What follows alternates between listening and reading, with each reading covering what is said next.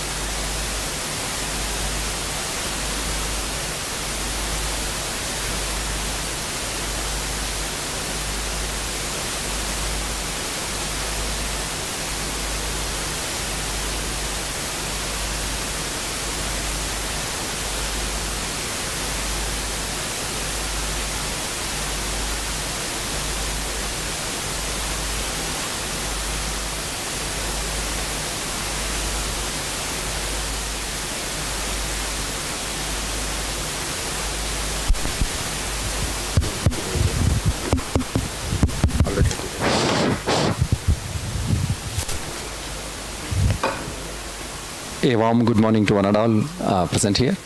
I welcome you all to the Aera Regional Conference on Digital Agriculture for Sustainable and Inclusive Food Systems. This is the second day. We regret the delay in starting this session. There are some confusions about arrival of some of the guests. That's the reason for delay. For the technical session 3, I request Dr. Lalit Achut sir to come and take over the chairman's position, and Dr. C.P. Gracie ma'am to take over as co-chair of the session.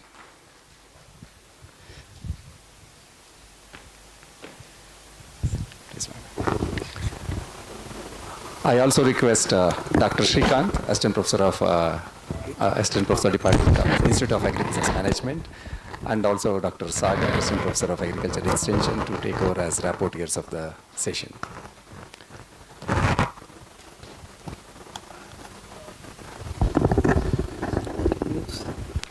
You can say. No, don't. I stand and then Okay, sir, sure. PPT. Hello. Yeah. Good morning to one and all.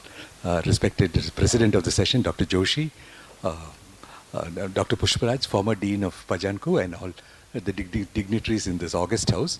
Now I welcome you to session 3 on digital agriculture, policy, institutions and governance. It's a very important topic because for digital agriculture to take wings, it is very important that you have the right policies, the right institutions and the right government mechanism. Otherwise, just like, I always feel that the IT revolution bypassed agriculture. But the digital revolution, AI should not, because I think most of the solutions that lie in solving the problems of agriculture could be tackled using digital agriculture and AI. And with this background, I'll request the lead speaker, Dr. Nagur Khan.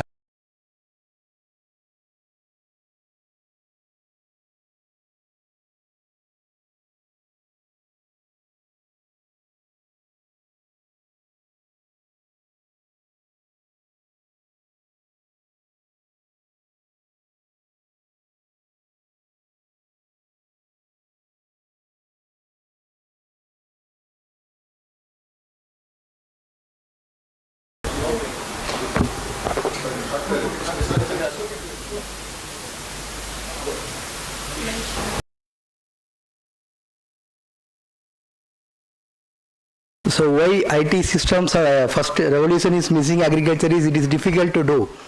That is the main thing. But hopefully due to this second generation we are trying to utilize it. Now I will discuss about how KSR SAC and Government of Karnataka is utilizing remote sensing, GIS, other digital IT systems for agriculture management and governance and farmer welfare in Karnataka. So just I brief about that.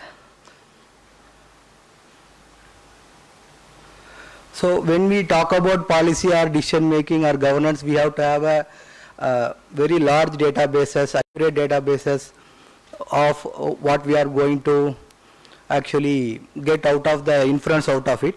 So thanks to remote sensing, we are able to map entire world from 1970s, from Landsat series.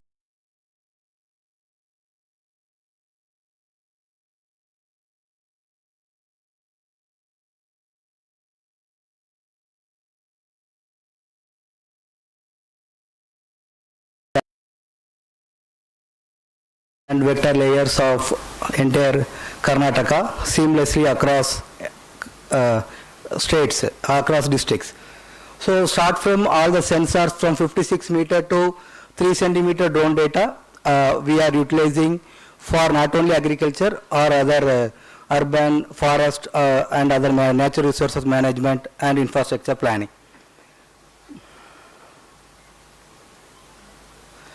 So this the context it will give how the different remote sensing system evolved over the years. So we have now utilizing up to 30 centimeter from satellite based systems resolutions. So it will give different granularity of data. So what we are going to look about it. For if you want to do a water body mapping at a district or state level, we can use from 56 meter data. So it will reduce us the processing and mapping or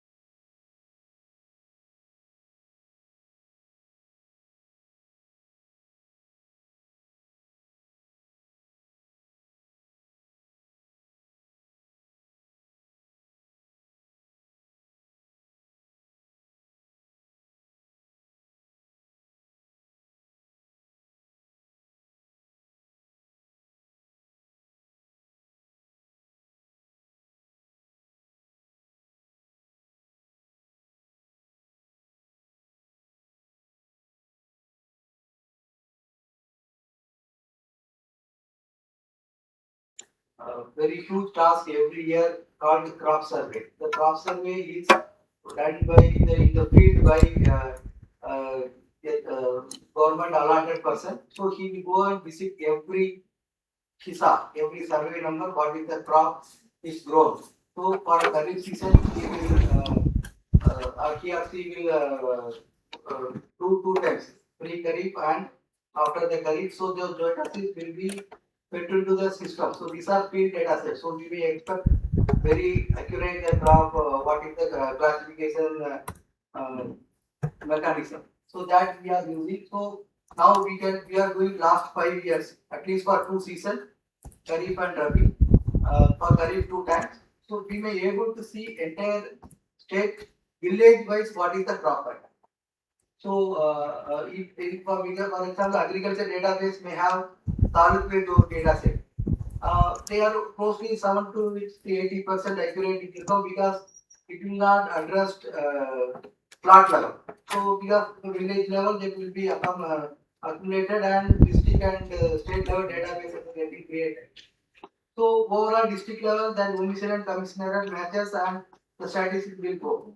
But when the crop survey data is the field data, if actually data is getting utilized, so scenario of the village or whatever the taluk, what is the priority crop or maximum road crop, that analysis itself getting changed. That we are seeing it. So that is being informed to government and accordingly decisions are getting taken.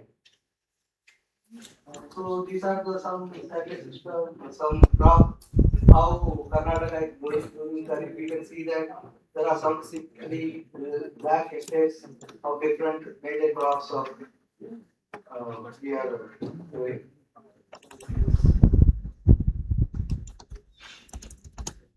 So this for the Rabi season, it's almost half, less than half of the total.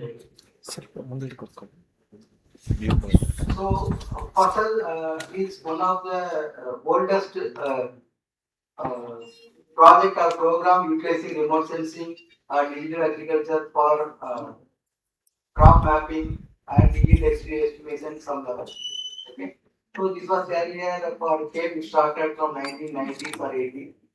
Then now Fasal 2.0 also it is now started. Because this is the successful program that able to give district level what is the crop zone area, what are the expected yield we can able to get. So it is able to ensure the food security aspect. Government of India's point of view. So the policy or the correction mechanisms are being addressed using this Fasal program output by MNCFC, New Delhi. It's a National Crop Forecast Center. So for Karnataka, KSRSAC is in collaboration with MNCFC and doing those things. Now Fasal 2.0 is introduced that will utilize all the latest systems, including AI and the drone systems and other any latest sensors in terms of agriculture, including hyperspectral data. So a lot of satellites are now going to come for in hyperspectral domains. So that will help us to address the agriculture initiative more. Otherwise, it's very difficult to identify crop level, field level or plot level crops, particular crops. Very major crops only being identified in the remote sensing, frankly, for operation level. For research level, yes, we can do that. We can identify a taluk level or village level. We may able to accurately map the crop using digital systems some extent. But when the different agroclimatic zones, different growing conditions, it may be not able to map accurately this a particular crop, because for a governance that is required. At least the 80% accuracy to take a policy decisions or to introduce new schemes in that context. So I think you be aware the STEC is one of the program introduced by the Government of India for the crop yield estimation for some few major crops. So that is using some latest satellite based, mostly on latest satellite based things, to avoid so many crop cutting experiment in the field actually required to do the yield estimation in the conventional method. So this system, the methodology is introduced by ISRO, and it is being updated and evolved time to time. So Karnataka Remote Sensing Center is, for Karnataka, we are addressing few districts. So these are the Kharif 2025 this paddy grown area for some districts. So we are successfully able to do it using remote sensing systems. The yield, some accurate yield estimation. The yield estimation was very difficult, but now thanks to technology and latest sensor and system, we are going towards that. And not only that, we are developing more apps. So KSRSAC developed more than actually currently live 40 mobile apps are in the system. In the particularly for farmers or agriculture, 4 or 5 mobile apps are there. This is one of the app that will be identifying for food processing centers. So the farmer or anybody know, including the location, whether the storage availability, what is the vacant, so what kind of this accommodate the grains, or what are the agriculture products it may able to protect. So those things we have done it, and now we are developing a super app, farmer super app. So it is a super app. So all the system will be available to the farmers in hand, starting from their land records, crop advisory, weather advisory, weather forecast. So then it is up to the plot level. That is the important one. So that is being developed by KSRSAC in collaboration with the Karnataka State Agriculture Department. So these are the anything in the remote sensing.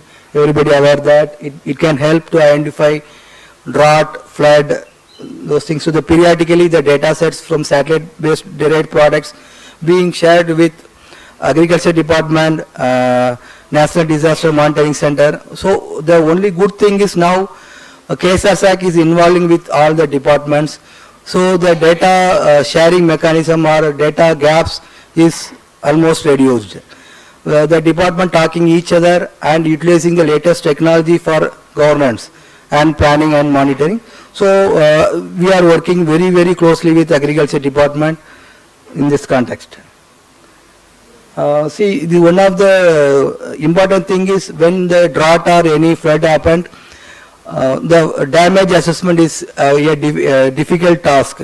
There will be a government of a central team will come and visit. The state government will give some report that will not be accepted by default first level by the central system. So we have to give a scientific proof to the both state and central to how severely actual impacts on drought or flood in that. So 2023 we are all faced green drought. So there that what happened, the crop the yield is almost reduced, but the vegetation status of the crops is actually good. So the conventional NDVA or it is the government of India will come with same NDVA systems. It says that no, the crop is intact, the system is good, it is working, it will give definitely good yield all. But when we use that NDMA is the vegetation moisture index, we may able to explain them no, the moisture in the vegetation is completely very less, so we may not able to expect any good yield. So those is that we have shown, then the proof is submitted to the government of India, it is accepted, and accordingly the benefits are shared to the government. So this is even though you can see all of the white patches are cloud. It is NDMA, it will give, it is not soil moisture, it is a leaf moisture. Thanks to the software infrared of the Sentinel-2. So, and when we talk about agriculture, we have to discuss about forest also. It has to be sustainable. So we are monitoring forest lands very periodically. The forest lands are accurately mapped. So the fringes of forest and agriculture is, the encroachment is being monitored periodically. So it is, we are helping the government of forest department to address those issues. So we have mapped using different satellite sensors. No, this one. Okay, now when we have to now safeguard our cropland. So when we have a cropland, now lot of new schemes are introduced, or industrial enhancement or new sectors are coming up. For example, one of the thing is the solar parks establishment. It required vast area, and windmills, that is anyway it is required less area, but it will also impact some extent of agriculture. So KSRs are helping to identify the wastelands, only wastelands which are surely not cultivable or barren lands to the system. We informing to the government. So these are the lands may be utilized for these purposes. So these thanks to we have cadastral data, we know who is the owner of that land, whether government, private. In government means which department, those kind of things. So accordingly we will able to inform government village wise, area, hobby wise, what will be the statistics, so where is the large continuous area. So those kind of analysis we are able to do it through online, through the KGS portal. The informations are available. Then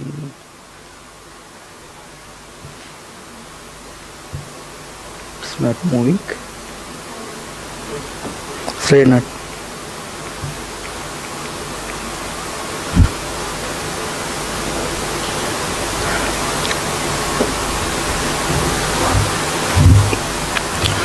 So next, we are monitoring water body, around 40,000 tanks, lakes in Karnataka.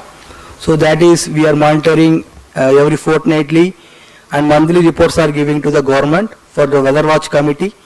So it will ensure the field data also, of course, will be coming. It will give the volume. It will give only the water spread area.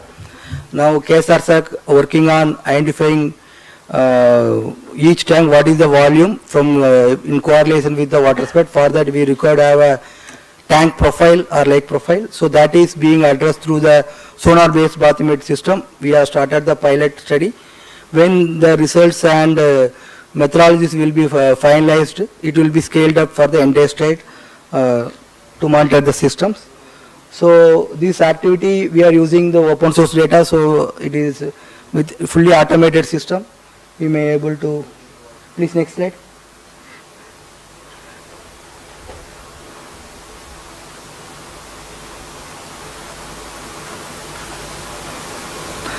So from 2019 onwards, it's a monthly water spread area, how the percentage is varying.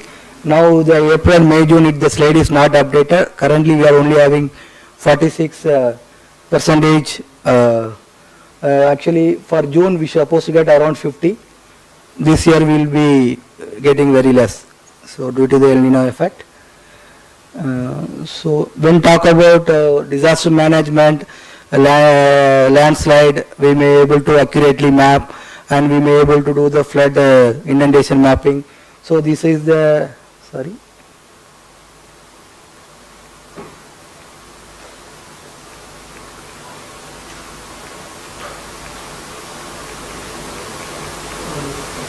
It's going.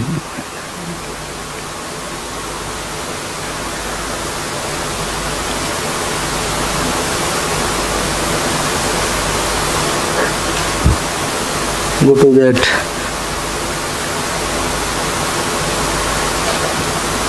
Next.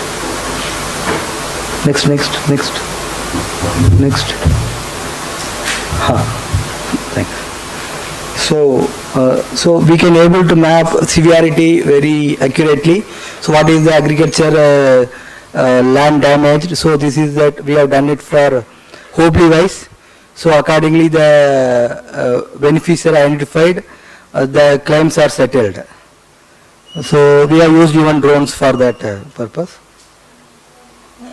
So now thanks to remote sensing, micro remote sensing and freely available SAR data, we may able to map in the Kharif seasons. So there are two slides.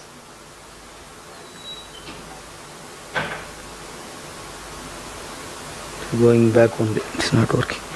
Okay, so what I was trying to show is There are two satellite images, so where the Karif, the mostly optical is not working, so micro or SAR data is being utilized. Now the NISAR is launched by ISRO jointly with NASA, so that will have a L band, S band, so that will do very good changes in terms of agriculture and forest analysis. So that is, we will be working on it. The researchers also we request to utilize the data, because still the scientists are telling hundreds derived products will be expected. Already the known outputs are beyond even hundreds outputs will be able to derive, because that kind of strength it may able to open it up in the future. Then coming to our digital system, so we have a Karnataka GS portal. There we are putting our DSS, web portal, mobile applications for all the department. So we are supporting entire government of Karnataka line departments for their planning and monitoring and governance. So this is I was talking. Then we'll talk about that forest protection or environment sustainability. We have established a state-of-art automated forest fire alert system. It is one of the unique in India. Okay, a state have this. Otherwise, the Forest Survey of India have in this system. So with the support of ISRO, KSRSAC established. So when the satellite passes and when we receive the data, within the 5 minutes, the fire alerts of the particular locations being sent to the concerned field officer, and it will send to the top. So the chain of command of those is established. So the actions are being taken immediately, and the action taken report, everything is online, digital. So it is coming back to the system within 2 hours if they are not updated the status of the fire doused or not. So that will be immediately automatic email and message will send to the higher ups for further actions. So due to the system established, the system established due, when the Bandipur incident happened 2019. Okay.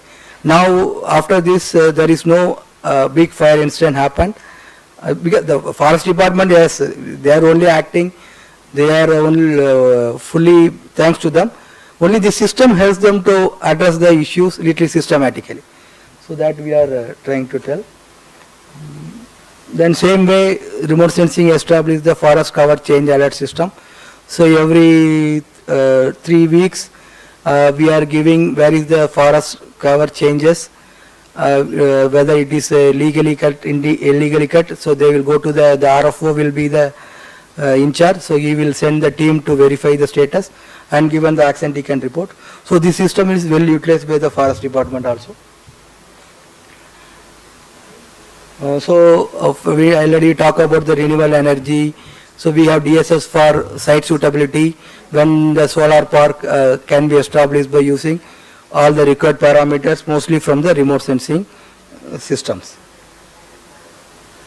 And this everybody, I think, using Disang app. For Disang app, we should have a land ownership record. So Karnataka or KSRSAC is the first state to map entire farmer land records in GIS seamlessly. Now every state started doing, more than 10 states already finished it. So AgriStack, a new scheme. AgriStack is Government of India's new scheme that will be like it is connecting all the farmers' databases across India. So as Karnataka system is of the pilot of that system. So we are able to now map in HISA wise, even the data is updated, who is the actual owner, and accordingly we may able to identify the beneficiaries in terms of damage assessment, drought or any disaster management. So the data set is fed into the mobile app. So the Disang mobile app is farmer is utilizing everyday activity and government officers for identifying land records. In that now we have added even weather forecast. So if you use that, next 3 days what will be the weather forecast for your area, it will show it. So that is the case, and DMC is sending the data, live data to KSRSAC. Actually, KSNDMC is, Karnataka is one of the state has more than 700 AWS in the field. No state have it. Every Hobly having AWS. Yeah, so every 15 minutes the weather parameters are getting received by the servers and it is being automatically processed by SAC, IMD. They are usually utilizing the data for weather forecast in Karnataka.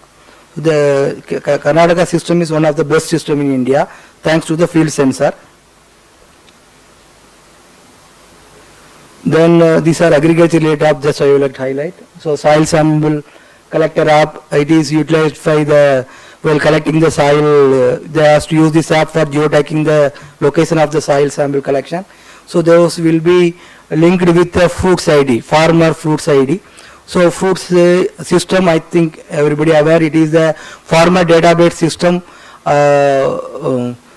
accurately mapped in terms of actually demography.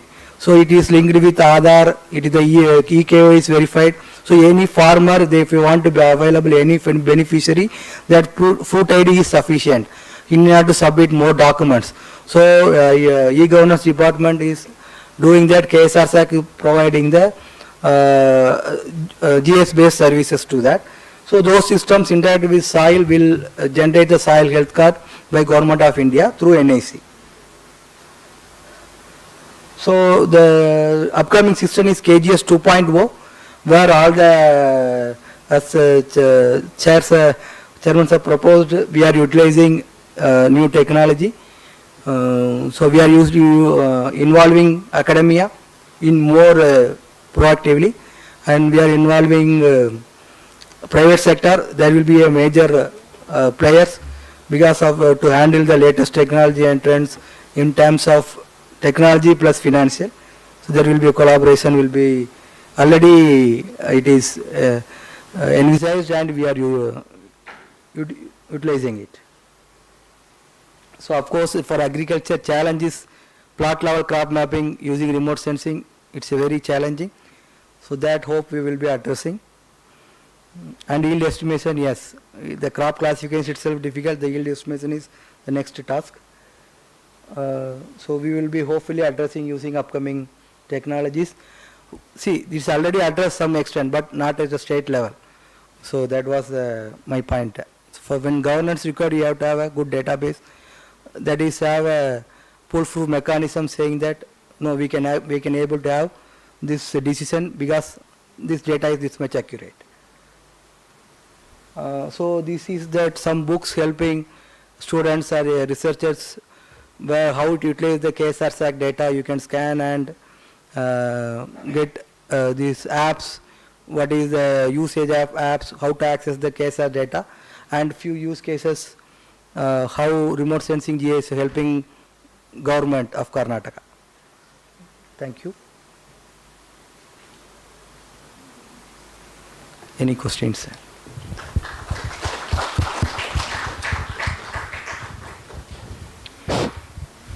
Thank you very much, Dr.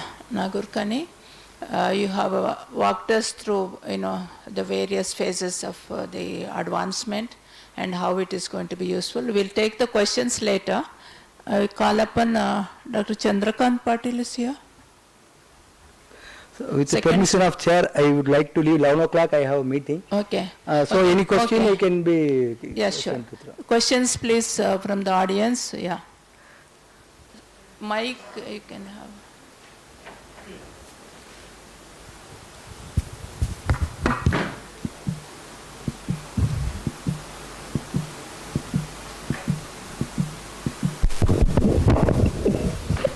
You mentioned about app where crop advisory is given, okay? And yesterday one of the speakers, he mentioned that a problem in Karnataka all over the country is this information is one-way flow. So farmers, if they want any clarification, it will not be given. And if they want any alternatives, it cannot be given. Is it so in your case also? Yes, yes. That is why it is exactly that is correct. The issues are currently. So the super app, we are trying to address farmer super app. there even farmer enter even their actual field data also, and it will be a chatbot will be introduced. So in the local language, they can ask questions according the system will answer. If the system is not able to answer, the expert level, some human intervention also the planned for the next day or so it is, yes sir. So currently yes, it is a one-way traffic. Yes. Right away. Okay. One more thing is that El Nino effect. In our system, we don't have the technology as of now to forecast it precisely. Is it so? They said in the sea, they don't have the. See what happened? Yeah, see that the case and DMC will answer better than me. So because we don't have a Doppler weather radar in Bangalore. So now, but it is the land is identified. KSRs are helping to identify the high elevated areas and less obstructed zones.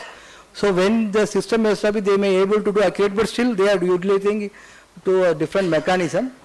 But how accurate all only the disaster unit can tell better than me. But yes, the Doppler weather radar is need of the hour. It is getting installed. The land is identified. The IMD is working on it. So that will be expected soon, sir. Yes. Thank you, sir. Very informative. Thank you. Excellent presentation. Thank you, sir. Any other questions, please? Yes. Sir, what is the process of like taking the FID or like integrating the FID into the startup systems? Like any startups want to integrate the FID or AgriStack. So what is the process like? See, AgriStack is a government of India system. Okay. So they are being developed. That exact mechanism we are not aware. If you utilize the FID without the farmer information, because you cannot give a particular name, they think. Yeah. With You have to write to farmer consent. e-governance. Yeah. Project director fruits e-governance. Okay. So there fruits there they will give it. Right now, Okay. the public domain, the access mechanism is not available. Okay. But it will be provided on need basis because it will give entire agriculture database of Karnataka in your hand. Okay. So it is a sensitive Correct. data in terms of political as well as Correct. sensitive level. So it is. So that will be shared on need basis by the e-governance department. Okay. But for startups and this, yes, they are sharing the data because we also need a system to be used that. Because without that, the data will simply sitting idle. Yeah. So that is the point. That's why that it is even point of monetization also discussed and it is getting adopted. Okay. But the access is available, sir. That I can say. We have to contact the fruit department. Yes. Okay. Thank you. Any more questions?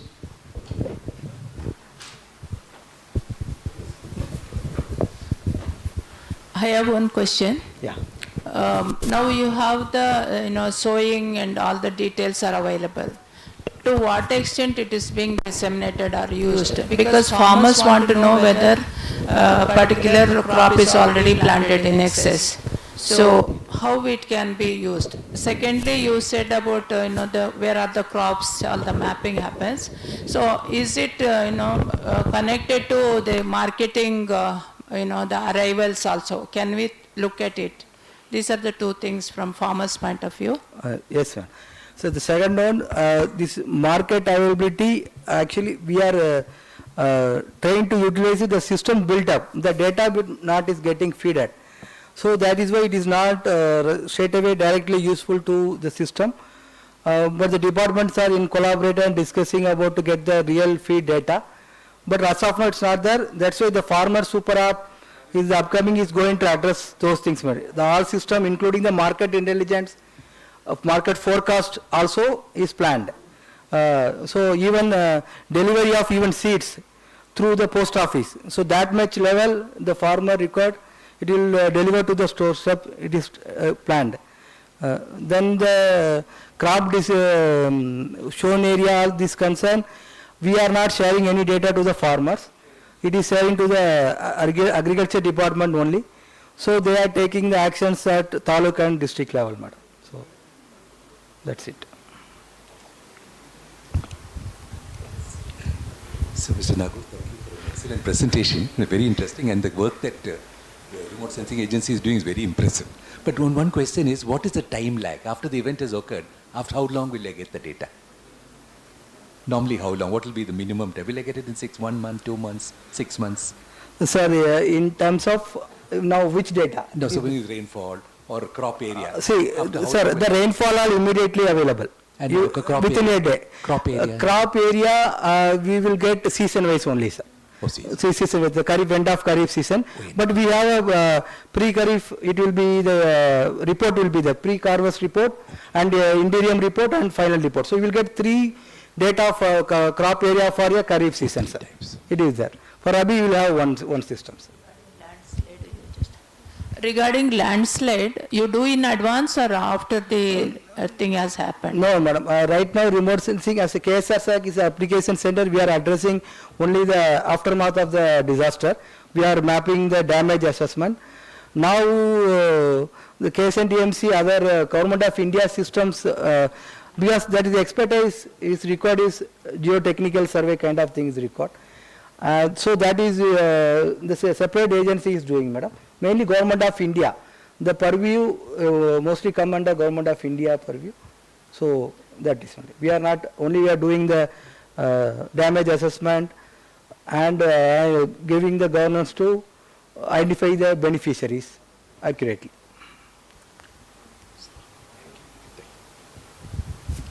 So thank you, Dr. Nagur, for an excellent presentation. And since you have to go, Yes, we'll yes. call you back. Thank you. Thank you, sir. Thank you. I will leave. Thank you.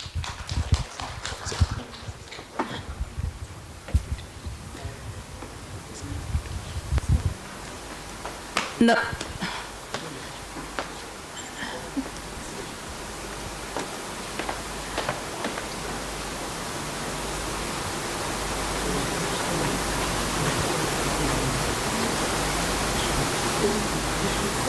The second presenter will be Dr. Chandrakant Patil from Karnataka State Agriculture Marketing Board. He is the General Manager. Very proud to have our own alumni occupying such a prestigious position, and we are very eager to listen to him regarding the KSMB activities and relating to this market intelligence.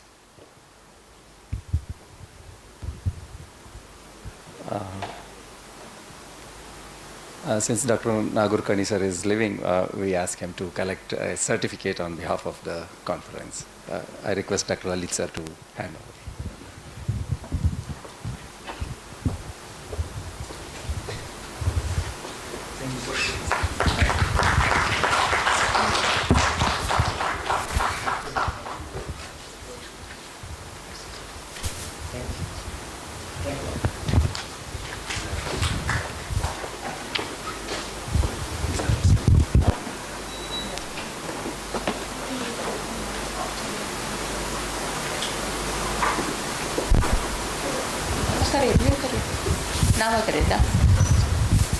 So I request Dr. Chandrakant Patil to come onto the stage.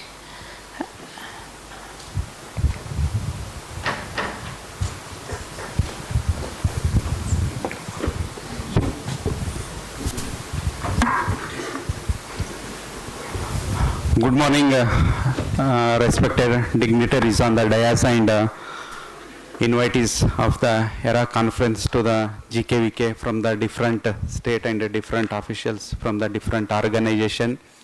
Myself, Chandrakant Patil, I am General Manager, Karnataka State Agriculture Marketing Board.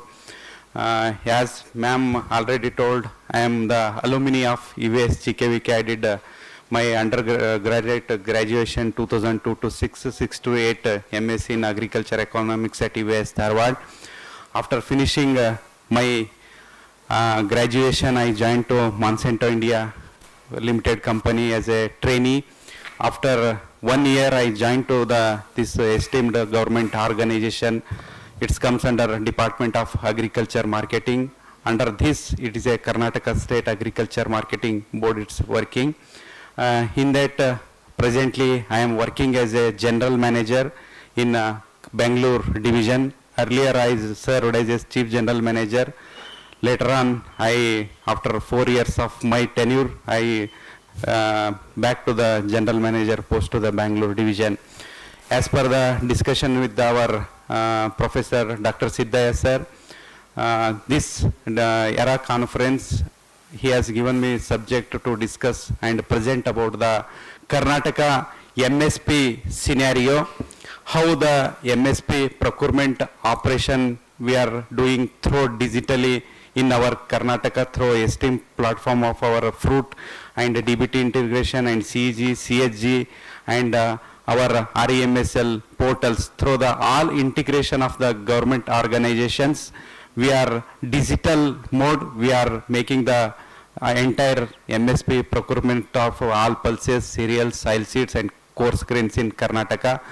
Before 2018, we are having the manual type of procurement with the collection of bank account number and issuing the checks and RTCs physically collection. Now, no need of any physical documents. If the farmer having our Government of Karnataka Agriculture Marketing Department issue FID or Aadhaar number, whichever is available, based on that, we without paperless, we are doing the procurement from the farmers for all the crops.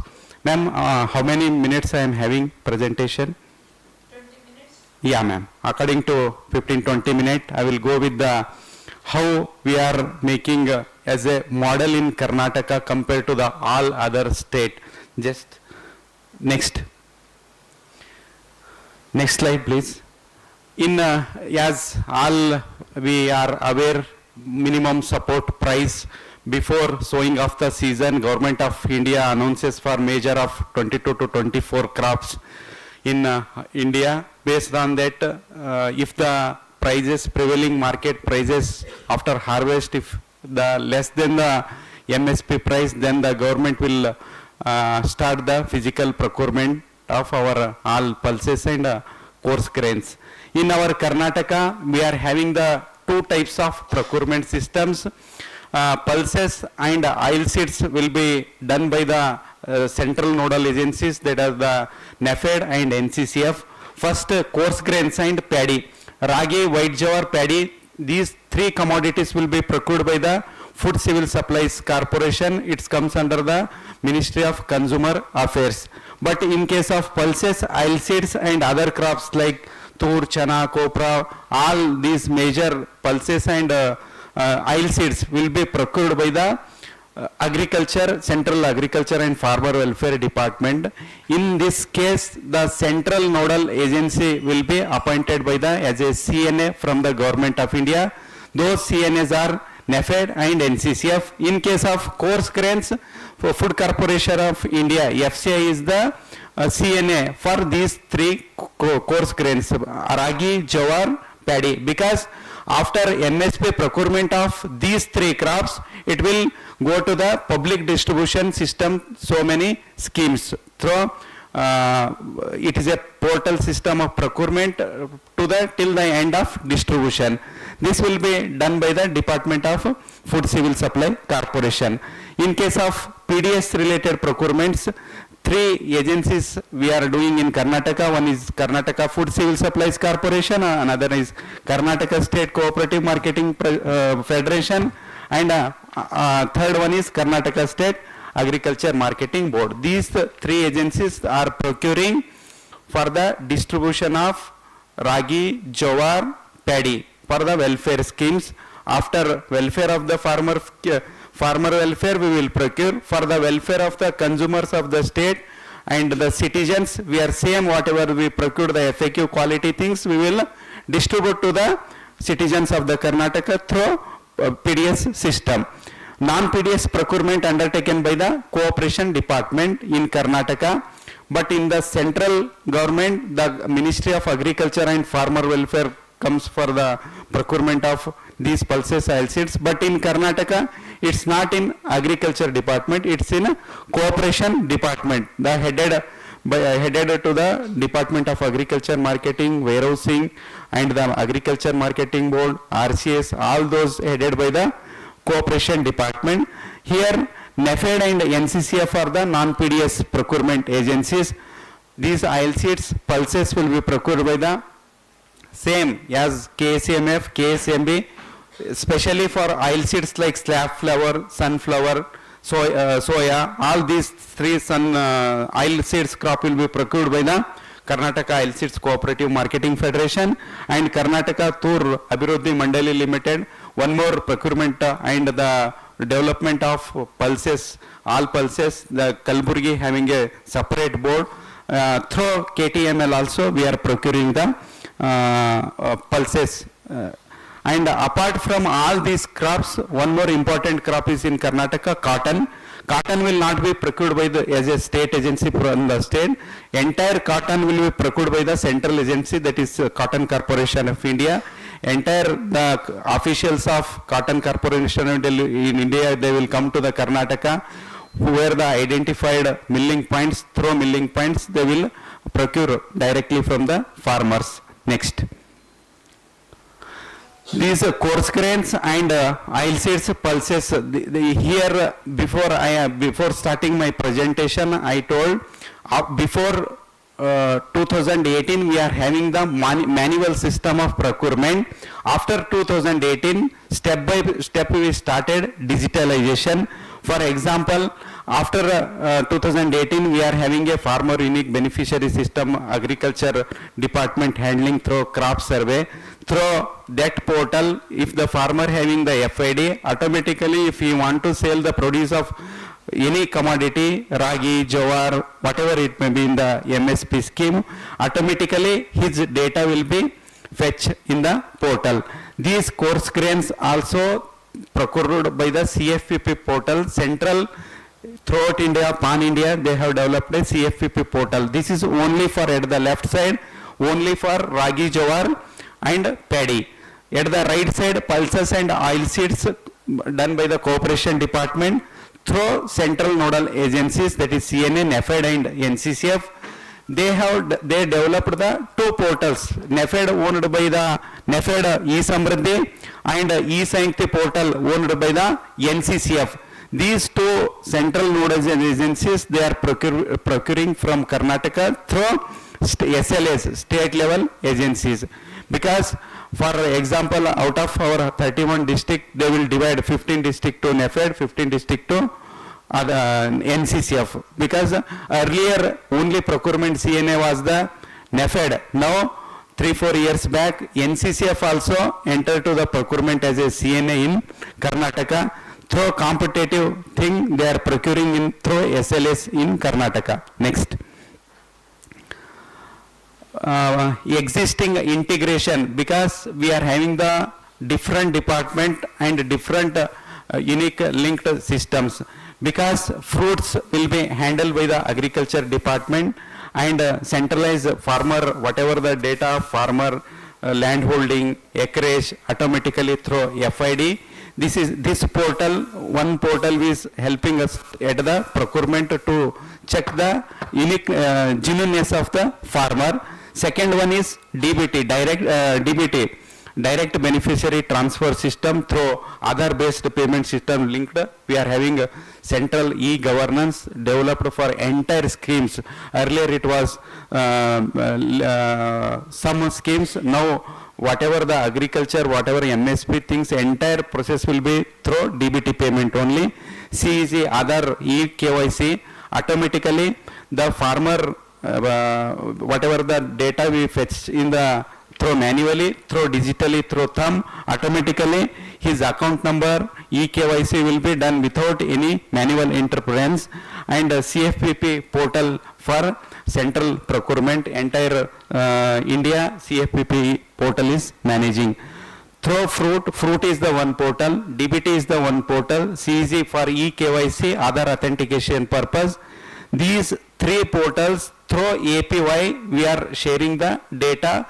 From registration we will fetch the data from the fruits.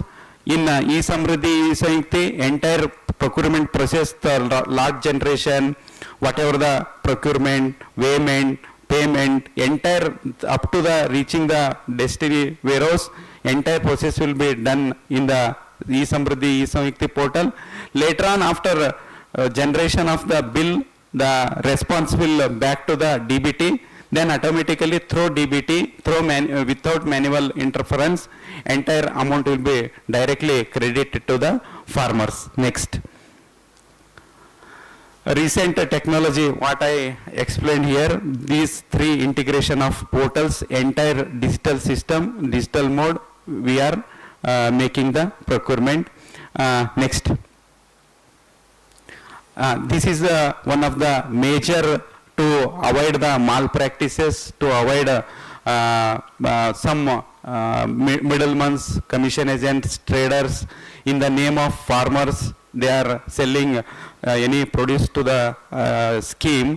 This time, last 2 years back from 23-24, through we integrated at the time of procurement and at the time of registration also. First, on pilot basis 23-24, we developed this software in the our CFPP and whatever the e-Samruddhi, e-Sanyukti through state. If the farmer, if he want to sell his produce or ragi, jawar, any commodity in the MSP scheme, he has to physically come to the procurement center. He has to give the Aadhaar enabled in the system thumb. If farmer give the thumb, that time automatically data fetches through portal. This will avoid malpractices or some other than farmer authentication at the time of registration also, at the time of bill generation. After sale of this produce, he has to give for their grain voucher generation also. This is second time we implemented on pilot basis. Now successful. Genuine farmers, if he want to sell, if he want to take the benefit of the scheme, he has to come physically to the procurement center. Without thumb authentication, he is not able to sell his produce in the our system. Next.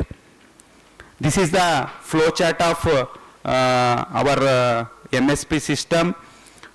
Entire, I already told, one is fruit, second one is Central Nodal Agencies portal, APY linked to the Central Nodal Agency portal, that is e-Samruddhi, e-Sanyukti. After the process, it will go back to the DBT process. Entire process, entire these things, if you want to any, I will share the soft copy of this one. It will help to integrate in your state also.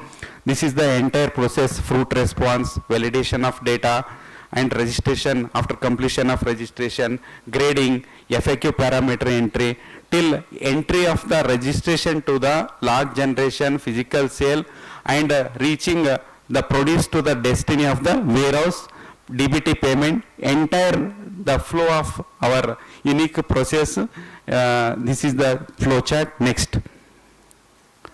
For example, in the 2023-24, we integrated, this is the thumb thing in case of copra at Hassan, Tumkur, Chikmagalur, because the government of India, MSP, that time around 12,000 rupees, 1,500 incentive given by the state. Market price was 13,500.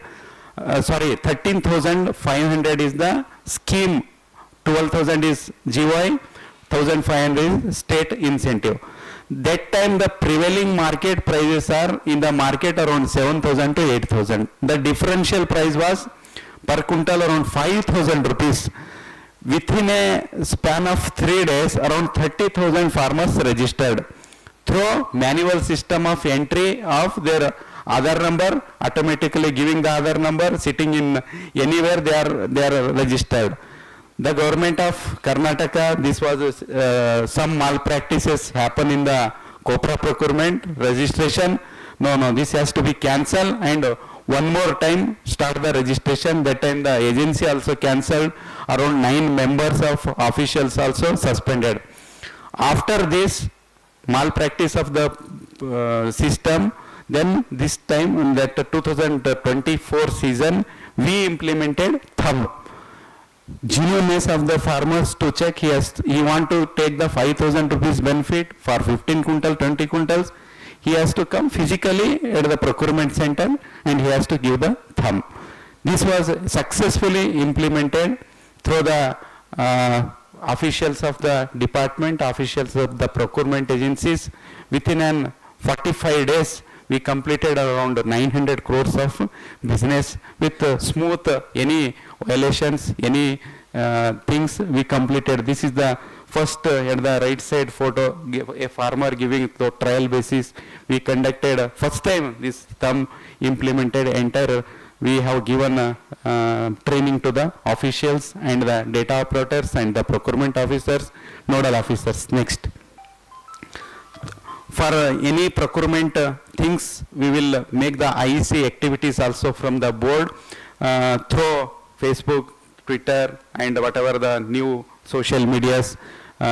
Even the payment of the DBT also we disseminated through social media. Next. This is the campaign and the procurement things, because whatever the announces and whatever the government accorded quantity, that has to be benefit to the farmers. That time we through KSMB we did the postering, and even though paper advertisement, even though social media advertisement. Other than that, one of the AI based calls, sir. This is then last 3-4 months back we did a pilot basis around 1,50,000 farmers, because we are having the fruit data. Based on fruit data through CEG, a model has been developed. In a single click, in a slot around 50,000 farmers, we have made the one quote, Raita Bandhavare in Kannada, our regional language.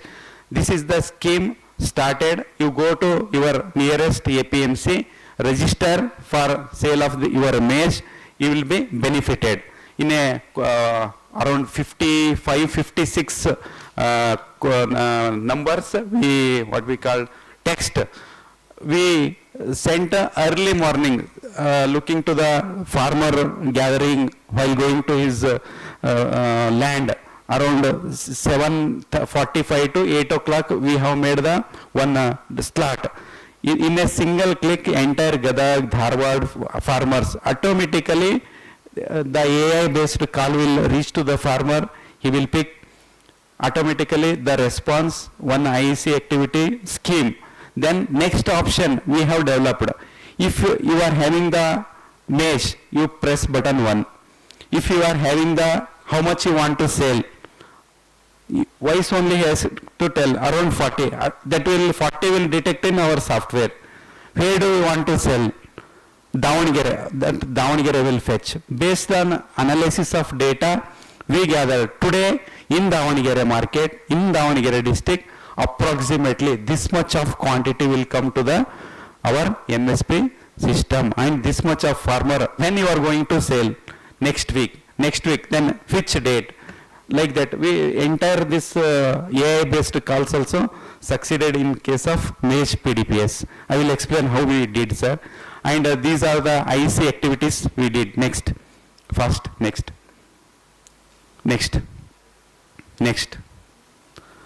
Even though during the peak season of the procurement, at the time of physical procurement, we are officials we are doing. At the right side, the payment also important as per the PSS and MSP guidelines. After procurement, within 3 days, the amount has to be reached to the farmer. If we fail, according to our PSS, we are violating our guidelines. Based on that, we have developed a separate DBT cell and a call center. Farmer is our ex-MD Gangadhar Swami sir, is now Davangere DC.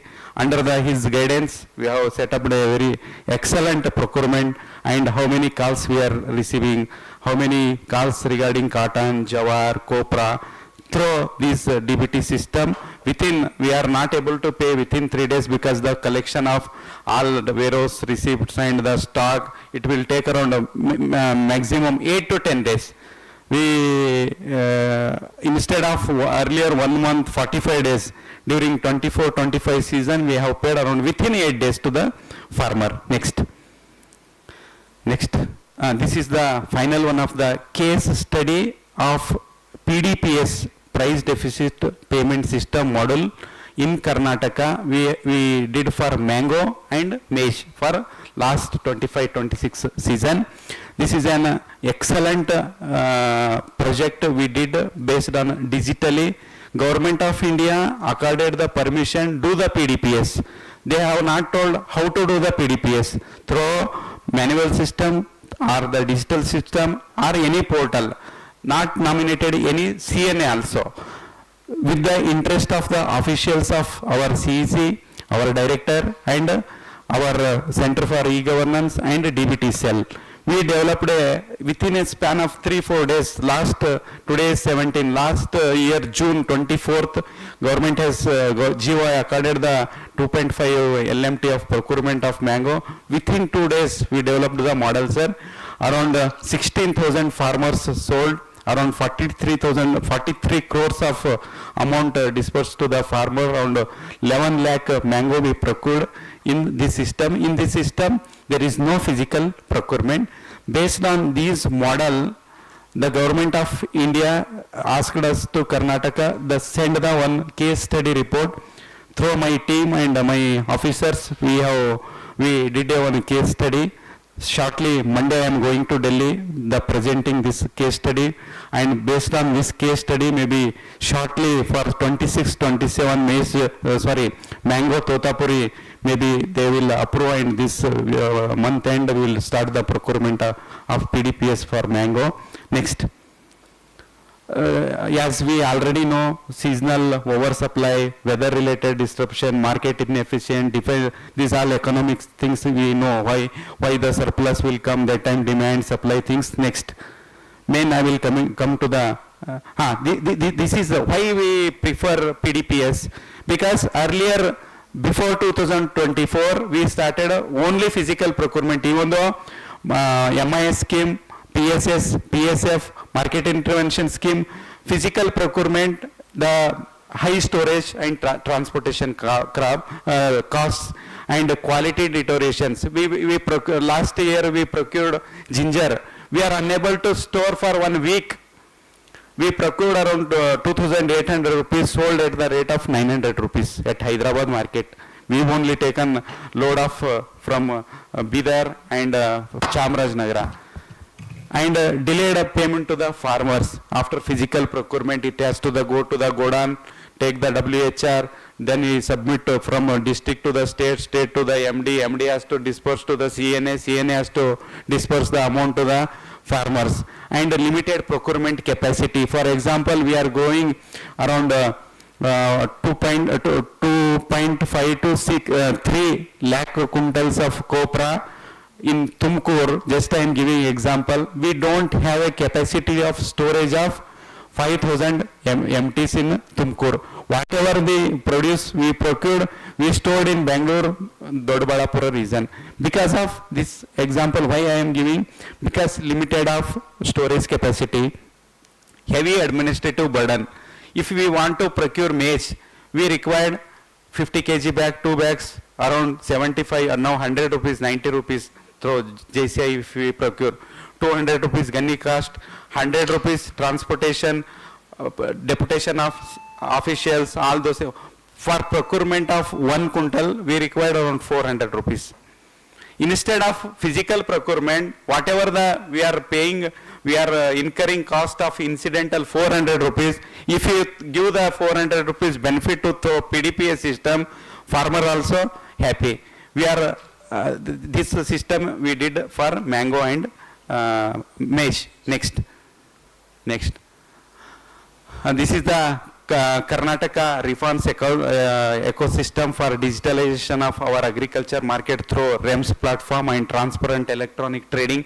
Whatever the under PDPS, simply I will tell you, under PDPS scheme, if a farmer's naturally how he sell previous days, he will bring produce to the market, he will sell. If the prices are less than the market intervention price, automatically data will fetch through digitally. He has to register before sale. After registration, automatically REMS data will fetch to the NEML portal.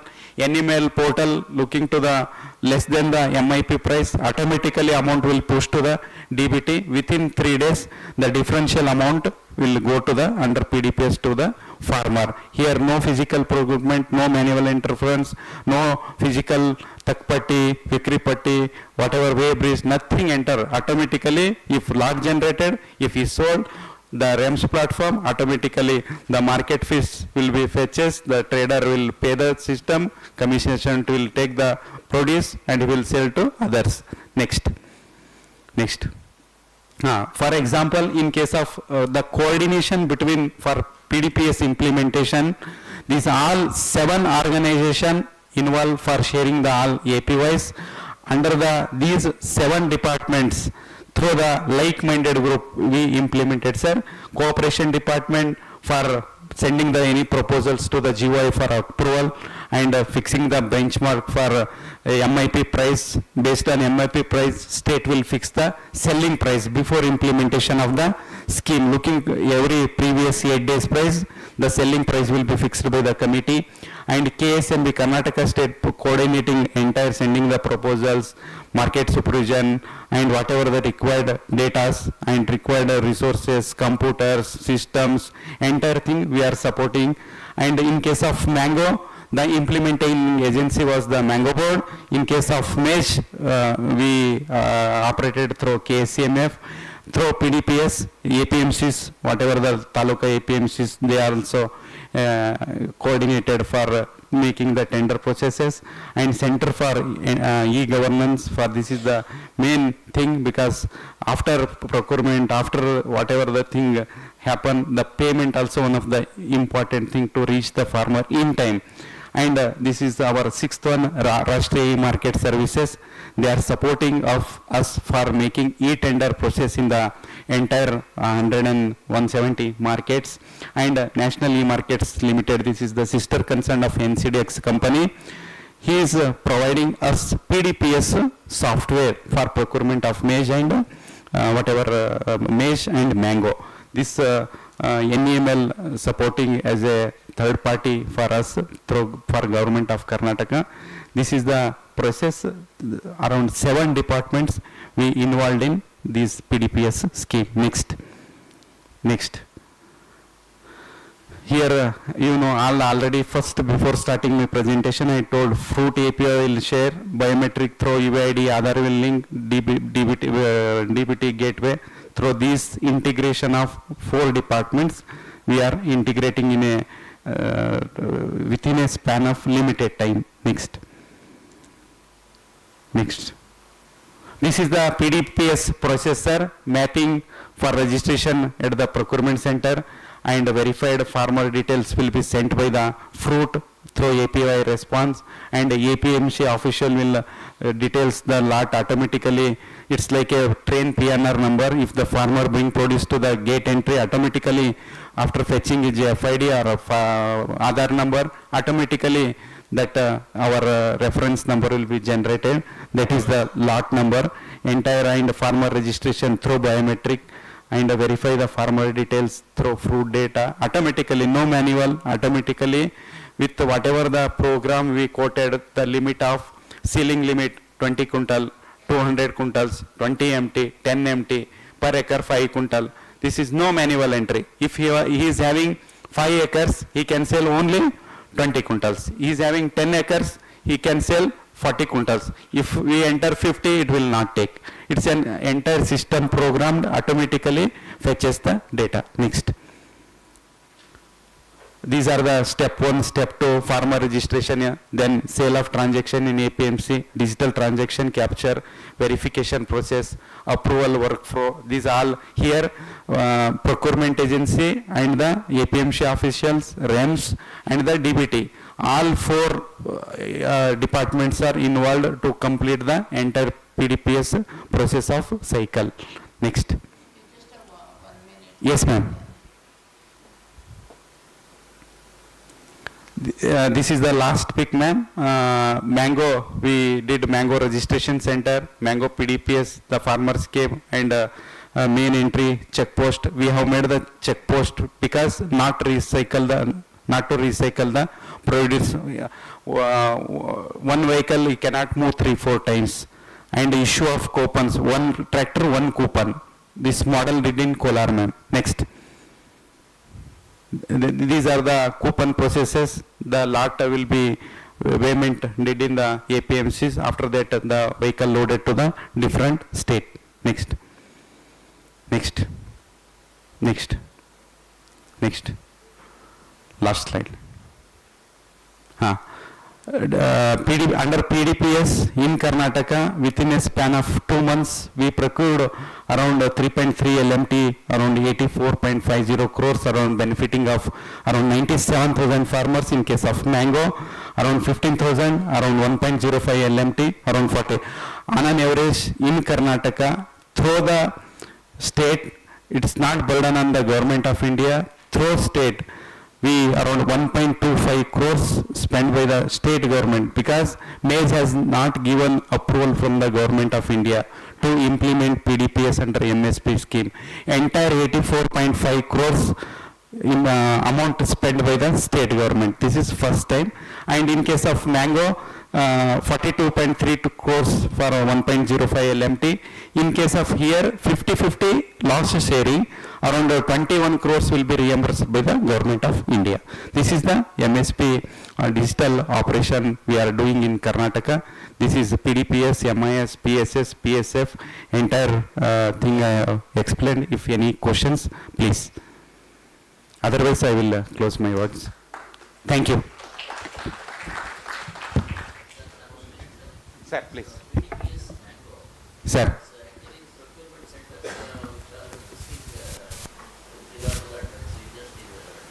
Sir, before starting the commencement of the procurement, Government of India will give the permission. They will tell that notify the agencies. First, state level agency will be notified. Later on that, in APMC, Director of Agriculture Marketing, who are the licensees. For example, in Mulbaglu, in Srinivaspura, we are having around 300 registered commission agents. Looking to the active monthly transaction, monthly who are making the payment highest market fees. Out of 300 members, Director of Agriculture Marketing will notify around 50-60. These are the commission agents. If you want to sell under the PDPS scheme, you go to that commission agent only. They will notify before starting implementing. In case of procurement of mango, processing mills also involved. For example, in case of Kolar, SIP company is there. We will give as a sub-market yard. From the Director of Marketing, he will notify. SIP company is the nodal sub-market yard. If the farmer he want to sell, instead of bringing produce to the market yard, he can sell his produce in processing mill also. We will give the login ID for procurement. He will check in, check out, all those things he will mention, and data will pull to the central our portal. Yes sir, yes sir. Last year we did only in Srinivaspura, Mulbagul, Chikballapur, 3-4 districts sir. We notified for only 4 districts. The proposal from the district administration task force, if he sends the proposal, we are having the mango, please procure, that time we will notify. According to the needs, we will notify. It's not a flat system, sir. For the last 2 years, what is happening in mango? Producers are not at all getting the remunerative price. Yes, sir. For example, 4-5 rupees presently, yesterday price. The MIP price was 1,616 last year. We are expecting around 2,000 rupees this year. The difference 404 rupees through DBT for 200 quintals, 20 metric tons. We have paid around 80,000 rupees. Last year, we individual farmer we paid. That is the 42 crores. That is in case of Totapuri only, sir, mango. Other table varieties are running the prices above the whatever the cost of cultivation price is. What happens in the April month, usually price will be here, April, May. So once we come to especially at the end of May and June. ನಿಮಿಷ. This is the peak 25th of June to 24th of July. Last year we practically observed, sir, whatever the Totapuri, it will go to the process, it will become pulp, and entire last year also, before last also, pulp has been stored in godans only, sir, not lifted from the so many MNC companies. Because of pulp to not to lift, na sir, that's why the prices are came down.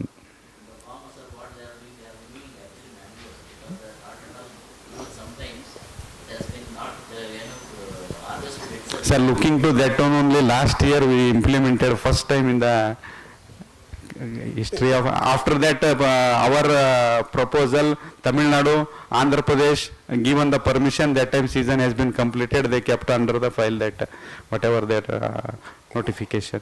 Whether this provision is been extended to other districts, sir? We will extend, sir. Belgaum, Dharwad. Totapuri only, sir, in case of Kolar, Chikbalapur, parts of Ramnagra, Bengaluru rural. Not in case of Dharwad. Alfonso, Dasheri, Malgova, all higher price varieties they are growing, sir. Only Totapuri is the problem, sir. 4-5 rupees running. Doctor, the last time also we take the feedback from the farmers, especially it is applied to only the Totapuri variety. It was extended only for Kolar district last year also. I think the feedback of the other farmers also, like sir, ಏನು sir ಕೋಲಾರದವರು ಪುಣ್ಯ ಮಾಡಿದ್ರ ನಾವೇನು ಮಾಡಿದ್ರು ಬೇರೆ variety ಮಾಡ್ತಿಲ್ಲ. It's a feedback from the farmers, doctor.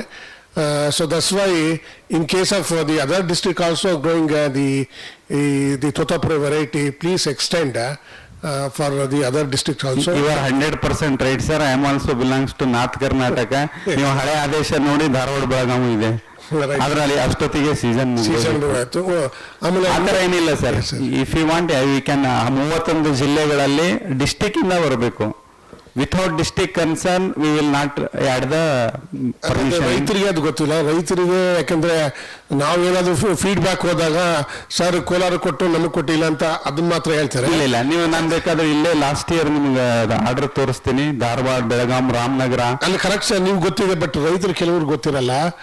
Mostly ಅದು ಇದು ಪ್ರಚಾರ ಮಾಡಬೇಕು ಜಾಸ್ತಿ. ಖಂಡಿತ ಸರ್. ಎಸ್, ಅದೊಂದಿದೆ. ಮತ್ತೆ ಇನ್ನೊಂದೇನೆಂದ್ರೆ specially it was late, delay by 15 days or 20 days.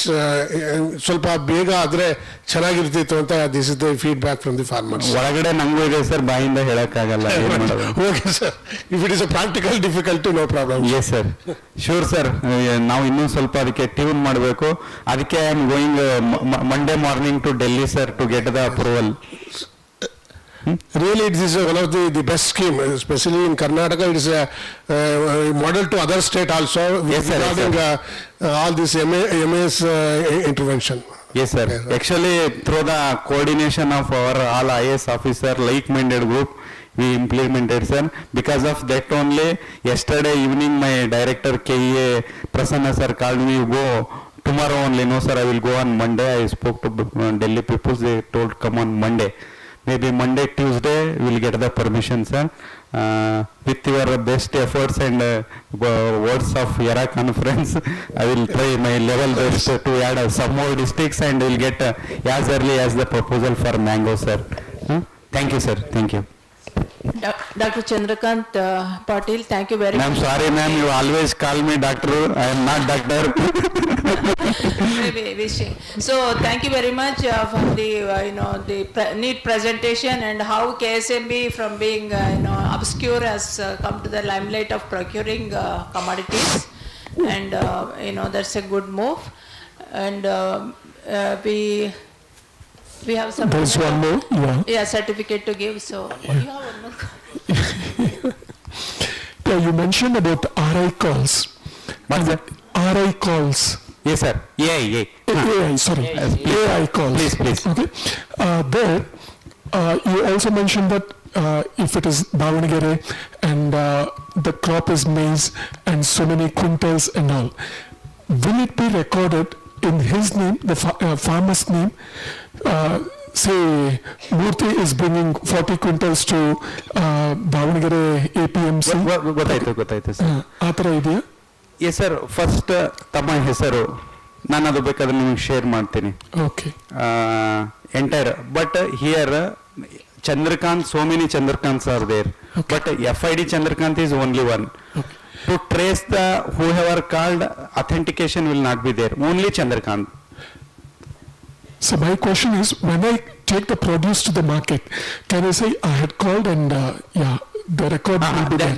No, sir. That API not shared at the physical procurement at the portal. Just to get the quantity, how much market we will get the procurement, everyday arrivals, looking to the dynamics of the market. We will adopt the technology, whatever the requirements, vehicles, loaders, and the laborers, to check how much produce will get every day. And in a period of 1 month, how much arrivals under the PDPS Davangere market will come, to get the data, how demand is there, sir. Okay, thank you, sir. Whoever called and whoever the given the information, that information soft API at the tracking at that gate entry not linked, sir. Okay. You are And to sell in the that market, do you have to respond to AI calls? Is not it like that, mandatory? sir. It's not mandatory, sir. It's not mandatory. Your question was right, sir. We will tune up.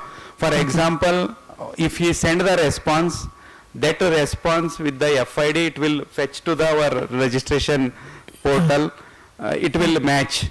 We will check it, sir. Okay. Surely. One more. For example, in case of any, for example, number, earlier it was my number. If I have not used it 3 months, it will go to any other than farmer. He will give the blank, I am having 1000 quintals. I am not Chandrakant, I am Shivkant. Some lie data, it's an error. Maybe happen. And one more, sir. You mentioned about procurement of pulses and oil seeds. Is it done regularly? Yes, sir. 100%, sir. Regularly means, sir, for example, sir, ನಮ್ಮ ಕಡೆ ಕನ್ನಡದಲ್ಲಿ ಗಾದೆ ಇದೆ, ಕೂಸು ಹತ್ರನೇ ಹಾಲು ಕುಡಿಸ್ಬೇಕು ಅಂತ. ಹಂಗೆ ನಮ್ಮಲ್ಲಿ ಸಿಸ್ಟಮ್ ಹೆಂಗಾಗಿದೆ ಅಂದ್ರೆ, ನೀವು ಕೇಳ್ದಂಗೆ it's not regular. For example, toor ಡಿಸೆಂಬರ್ಗೆ ಹಾರ್ವೆಸ್ಟ್ ಆಗುತ್ತೆ. At the time of the harvesting will start in the month of December. For example, last year the MSP price was 8,000 rupees. December 15 to 30th, if the prices are running below the MSP price in the districts of Bidar, Gulbarga, 7,600, 7,500, the district DCA task force will send the proposal to us. We will compile entire district, and if not send a district also we include. Later on we will send the proposal to the government of India. That time the date will reach to January 15. After approval, it will come to February 1st. After harvesting in the December 15 up to February, 25-35% of farmer they sold in open market. After February, whoever the big farmers, he is having the holding of 100-200 quintals, he will sell in the procurement center, not the small and marginal farmers. This is one of the last year study we submitted. It's like if the prices falls, automatically MSP starts. Like that we requested to the government of India, sir. If we send the proposal, then only give the permission. ಪ್ರಸ್ತುತಿ ಅಮೋಘವಾಗಿತ್ತು sir, ಧನ್ಯವಾದಗಳು. Thank you very much, sir.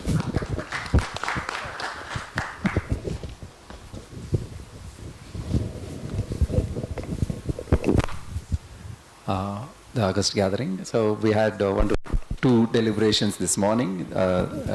We had actually planned 3 deliberations, but one person could not attend the program because of his hectic schedule. I request Professor CP Gracie ma'am to hand over the certificate of appreciation to Mr. Chandrakant Patil.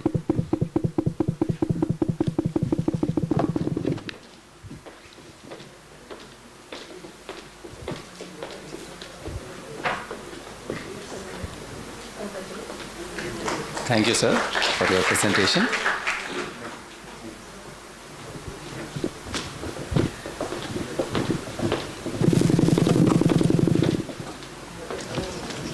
the topic of our conference is such that the questions would be never ending. As our chairperson rightly pointed out, agriculture sector missed out the revolution, IT revolution, but it should not miss out the digital revolution. And we see a lot of things happening in that direction, and we should appreciate. Of course, reminding all of us that there is a long way to go. Though we have made a beginning, it's a long way to go. We all hope for the best. And also the second thing is, Karnataka is a pioneering state. Where we also should acknowledge that our state is doing well. It's now time to wind up this session.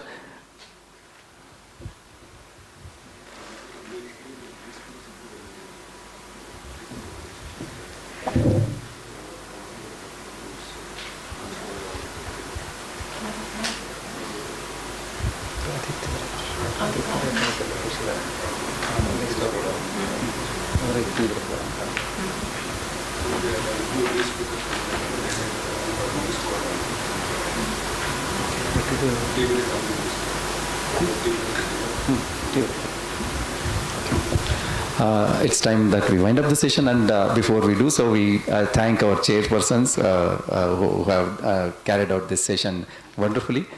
We wholeheartedly thank Professor Lalitachit sir for this chairing the session. Good morning, everyone. Now I would like to invite session coordinator Dr. Arun M. to hand out the certificates to Chair Dr. Lalit Achut sir.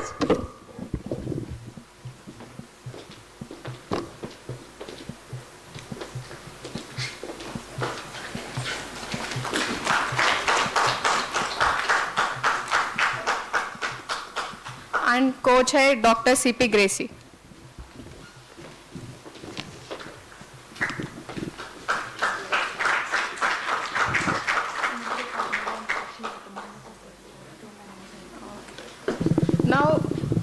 Now I would like to invite the chair and co-chair to hand out the certificate to the session coordinator, Dr. Arun M.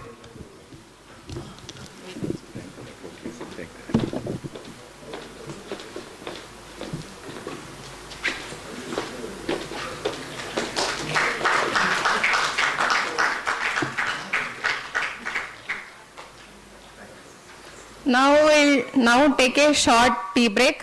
Kindly reassemble in this hall after 5 minutes.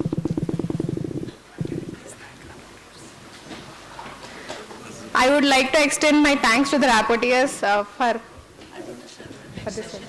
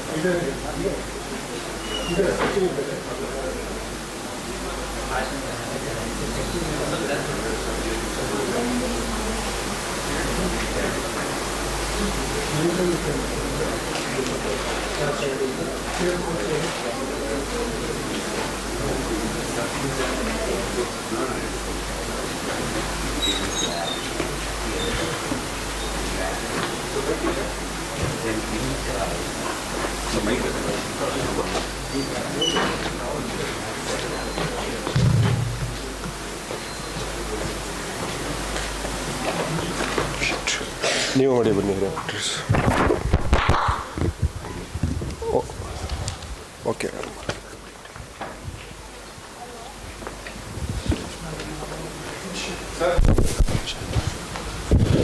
ಅಲ್ಲ ನೀವೇ ಮಾಡಿ.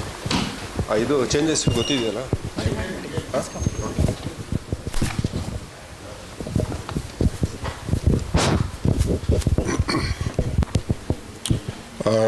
I would like to welcome back all delegates to the session. There is a small changes due to the delay in the morning sessions. We are preponing the technical session, invited speakers session for the technical session 4. I would, for this, I would like to invite Dr. Monappa on the stage, and also who is the lead speaker of the session.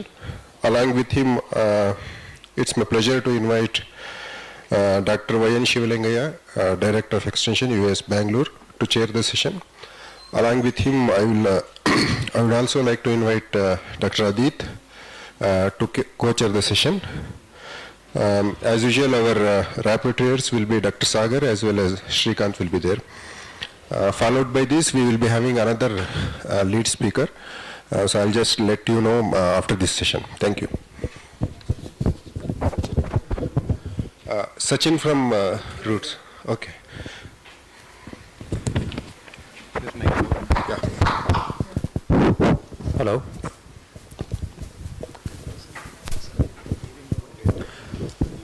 Good afternoon, everybody. It's my privilege to be here today on a stage where I was last year as a student almost 30 years ago, and we were doing not such serious discussion like this, but we were doing some cultural activities. So for me it is a welcome change, and that's how time has changed all of us. So a quick introduction. I did my undergraduation here at GKVK, then I did my MBA from IIM Bangalore, and I was working in the corporate sector for last 25 years. In the last 1 year, I've been associated with the Government of Karnataka, Department of Agriculture and Horticulture, working with the secretaries for both departments on multiple projects. And today, I will be taking you through one of the projects that I'm working on, which is coincidentally aligned with the theme of this occasion, which is digital agriculture and making it inclusive for all.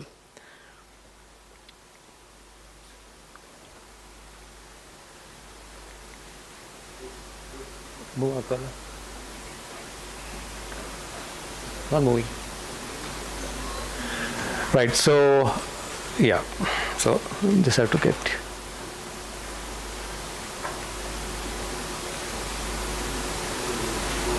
Sorry, 1 minute. Yeah, so why digital agriculture, right? And in the context of farmer advisory, right? So as we know that there is an extension gap, the staffing in the extension department as compared to the number of farmers in the state, there is a wide gap, right? So there are approximately 86 lakh farm holdings in Karnataka, and you have 747 RSKs, and approximately 50% of the sanctioned posts are not filled, right? So there is a big gap there, and even if you not look at the post but just look at the mapping of the RSKs with farm holdings, it's almost 11,600 farm holdings to one RSK. So that is obviously a challenge in terms of span of control for RSKs and the extension department to provide one-on-one hand-holding to the farmers, 90% of them who are small and marginal, right? And that is where, right, as in all what you studied here, what is taught here, what is researched here, within this campus, within the departments over here, finally to reach to the end beneficiary, the farmer, has to go through this chain, and this is where the gap exists today, right? And it's been this way for many years. But now if you just look at the evolution, right, how can extension activities on ground be augmented by digital advisory services? So if you just look at the chronology of developments, just a snapshot, there have been more around, but these are the main ones. In 2004, you had the Kisan Call Center launched, which is a voice helpline across in all languages. And for Karnataka, you have a center sitting in Hebbal, right, in the Dairy College campus. Then in 2011, you had Varuna Mitra. This is a state-specific development with the KSNMDC, where at a Hobli level, Gram Panchayat level, weather advisories were provided, again through a tele-helpline. And now in 2026, we have Bharat Vistar, and that's the project that I'm involved with, that I'll share with more details with you on as we go ahead. Right. So this is, so while we've seen there's a gap of manual extension activities, for whatever digital activities have been put over there, there was a study done by Indian Institute of Management, Ahmedabad, and they rated, farmers rated the getting digital services as 3.54 out of 5, which is fairly, which is good, but it is still lagging the score that they gave for face-to-face extension workers, because there's nothing more that a farmer would value than a person across him, right, giving advice face-to-face, being in his farm, seeing the exact condition and giving customized advice. So there is some way to go for digital advisory services to match the level of services that a in-person extension activity can deliver. So in 2004, the Kisan Call Center was launched, and this helpline is still live. It gives advisories across, from the package of practices across cultivation, plant protection, and also allied sector, not just agriculture, but even across animal husbandry, dairy, all the allied sectors that farmers are involved in, and also awareness of government schemes. Many of y'all might have batchmates who, after graduating agriculture, are doing are working there at the Kisan Call Center for Karnataka, which is based out of the Dairy College campus. And you would know from them that their training is basis an online module on the package of practices, and they have a software that pulls up the query basis what the farmer is asking, and they answer it, right? So it is still a human intervention, but based on technical knowledge that is provided to them. So roughly 10 million calls are handled every year, and there is a high awareness of farmers of the KCC helpline, and it has receives around 40-50 crores of funding every year. So what worked is that for the first time, this is of course launched way back, right, in 2004, right? It was the first time that the farmers could get on-demand tele-advisory and across multiple sectors. What are the challenges is that it's very generic, right? It's when you call in, the telecaller has no idea of the exact place where you are from. All that information has to be provided by the farmer, and then to some extent the tele-associate will try to customize it, but by and large it is very generic standard information that you get in your package of practices, right? And it's a one-way mechanism today, that where farmers call in, there is no proactive alerts that go out or advisories that go out, but it is still running, and it is still getting traction amongst farmers. So this is, you can say, digital advisory 1.0, right? We started in 2004.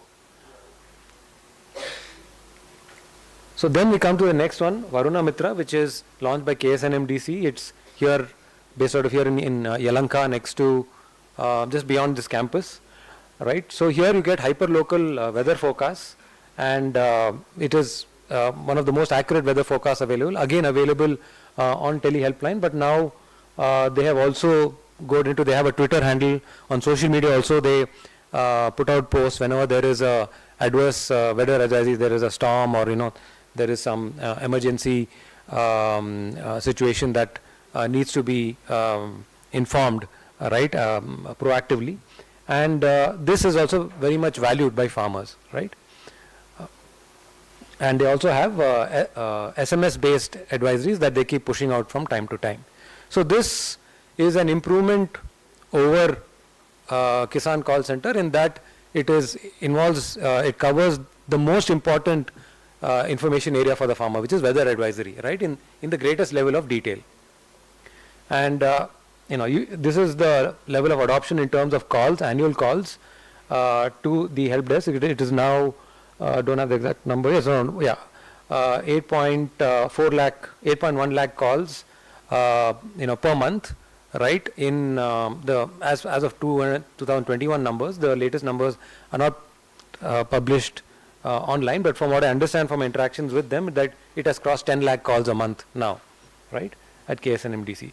So largely phone and SMS, no app, and one way. And 95% of the calls are just one question: when will it rain, right? Because that is the most important question for farmers, right?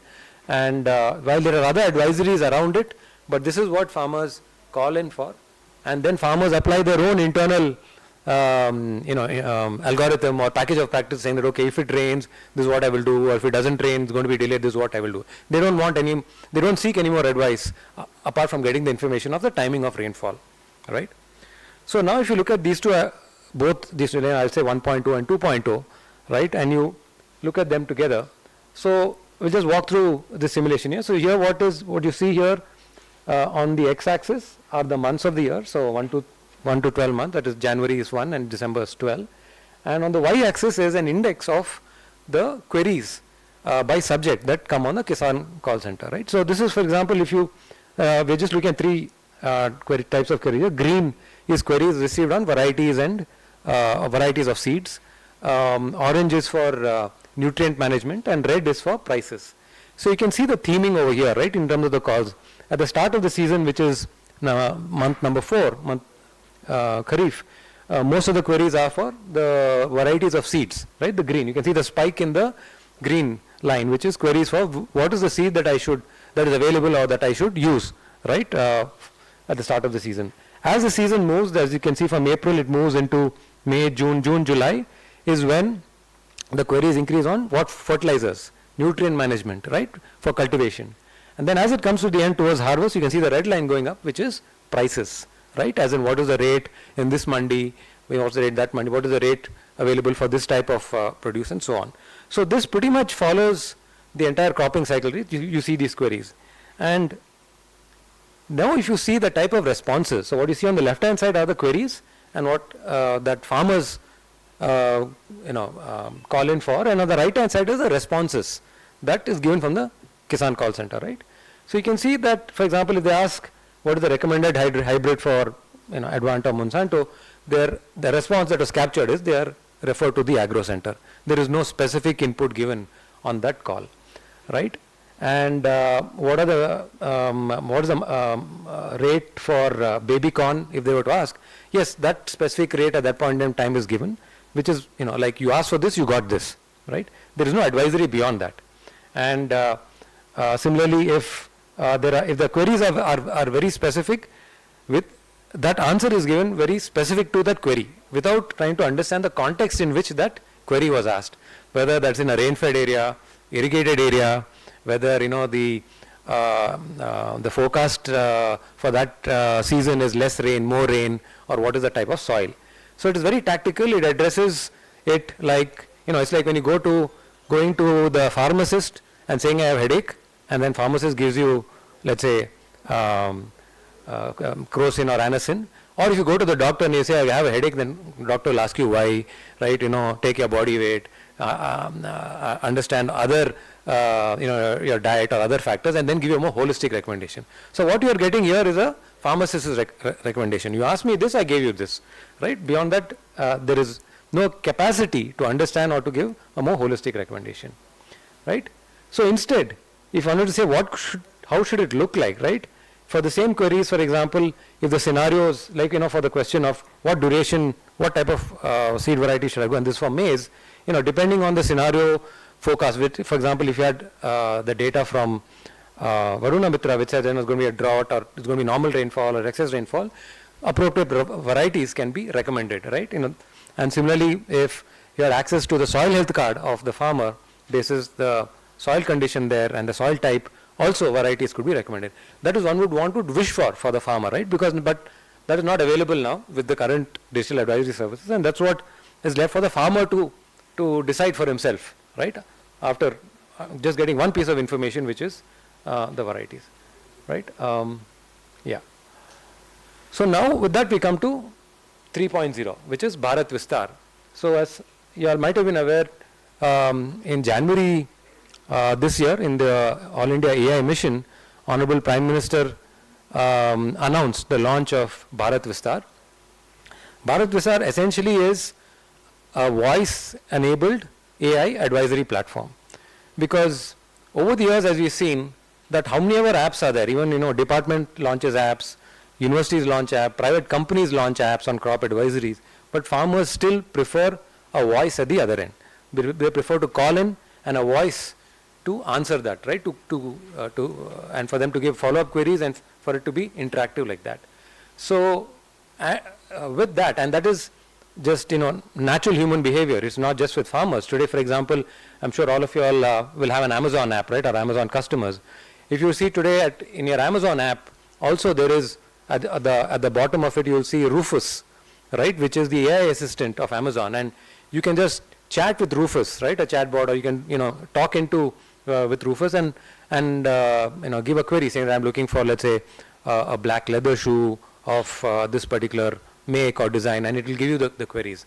As humans, we are more comfortable with talking rather than just reading and consuming text, right? With consuming text, however educated we are, right?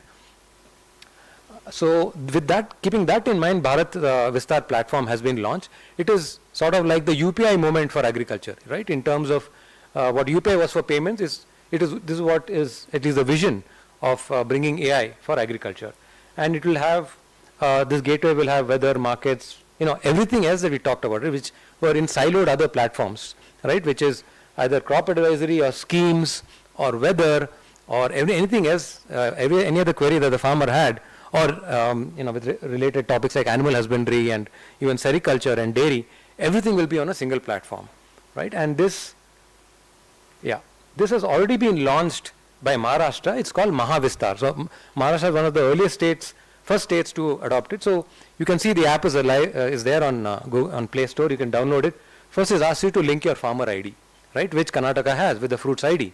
So the moment, fruits ID is like the Aadhaar, right, for farmers. The moment you link that, the app has all your existing data, where your farm is located, what have you been growing, what schemes have you availed, and basis that then, it can give you customized advisory. The conversation is a lot more personalized, and these are all the features available there, right, in weather, market price, crop advisory, where are the nearest warehouses, any pests are there, if you have to upload it, and so on and so forth. So this is the app, but the data shows that even after launching this app, 95% of the interaction with Mahavistar is happening on the chatbot, voice chatbot, and number that they're calling in. If you see the top corner, there is that symbol of the telephone, right? 95% of farmers are clicking on that and talking, right? And that's how it is, right? Voice enabled. So the responses are in Marathi, and all these areas are covered, customized to the information that is already captured in the farmer ID, right? That is provided on the app. So this has been launched in Maharashtra, and this is now going to be launched in Karnataka. It's going to be called as Karunadu Vistar. It is going to be, in fact, one of the key initiatives that are going to be discussed with the new cabinet when they meet soon. And the Agriculture Department now is working on including starting first with the package of practices for the 10 Kharif crops which are for the ongoing Kharif season, and then APIs for all the government schemes that are there. Because as you might be aware, there is already the service of the Raita Kare Kendra, right, which is again a tele service provided by KSDA for schemes, right. So again, it's another number that farmers have to call if they want to know status of crop insurance and so on. But all that information is now going to be ported onto this platform, and soon farmers in Karnataka can call into this number and get voice services in Kannada, which are AI driven for the widest range of queries, all of which the information is basis what is provided by universities, ICR institutes, and all the institutions that are, with the appropriate institutions for providing this information. So in 22 years, we are seeing 3 generations: 1.0, which was Kisan Call Center; 2.0, which is Varuna Mitra, and now we are starting to come to 3.0 with Bharat Vistar. And you will see that happening in the next 100 days, right? It's going to be part of the government's 100-day initiatives, new government's 100-day initiatives that will be launched shortly. So with that, I close, and I hope I've given you a peek into the future of digital agri advisory here in Karnataka. I'm open to any questions. Yeah. Thank you. Yeah.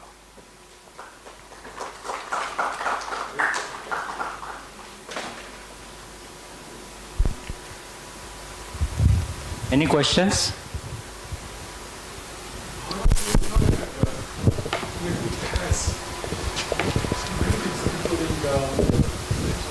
Insect pests, diseases, and solution for that, and so on.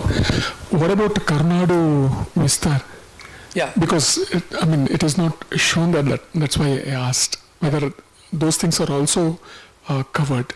Absolutely. So Bharat Vistar has all the inputs from the ICR institutions at the center. And then they have given the flexibility to the states to either upload all those onto the mother platform, which is Bharat Vistar, or create a sub-platform on which the state-specific information and package of practices, etc., will be uploaded. So like, for example, you see Mahavistar, the building blocks is Bharat Vistar, but they have created a separate app and a service that is aligned to that, which has Maharashtra crop-specific information and advisories. And the same thing is what we're going to do in Karnataka, which will be delivered in Kannada. Okay. And Kisan Call Center will also be coexisting? Yes, Kisan Call Center has been there for 2 decades. It will continue to be there until, it's too early to say that suddenly everything will converge into this one service. Farmers, generations of farmers are habituated to a certain service. They will continue that, and over a period of time, it is for Karnadu Vistar or Bharat Vistar to prove its worth, right, with farmers that it is the better service. Farmers will always choose what they see as most efficient and accurate. Okay, thank you. In that case, instead of pharmacist being in KCC, a doctor would be better to be in KCC. Yes, that is the intent, right? And it is not possible for a teleoperator or a human being to synthesize all that information over a call of 30 seconds, right? So that is why AI is coming in here to do that. Okay, thank you. Thank you very much. Sir, when KCC was launched in 2004, there are 3 levels: level 1, level 2, level 3.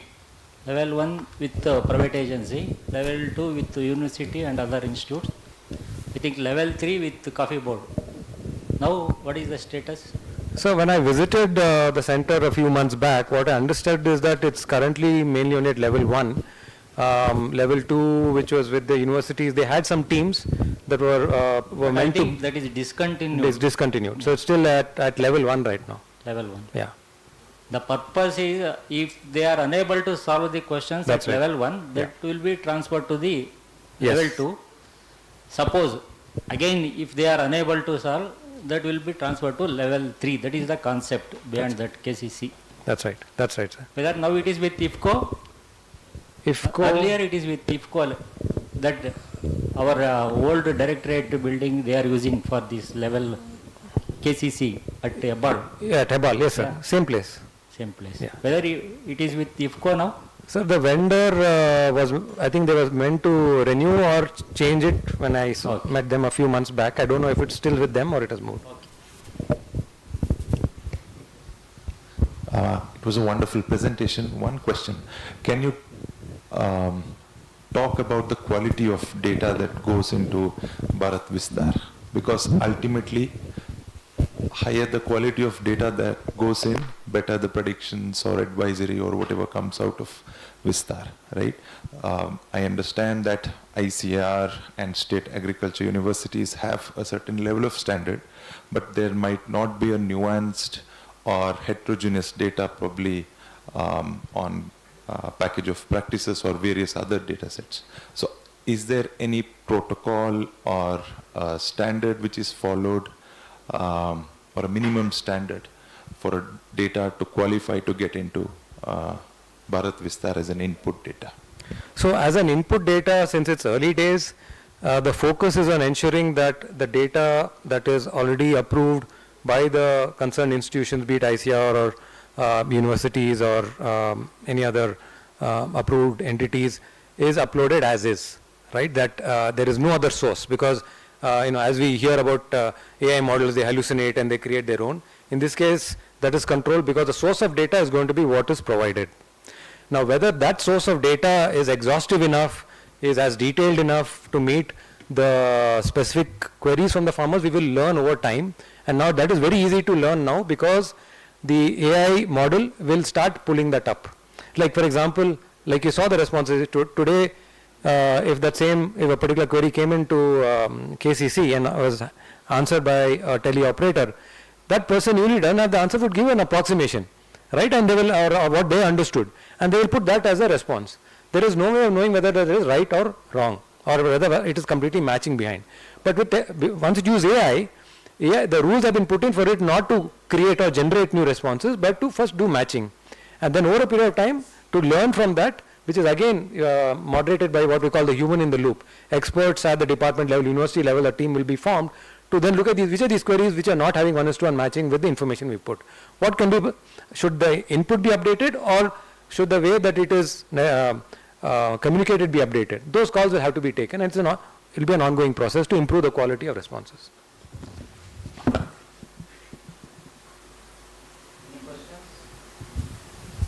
Any question? Thank you, sir. Thank you. Thank you.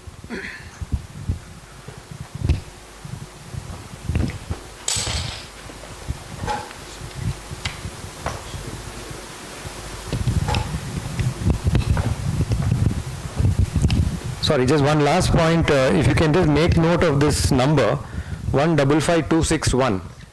This is the number that is the dialing number for Bharat Vistar now. So you all can experience for yourselves, the services. I think I was checking this just before I got into this presentation. I think there is some technical issue right now, but please save this number and definitely see for yourselves. Yeah. 155261. Yeah.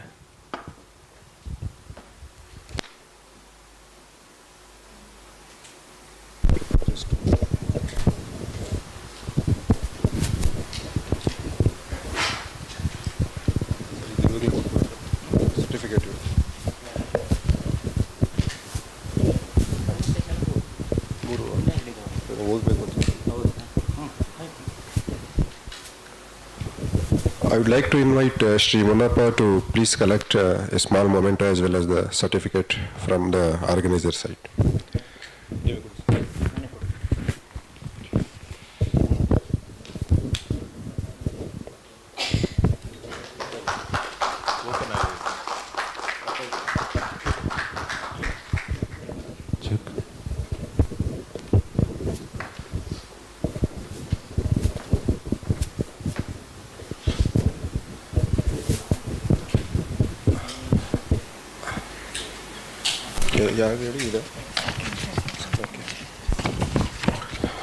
Now I would like to call Shri Sachin from Roots Goods Private Limited on the dais to deliver his lecture.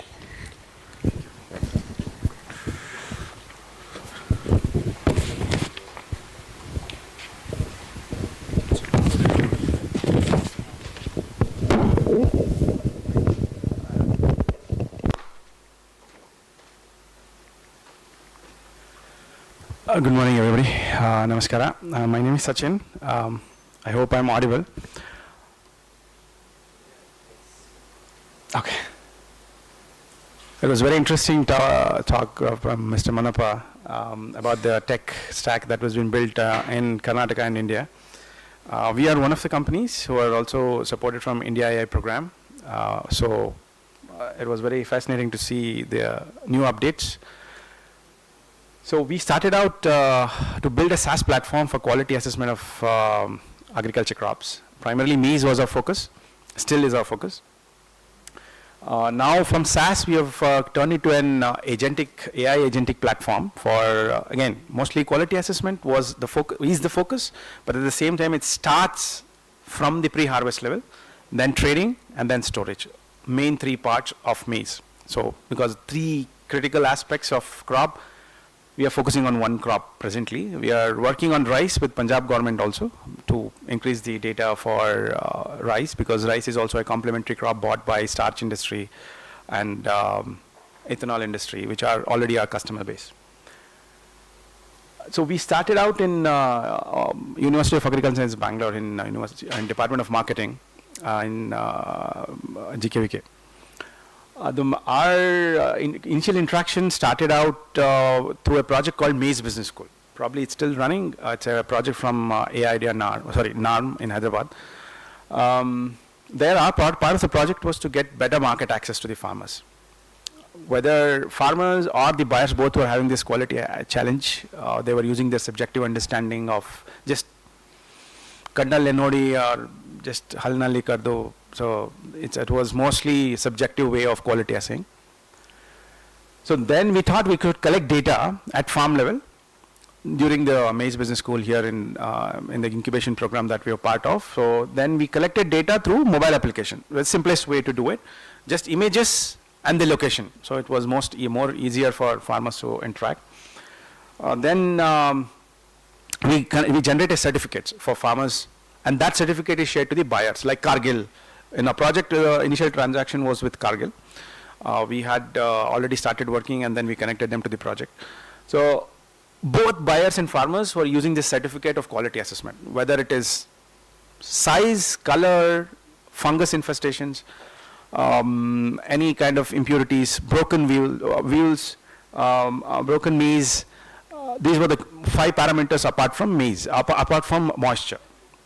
So that's where we started out, but recently we have also started out working on germination parameters. We work with Karnataka state government, where seed laboratories use our services for assaying whether the seed will germinate or not. This is like, there are 3 types of services that they do for seed manufacturers, for farmers, and also for random sampling that happens from agriculture officers at district and taluka levels.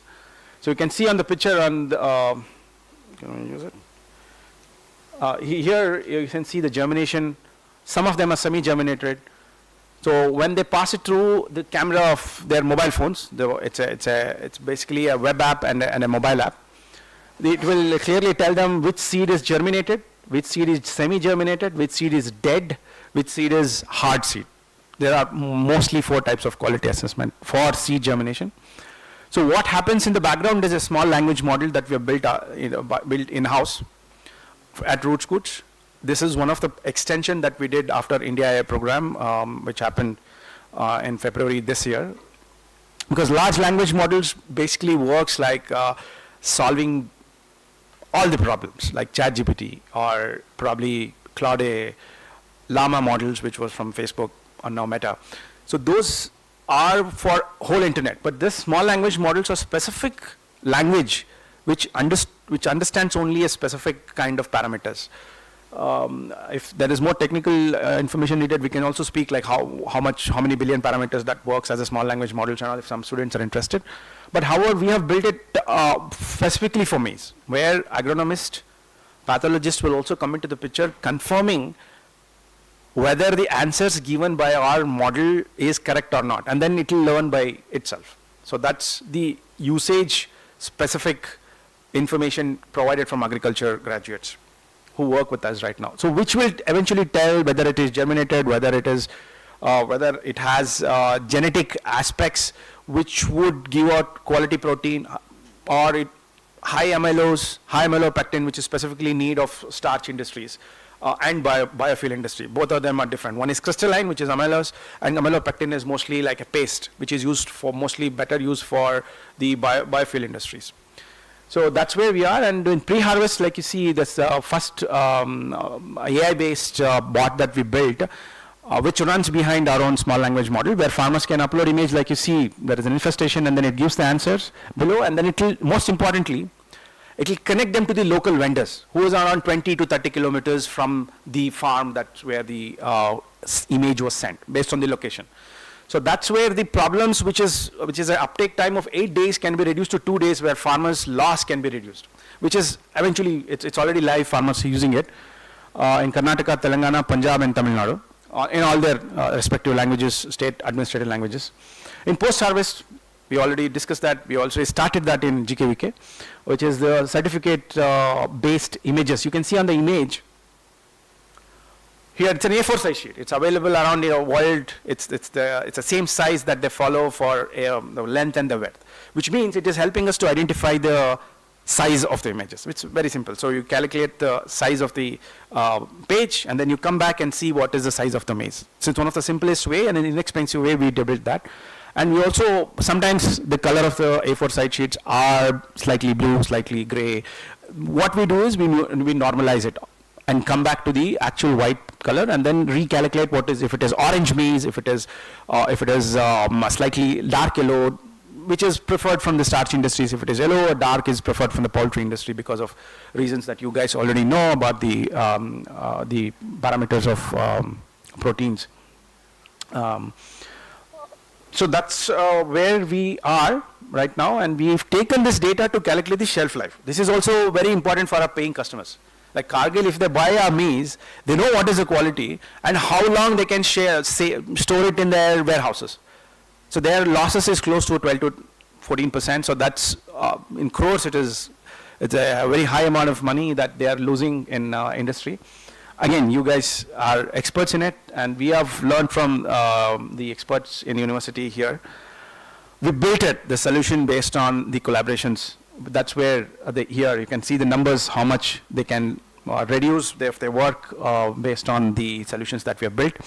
And about the tech, I'll quickly introduce what we do. It's very simple data that we collect. You can see here the image that we collect at farm level and weather data. Weather data is through satellite, just with the location that that is shared from the farmer.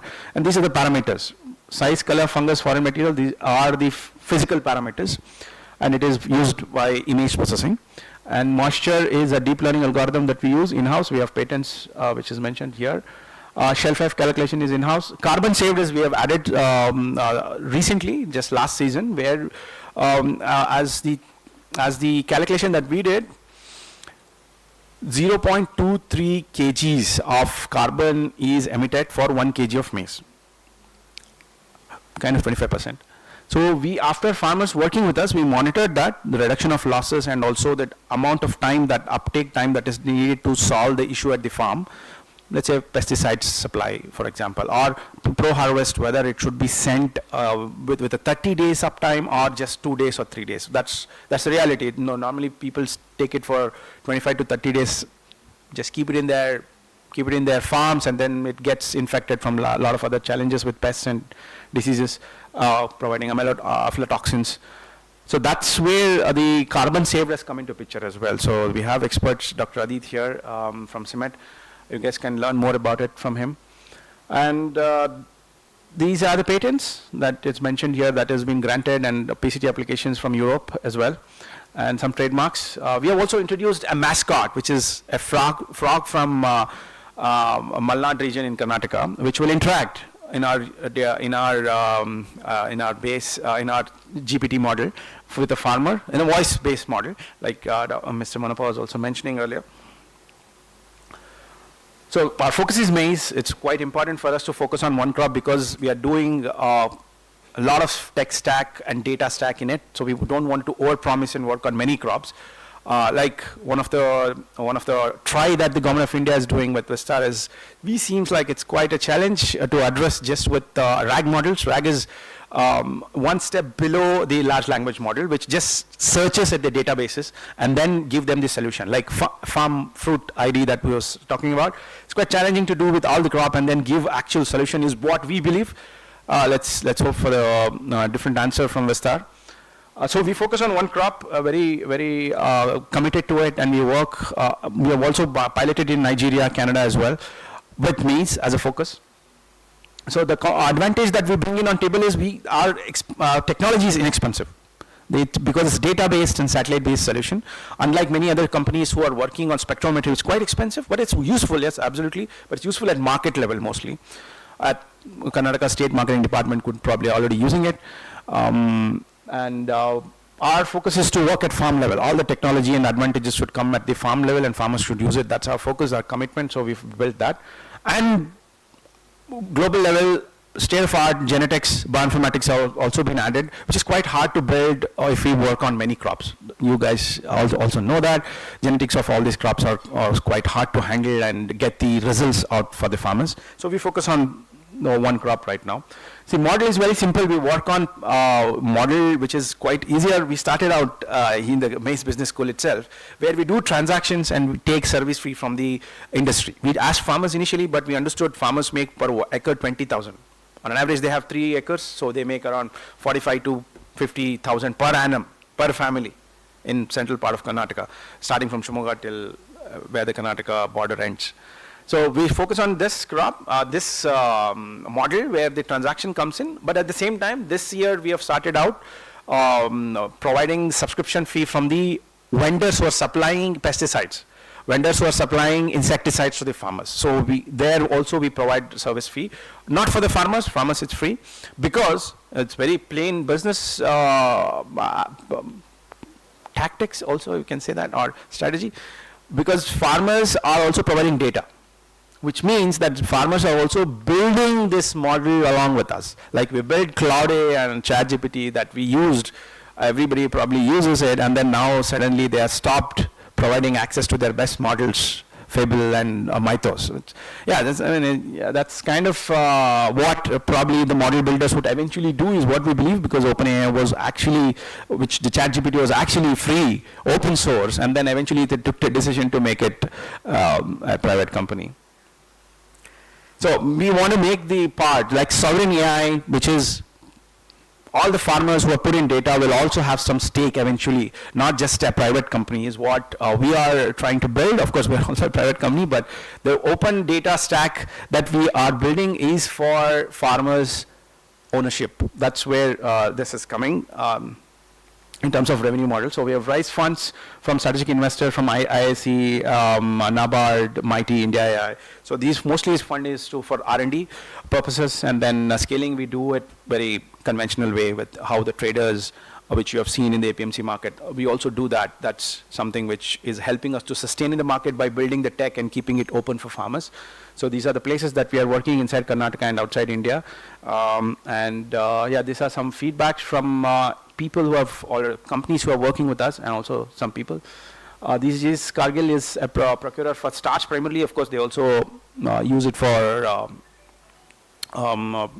trading if the quality is not what they expect to. So these, and this is one of the trader from Haveri. This is also in north part of Karnataka, and how we work with them, how the quality certificates connection to farmers help them. And couple of FPOs also been very successful using our technology and scale their revenue models. Mostly these two are in Shimoga, north part of Shimoga. That's where the success that we've seen so far. And some accreditations about what we do. Adani Group has started working with us with Zero, considering us a Zero Hunger Champion Award. India AI program that we already spoke about. We are also live on ENAM and ONDC, which is again Central Government of India's program. Punjab, like I said, rice we are testing. In Punjab, it is grown in a large scale. North cluster is where they're working with us, and this is the common operation business model that we've built for connecting 3 main stakeholders: farmers, buyers, and logistics, with the pivot as quality. So that's where our value addition is coming in. We are plugging crops to it. Primarily now it's maize and rice is where we are trying out. Thank you, and any questions, any feedbacks would be great to hear. Thanks. Thanks.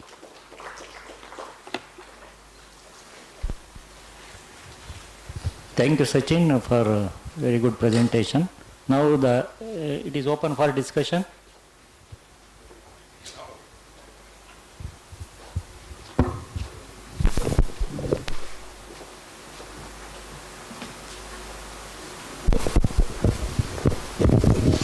Very good information. Thank you very much, Shri Sachin.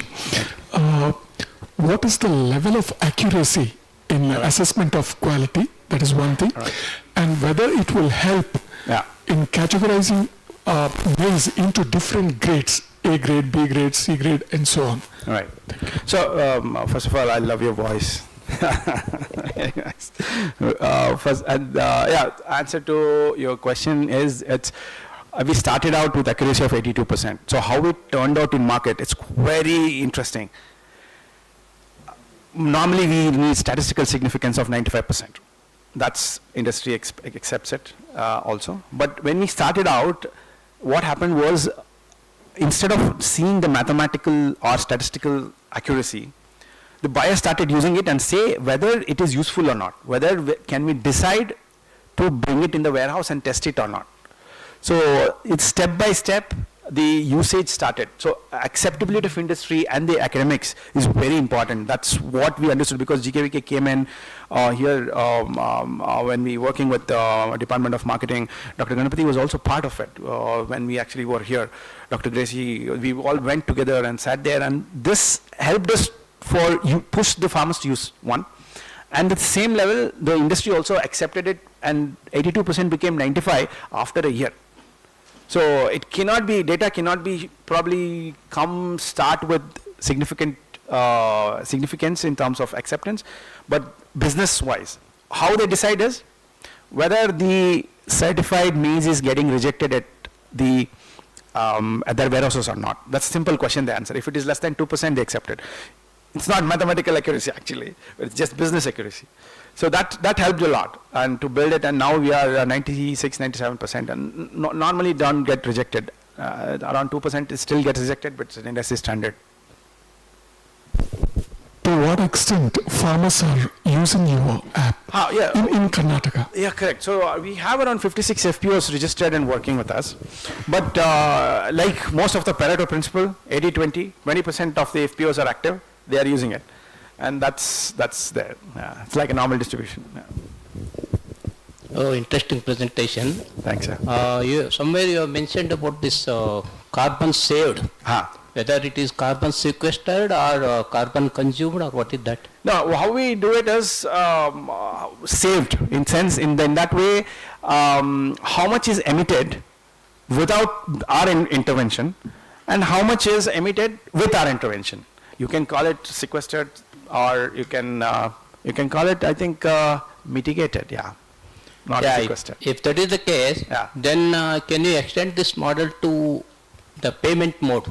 That is a carbon credit. Now it is talking. Yeah, we are exploring that, sir. Yeah, that's a good point. Yeah, we are exploring that. You can explore the possibility of.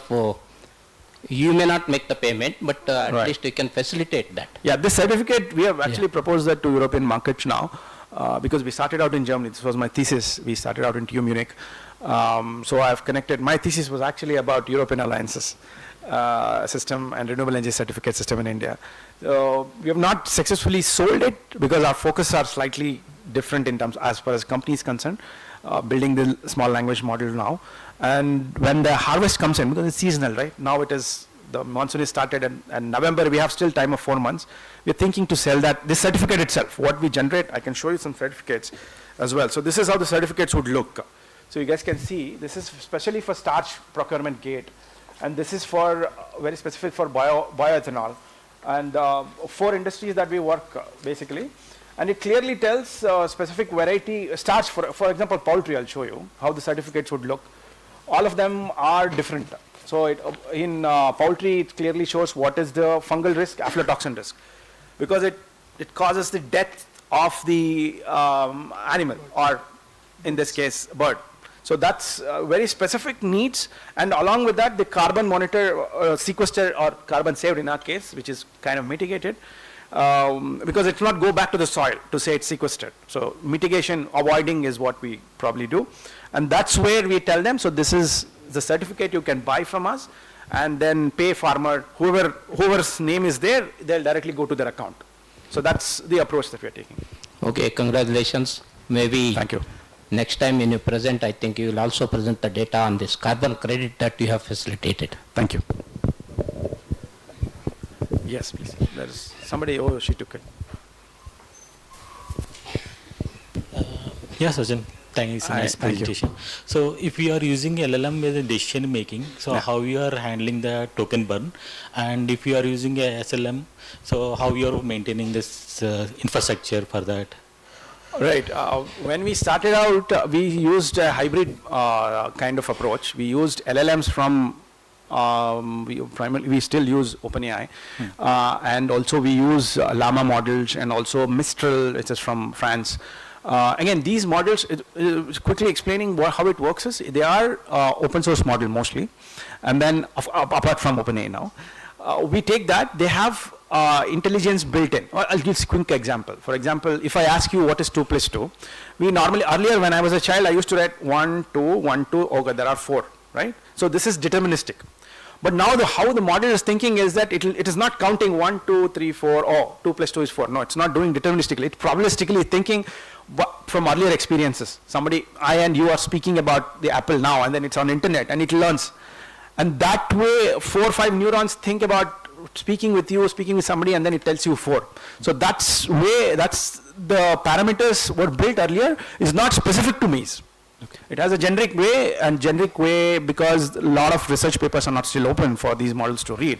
Only interactions on the internet, which are free of cost.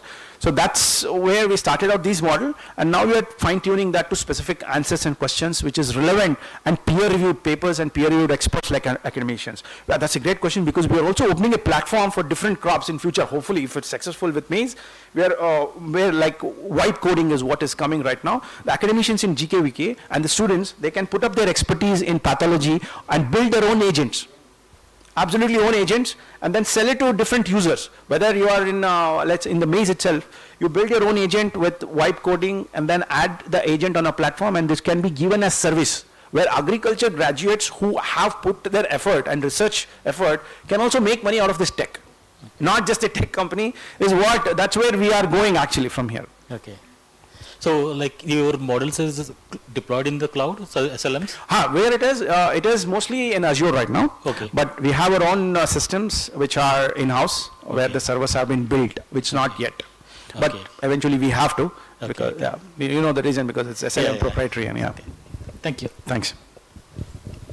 Sachin, one quick question. Yes, please. So, one more. Sir, you told you give the quality assessment, then I think it is better for the manufacturer to get their specifications with you and to get the right quality of the product. Correct. Absolutely, ma'am, absolutely. That's the one way, I think. That's where we're going, starch in rocket, for example, the starch industry, they have starch for different usages. Yes. If they need amylopectin ratios higher than to amylose, for example, then they ask for that. So we use, mostly our technology is not ready for that right now. We are building an NIR based technology, near infrared, which clearly tells what is the ratio of amylose, ratio of amylopectin, and certificates will have that. So instead of getting from the open market, it is better to purchase with the specific specifications of the quality from you. Yeah, agreed, totally. It will increase their efficiency, Okay.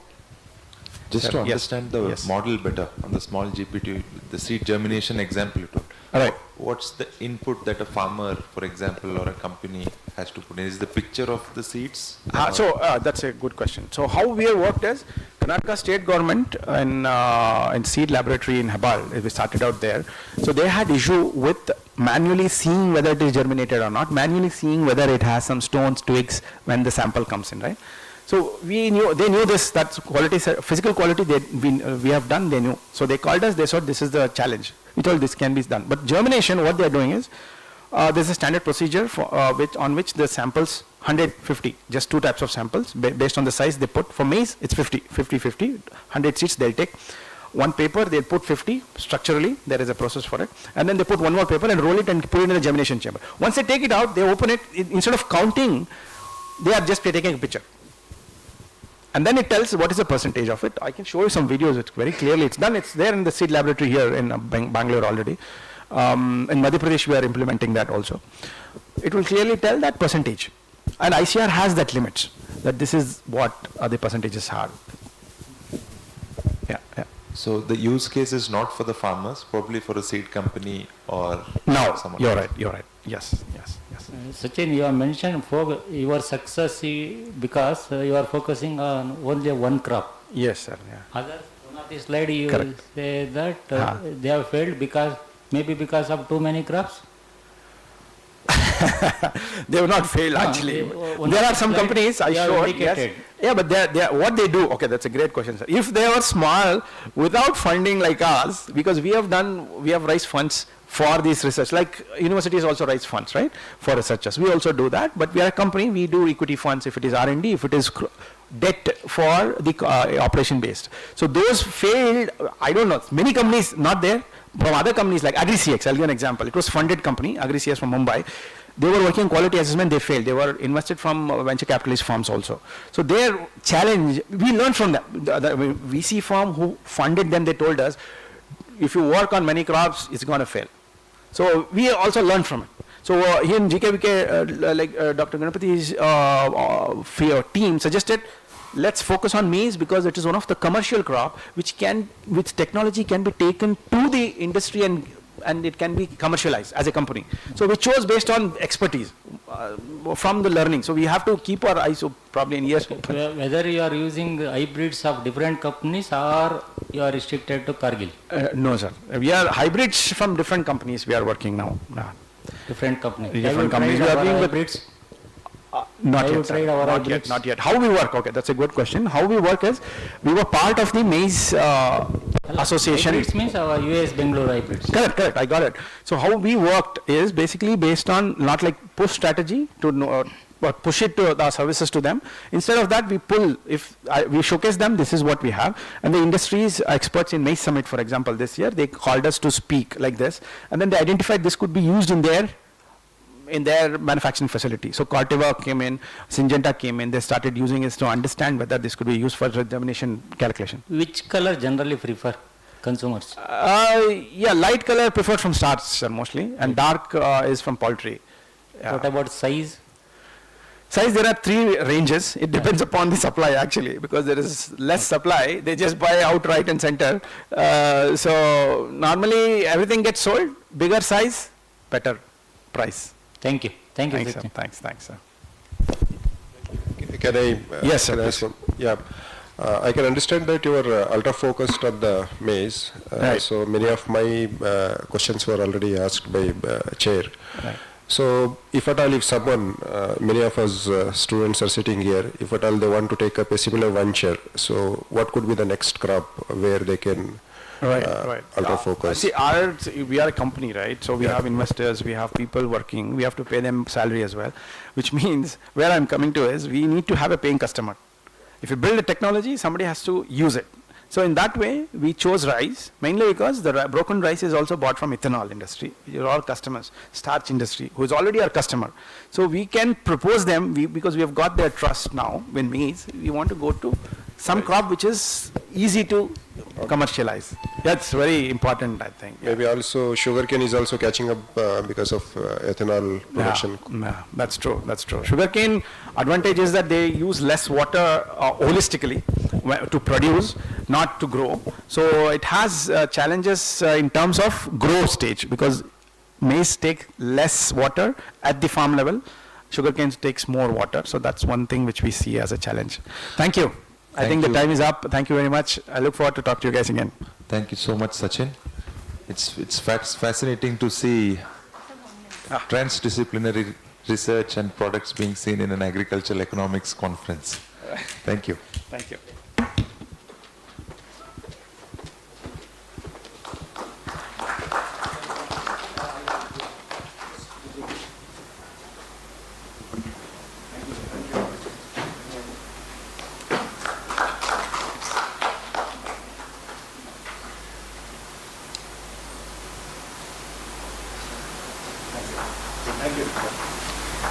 Thank you, sir. Now I would like to invite Mr. Vikas Dongre for his presentation.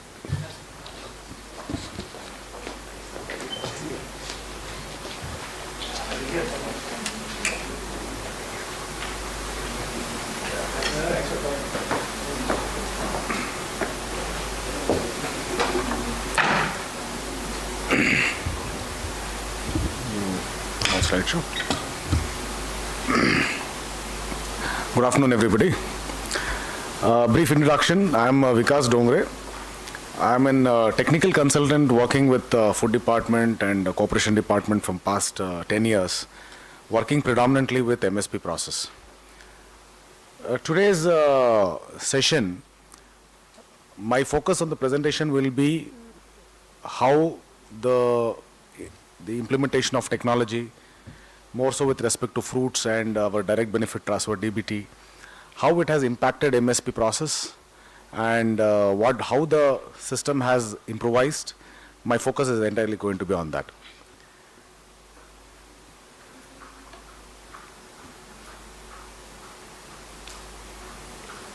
This is moving. Can somebody help me with this, please?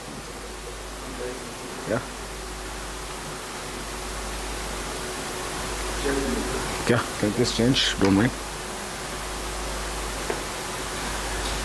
So, MSP, as you may be all be very well aware of, minimum support price is a central government scheme providing support price to all the farmers for various crops, notified crops across the country. A huge quantum of funds, money is allocated to MSP every year. Now, next please, next slide please.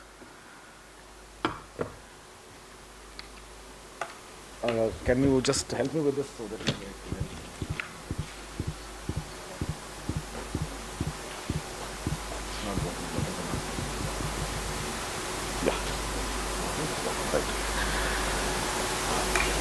So the MSP scheme is basically a government's intervention to the market to stabilize the prices, to ensure that the farmers get the minimum support price that is to be given based on, calculated based on their cost of production, etc. It brings a balance to the market whenever there is a,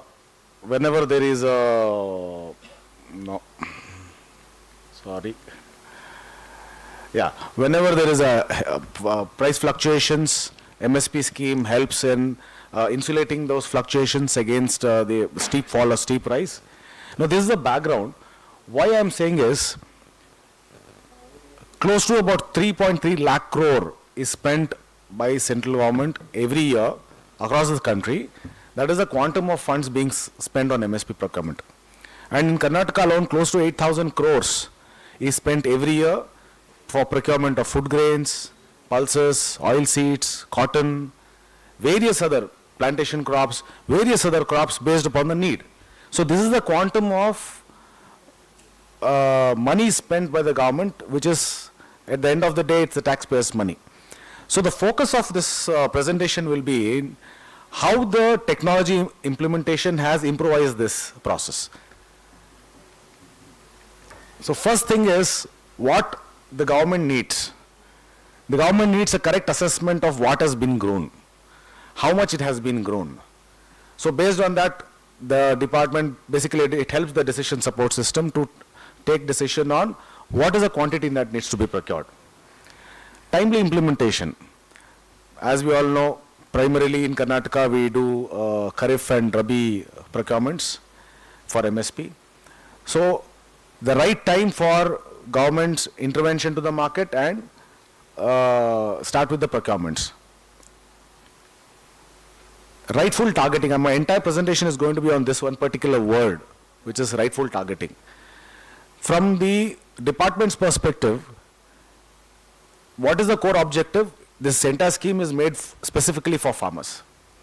So the benefit should reach the correct farmer. That is the, I can say, the basic idea of the entire scheme. Procurement and payment, again, it is farmers benefiting scheme. So timely payments to the farmer. So overall an upliftment of the farmer will depend on this particular scheme. Now, what was happening before the implementation of fruits and DBT, what we are going to talk today, what was happening? I still remember a situation where I can say we have multiple processes in MPSP procurement. First we generally do is farmer registration. I still remember a time when one farmer registration used to take about 8 to 10 minutes. I know 8 to 10 minutes is not a big time, but when we are talking about a procurement center having a queue of close to 800 or 1000 farmers standing in the queue for registration, at that point of time, 8 to 10 minutes is a big time. So, how the process was getting done? All the paperwork, farmers are supposed to grow crops. That is their job. That is what they work to do. But what was happening? They were supposed to go collect the records, RTC, Pahani, crop certifications from village accountants, various other processes used to happen, which is again a laborious process for the farmer. Again, from the implementing agency or implementing person's perspective, documentation, so many other processes was being involved. So, authenticating, registering, what itself is one laborious process that was taking place. Paperwork dependent. As I mentioned earlier, it was not a system-driven approach where the entire authentication needs to be done manually by paperwork. So this leads to a lot of errors, sometimes deliberate, sometimes by mistake. So all sorts of processes were taking place. Then manual processes involved will always tend to have more issues with respect to reconciliations, errors, omissions, commissions. And when we're talking about payment of lakhs of crores or thousands of crores in Karnataka, and maintaining a manual system used to lead to a lot of issues. So what happened was fruits. I don't know. I'm not aware of what other sessions took place in the morning. Fruits must be discussed. I'll talk about how this helped MSP. That will be my focus. So fruits was introduced by our Center for E-Governance under the able leadership of many officers, and this is basically runs on ABC model. That's what we fondly call it as ABC model. Now Aadhaar, Bhumi and crop. So it is integrated with Aadhaar to ensure that the fruit ID holder is the actual beneficiary. Then it is integrated with Bhumi, where the land gets added to fruits, and once it is added, it automatically updates every season.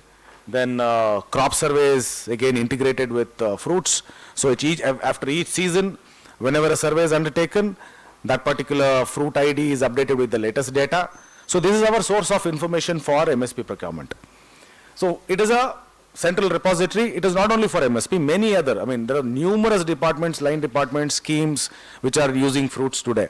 Just I can think of and imagine, I still remember our earlier secretary to e-governance mentioning that, whenever we need to get whenever a department needs data on any agriculture or any yield or anything, what was the kind of exercises they were making, and now what kind of transformation has taken place.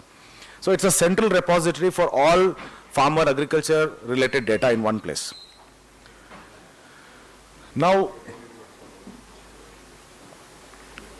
there is one closely coupled system that is running in Karnataka for MSP procurements, which is integrated with fruits and DBT seamlessly. So how it has taken shape, I can say, is what I mentioned. The farmer registration used to take about 5 to 8 minutes or 8 to 10 minutes. Now it happens in less than 80 or maybe 100 seconds. So we are talking about 1.5 minute maximum, that too with a lot of crowd. So from the farmer perspective, what has happened? Farmer needs to do his job, which is actually farming, what he's supposed to do.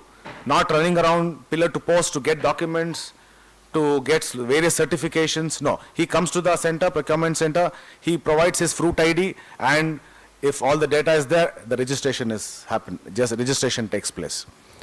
So that is one way. Second thing is, in the earlier slide, please recollect that we mentioned thousands or lakhs of crores or thousands of crores of expenditure. From the department perspective, when such huge amount of money is spent, rightful targeting, as I mentioned, it needs to reach the intended beneficiary timely fashion. So when we are doing an MSP procurement, what is the first question that asks me, as an from the implementing perspective I'm saying, what is the first question that is being asked? How much land I have, what crop I have grown, and what is the extent of crop grown? That is all what I need, and the system drives the value through the integration with fruits. We know how much land, for example, I am purchasing ragi, I know how much ragi he has grown, how much total land, how much ragi. So, and the government sets the parameters based on the small, marginal, big farmers, what is the different, maximum parameters, the maximum quantities that can be procured from the farmer. So it is an entire system-driven approach which is certified. So the percentage of errors and commissions is completely reduced. Second thing, what generally noticed was, when we come to the MSP procurement, involvement of middlemen. The idea of the scheme is to reach the farmer, not the idea is not to reach the middlemen or some traders who are in between the farmer and the market.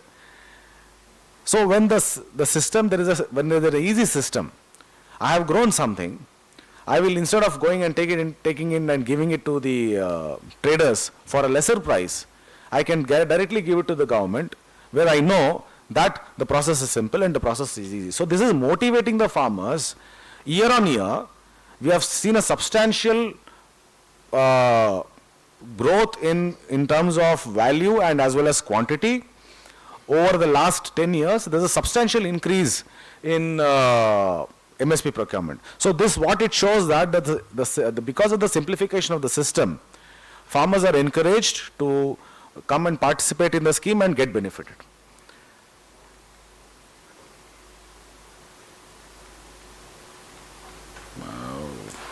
Okay, just click on next slide, please. Yeah. Okay. Yeah. Now, when I'm saying farmer perspective and department perspective, we are trying to strike a balance here. Government is spending from the exchequer, farmer is getting benefited.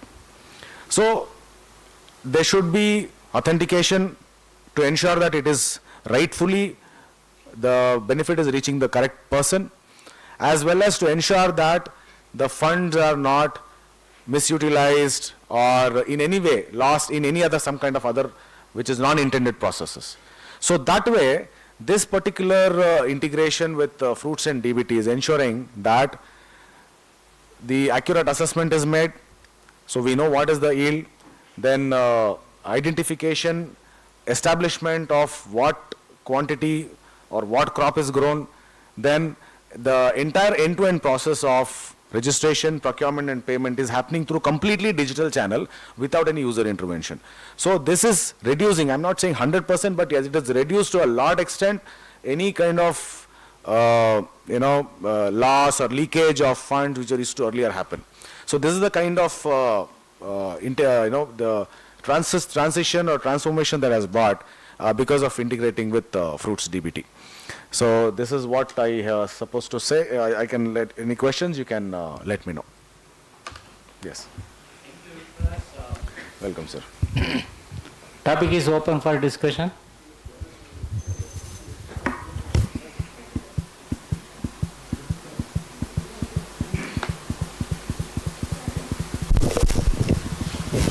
Regarding rightful targeting. Yes. There is an maybe a doubt or maybe an allegation that only a few states are benefited through this procurement. Will this be, distributed to all over the country, your rightful targeting because of your digitalization?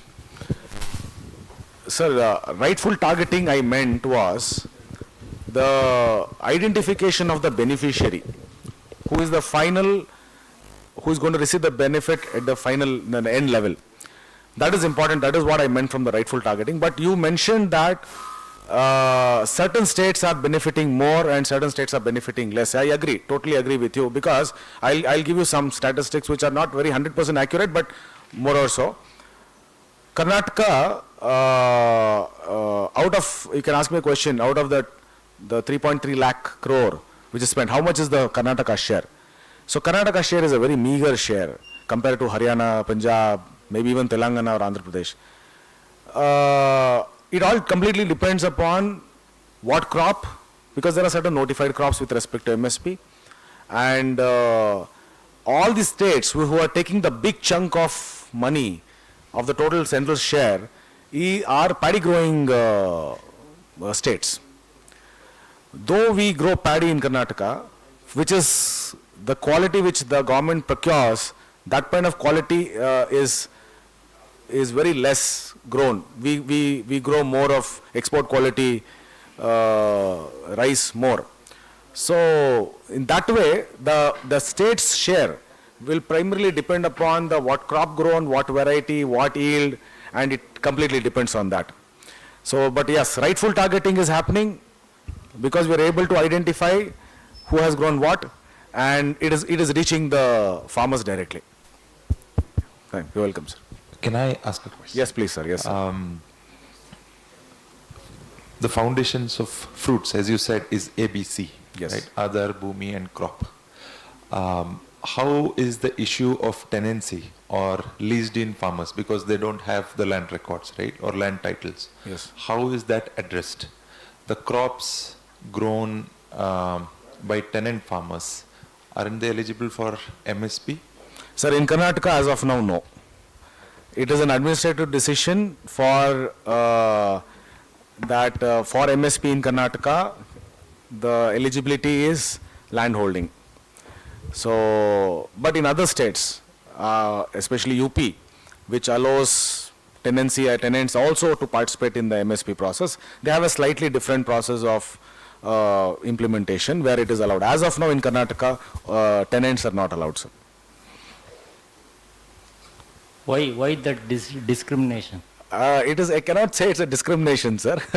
It is basically an administrative decision that has been done, and at least in the last 10 years I've been in this sector, I have not seen any tenants being participated in the MSP process. That's another question. Yes.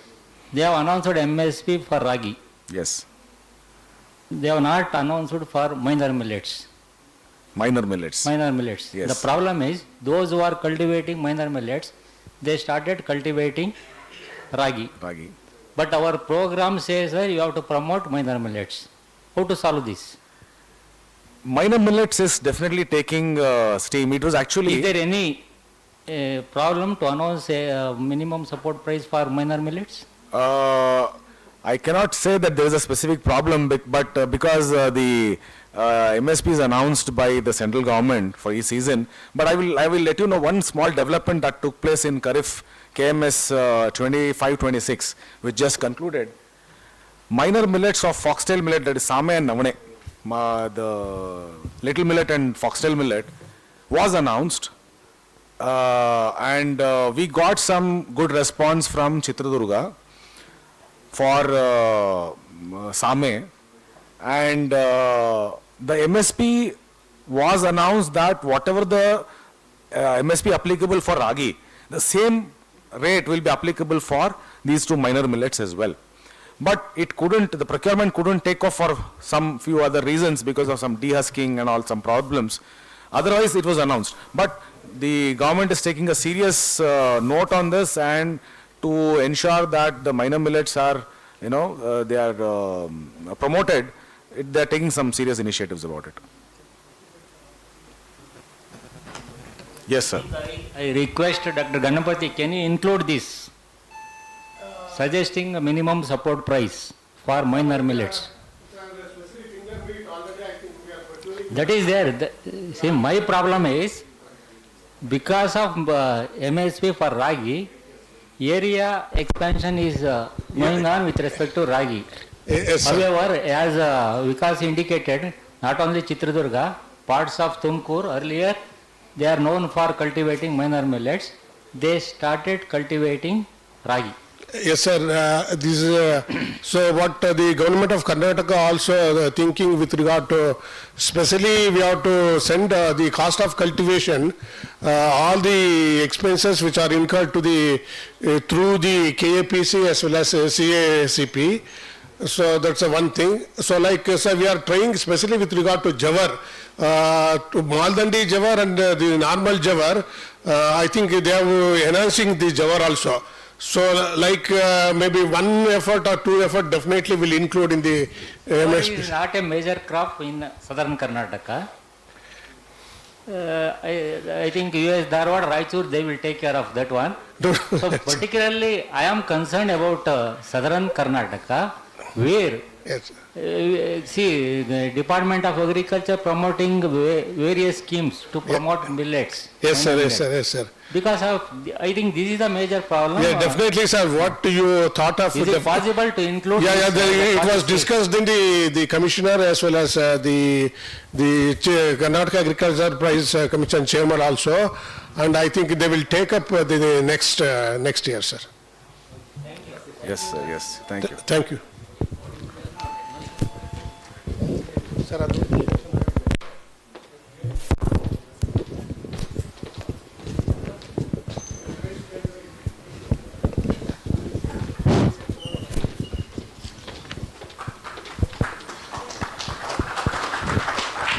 Sir, Ganpati sir. Sir, this completes the invited speaker session. Now we are going to start technical session 3 for the various participants. Before that, I would like to invite Professor Ganpati to kindly present a memento to chair. And I would like to invite Dr. Logesha H to chair the technical session 3 along with Dr. Adit.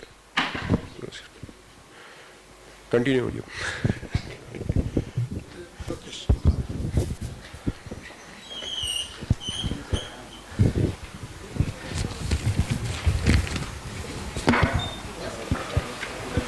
Pushpraj sir, sir, ನೀವು Pushpraj ಅವರು ಕರೀತೀರಾ?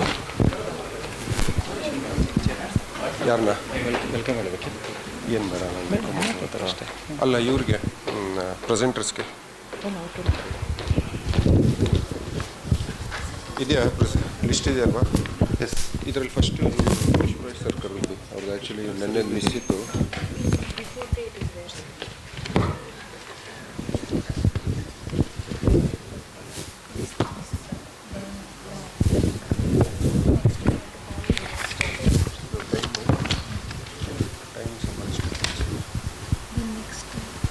All of these people are there? Up to here, sir. Vaishnav is there? No, yes. Okay, so 1, 2, 3, 4, 5, 6 and 7. 7. So next you have all villas students. For this proportion. Okay.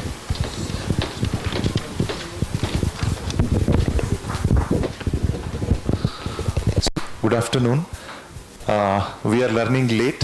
We are running a session late. Welcome to technical session 3 on digital agriculture, policy, institutions and governance, the paper presentations part. We have 7 presenters. I welcome the first presenter, Dr. Pushparaj from Pajankova. It was in the yesterday's list, but because he was not available, he will be presenting today. So the floor is yours, sir. And a few ground rules for all the presenters. You will present for 7 minutes and we'll take one question and finish it within 10 minutes so that we can go for the lunch as soon as possible. Thank you, sir. Floor is yours.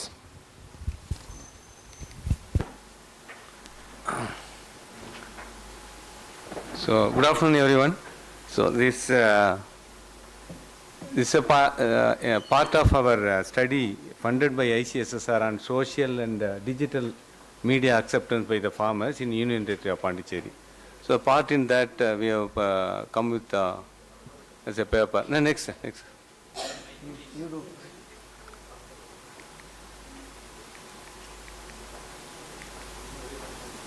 So, we know very well information access. information access is expanding, and it is uneven also, because farmers, from the beginning all the presenters said that we have a lot of small farmers, language problem. Each one presenters addressed all these issues. So that makes the farmers to adapt, have to use this social and digital as an uneven adoption by them. So we know the promise is that ICT platforms, all those presentation said, they deliver timely, location specific, all those things. But the reality is that the effective utilization is severely restricted by blockages at the farmers level. First of all, we don't have internet access everywhere to the farmers, including the remote farmers living in a remote place. Even many institutions, even our own institution, we don't have such internet penetrations. So when the institutions are lacking, how come you can expect this type of technology penetrating into the farmers? That's the main blockage for the farmers.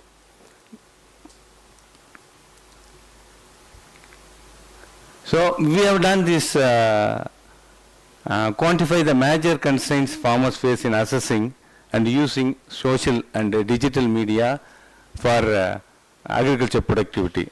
We have seen all the 4 presentation technical session that they have come out with a lot of apps or various technologies, but whether it is used by the farmers, whether it is accepted by the farmers to increase their agriculture productivity is a question mark. And we must study what are the barriers that affects them not able to adopt all these apps or whatever may. So we have done this exercise in 4 districts of Pondicherry, in the 17 revenue village and 275 farmers.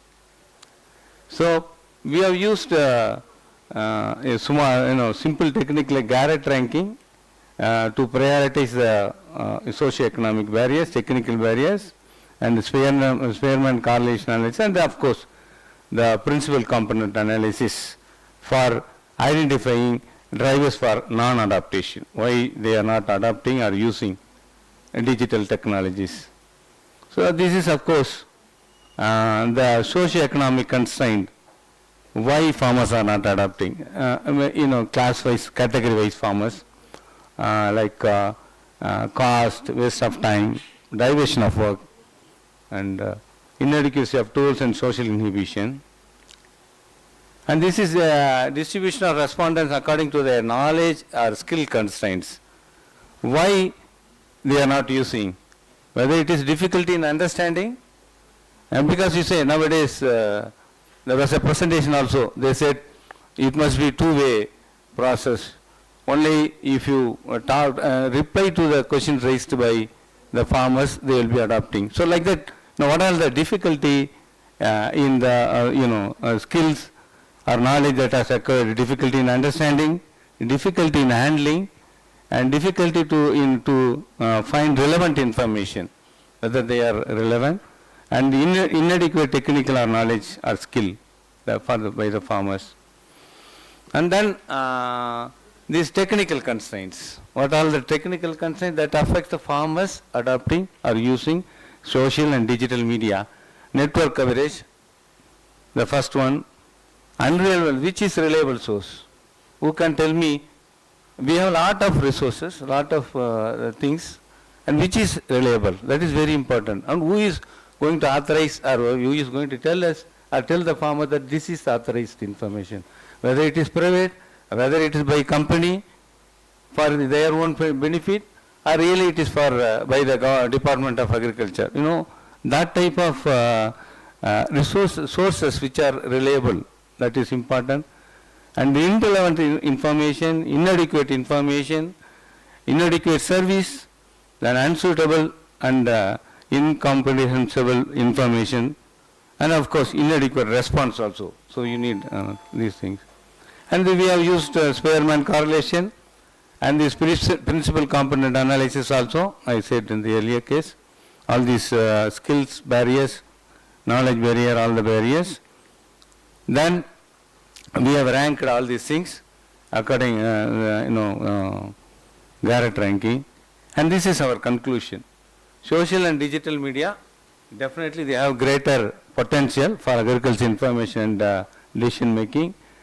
Farmers faces all this type of information overload, low digital literacy, poor network connectivity, and inadequate digital devices.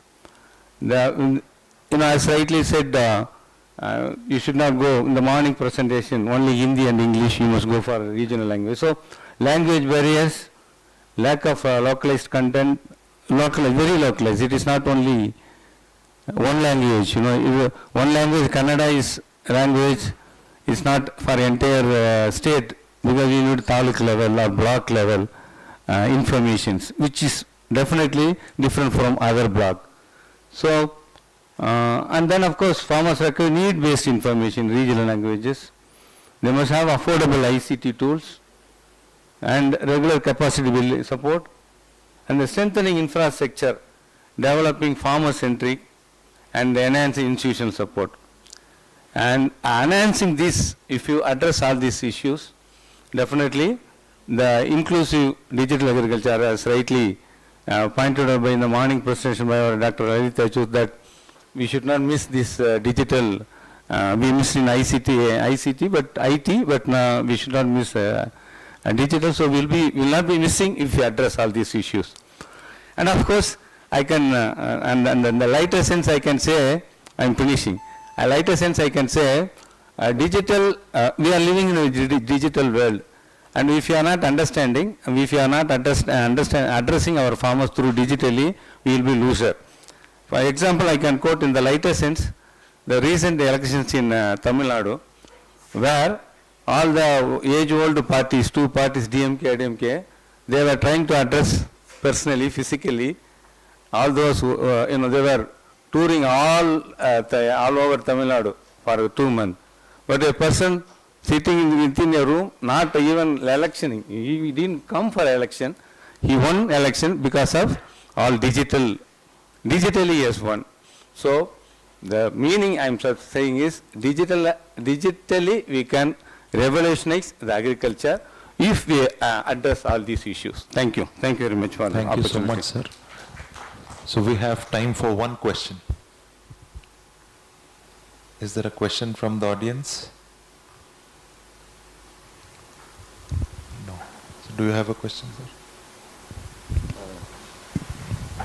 See, how to move upon, even though there are several constraints which are associated with this one digital agriculture, I think we have to move upon, see, in the interest of especially the achieving the inclusive growth in agriculture. So though this one digital agriculture, there are several weaknesses, constraints. So we have to improve upon whatever the limitations. I think there are a role of the academicians, especially the institutions, so have to play a major role in this one direction. Yes, sir. Okay. Yes, actually, thank you very much. even without our involvement or institutions, within government, people have started using many for WhatsApp group. They are selling their produce through WhatsApp. Their own usage. We are not advising them. They are doing it. Those who are well versed with or well educated with WhatsApp and all these social medias, they are trying to use still. But I am saying they are not using. I am not saying that they are not using. They are using, but we can make it more. Thank you, sir. Thank you for the opportunity. Thank you, sir. Next presenter is Dr. Vilas Jadhav. He will be presenting on financial literacy inclusion and digital finance on savings behavior of rural households in Karnataka.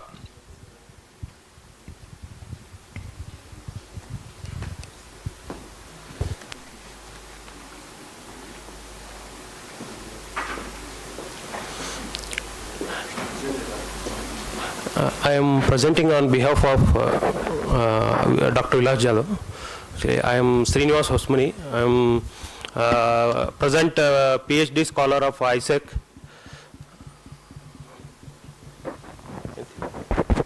Good man.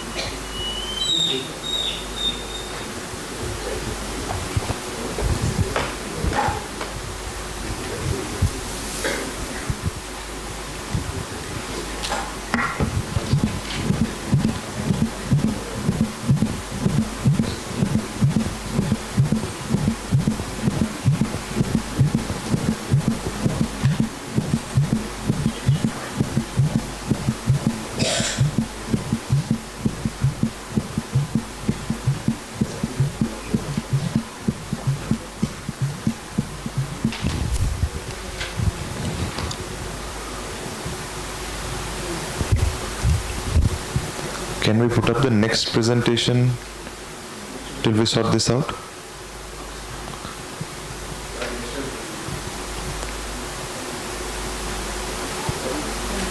So is Mr. Prithviraj here?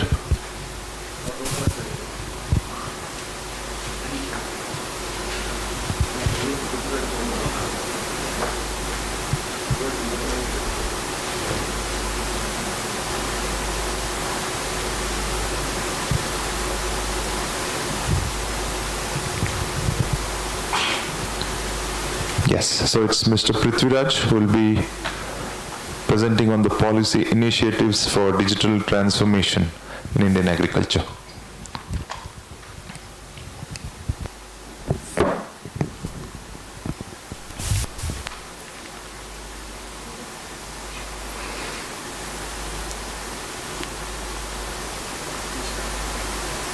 Good morning everyone. Myself Prithviraj KM. I am here to present on the topic policy initiatives for digital transformation in Indian agriculture.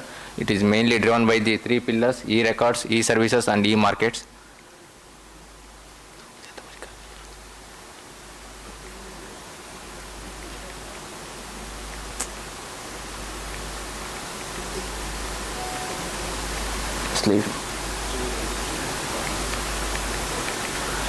Coming to the introductory part, the Digital Agriculture Mission was initiated by our Prime Minister Narendra Modi.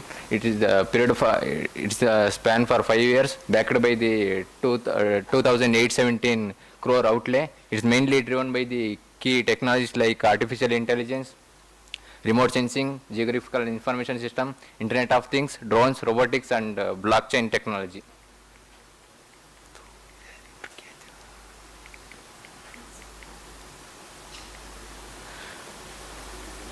Next slide.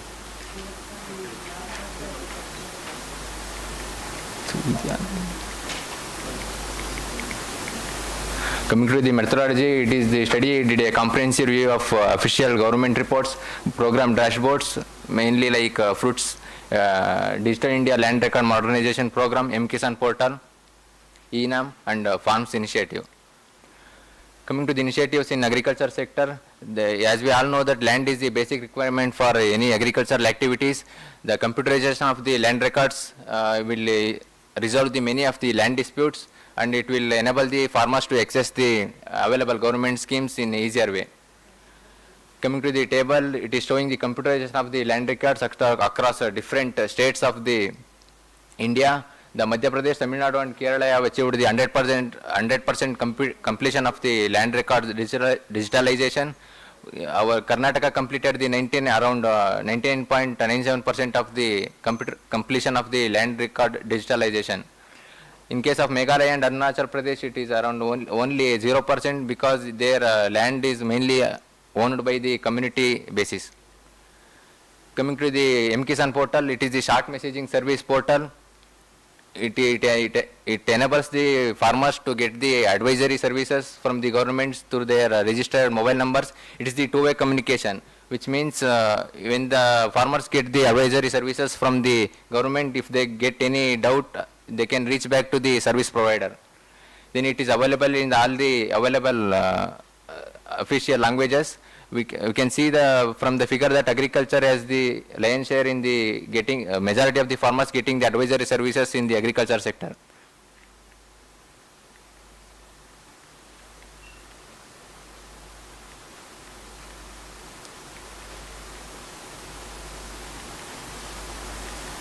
Coming to next, the initiative is ENAM. We all know that Electronic National Agricultural Market. It is called as the platform of platform because we all know that market is a platform where the buyers and sellers meet. But ENAM integrates all the available APMC mandis across India through the digital network. It is the transparency. The key benefits of the ENAM are transparency in trade, GPS mandi prices within 100 kilometers, then the SMS alert on the final bid price. It will enable the farmers to make the on-spot decision whether should go to that mandi if they are not satisfied with the prices. Around 1,522 mandis have been registered under this platform across India. Around 247 agricultural commodities have been listed.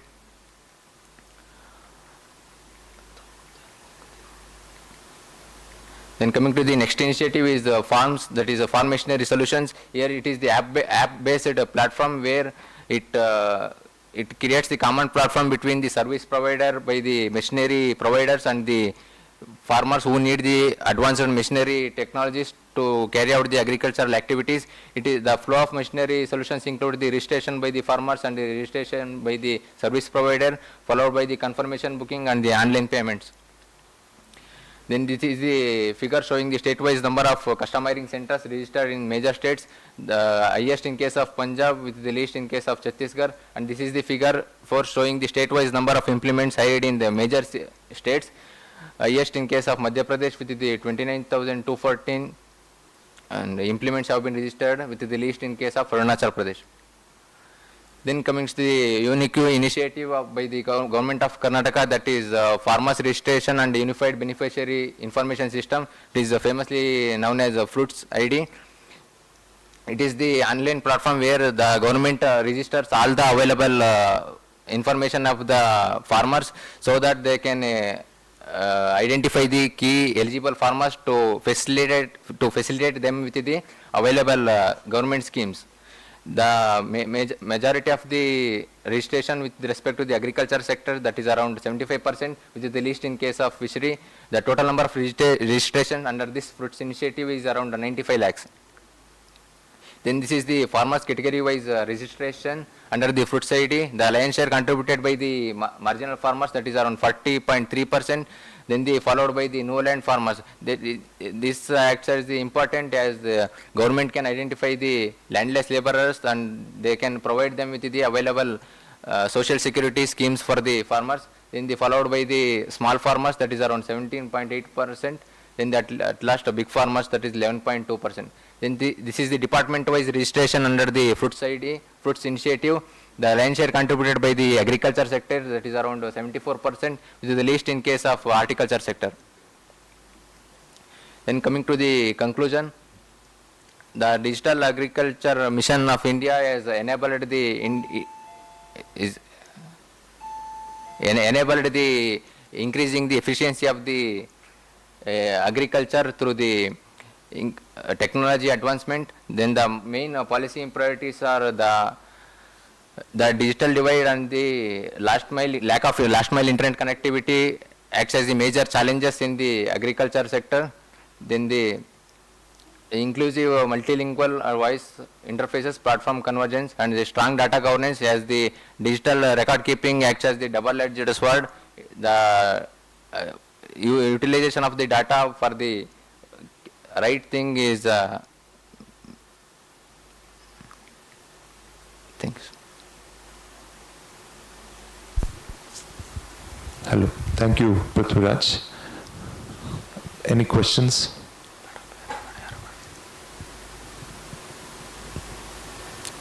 Okay, one question from my side. You have listed a lot of initiatives by the governments. Is there any farmer level outcomes or evidence on how much of farmer level outcomes have changed? Is there any field level evidence or studies? I am not aware. Okay. Thank you.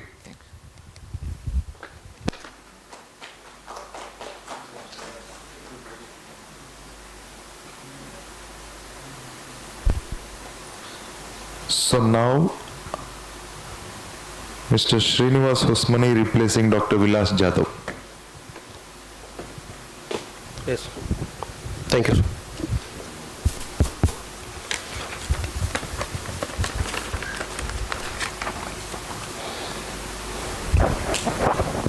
Next presenter is Dr. Manjula. Is she there? Okay, thank you.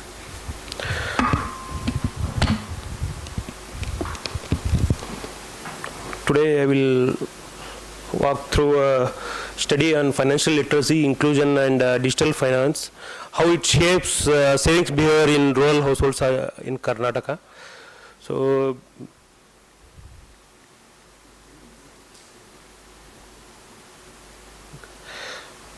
mainly this financial literacy, financial inclusion, what we say, financial inclusion mainly includes ubiquitous savings account, and second one is adequate credit and insurance, and last is financial literacy.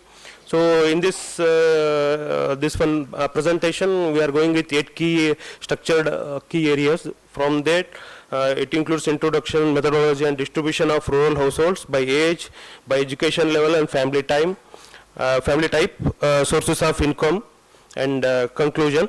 As we all know, 65% of rural our population lives in rural area.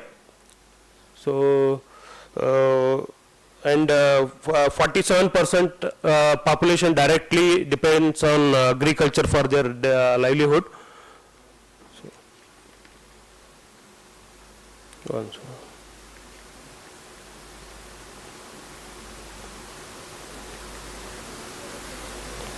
automatically running.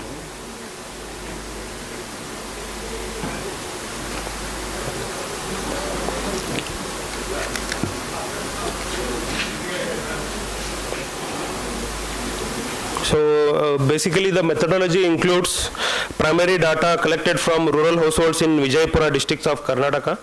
To gather this data, we conducted structural interviews across 720 households. So main focus was to analyze and examine how financial literacy, financial inclusion and digital finance shape the saving behavior of rural households.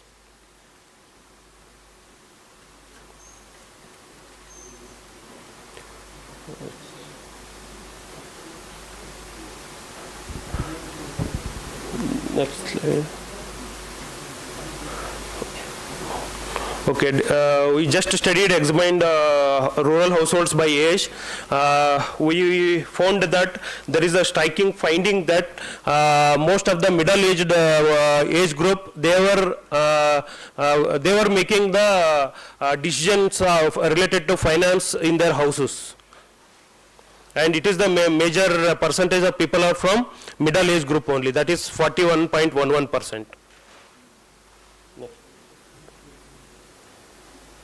So as we know, education is the gateway of all the skills that we gain. So here also the education plays a very important role in determining this savings habit. Overall, the large land holdings who were owning, they were more educated than the small and marginal farmers, and they were very good at planning, saving plannings, implementing the savings and getting the insurance and other things done. Sources of income. So here the non-farm households earn around 1 lakh rupees annually. Large farm households earn nearly 3 times of that amount, that is 1 lakh and 3 lakh.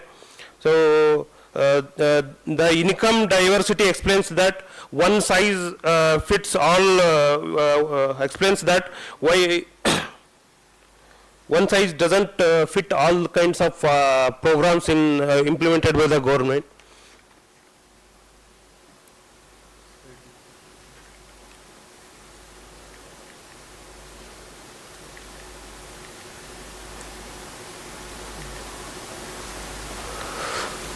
So in straightforward terms, our model accounts for roughly 75% of the variation in savings behavior, which is a strong result.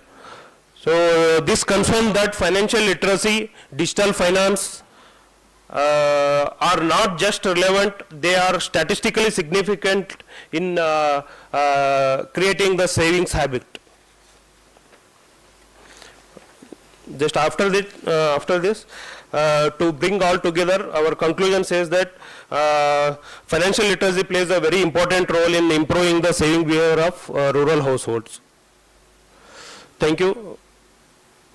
We open for any questions, if any.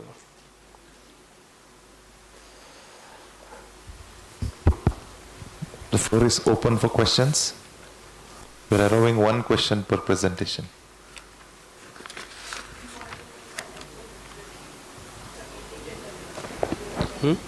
How did you quantify financial literacy is the question. Yes, in fact, it is a very good question. So whether they can operate their self-banking apps or not, that was the major this one. Thank you. Thank you. So the next presenter is Dr. Manjula N, and she will be presenting on policy, institutions, and governance of digital agriculture for sustainable and inclusive food systems.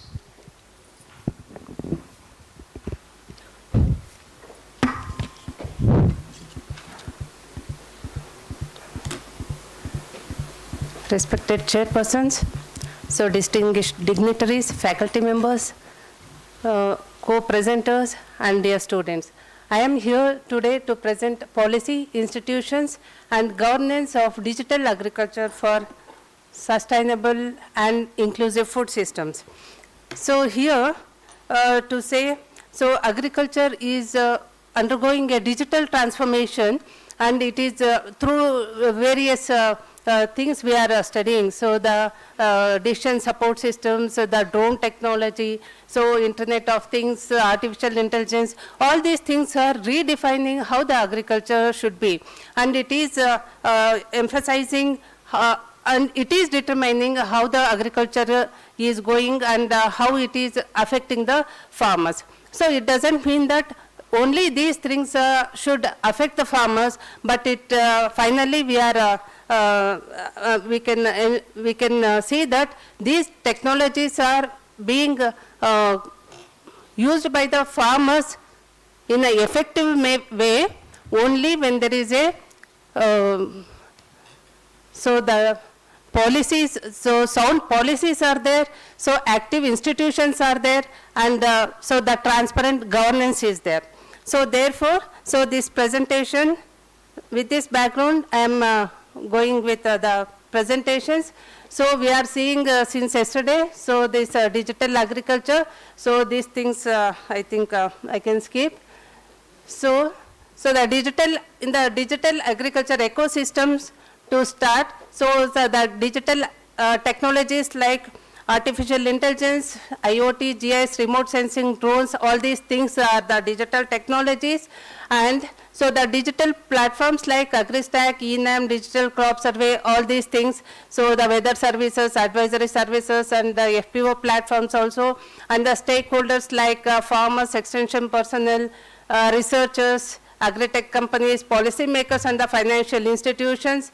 And finally, the outcome we are expecting is the higher productivity, better market access, the financial inclusions, the improved governance, and finally the sustainable food systems. So the thing is whether all these things is, so all these things are being equally accessible to all categories of the farmers. So it is only the governance, the sound policies, and so the transparent governance that is going to ensure the accessibility of all these digital technologies to the farmers, especially the small and marginal farmers.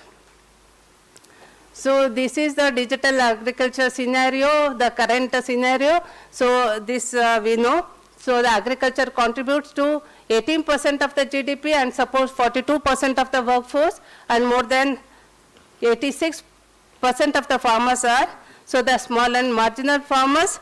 So these so the major portion is a small and marginal farmers. So our aim, so it is not just generating of the technologies that matters, but we have to reach to the farmers. So that is the ultimate goal we are supposed to aim.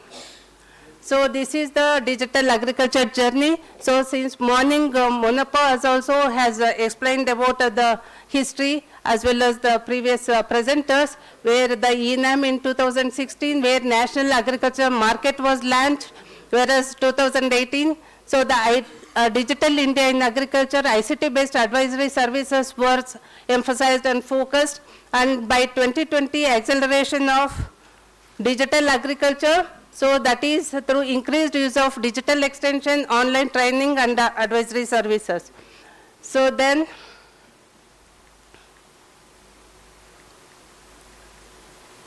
so in 2021 Digital Agriculture Mission 21-25, where AI, IoT, blockchain pilots were introduced with these PPP mode, and AgriStack conceptualization has came into existence there in 2021, where in Digital Agriculture Mission 24-29, so rupees 2,817 crore allocation has been done, and the farmer registry, all these things we have seen in the previous presentations.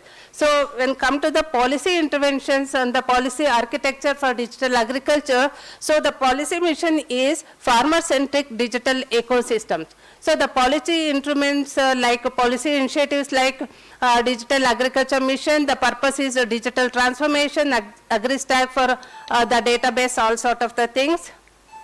So the expected outcome is, so the improved service delivery, evidence-based planning, and these things.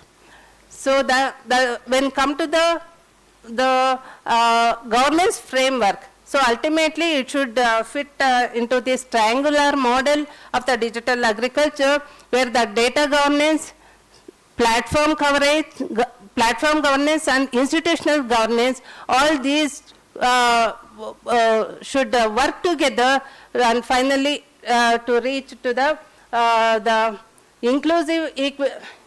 inclusion and equity, effective service delivery, and ultimately the sustainable inclusive food systems.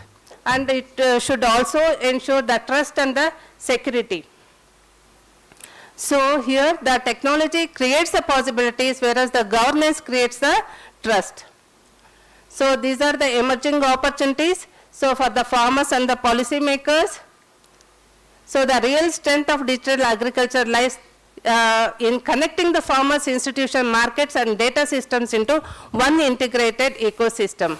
So this is the challenges of the digital agriculture governance, whereas the root causes are infrastructure, human capacity constraints, and all these constraints which we have discussed in the previous presentation. So which the effective consequences is reduced technology adoption, inclusion, smallholders, inequitable access to services, trust, etc. So the role of agricultural extension, so as a digital extension as a bridge, so the extension professionals can build the gap through the digital literacy, promoting so it connects policy with the practice, technology with the farmers, and innovation with the inclusive development. So the no digital agriculture can be expected without digital extension, I would say here.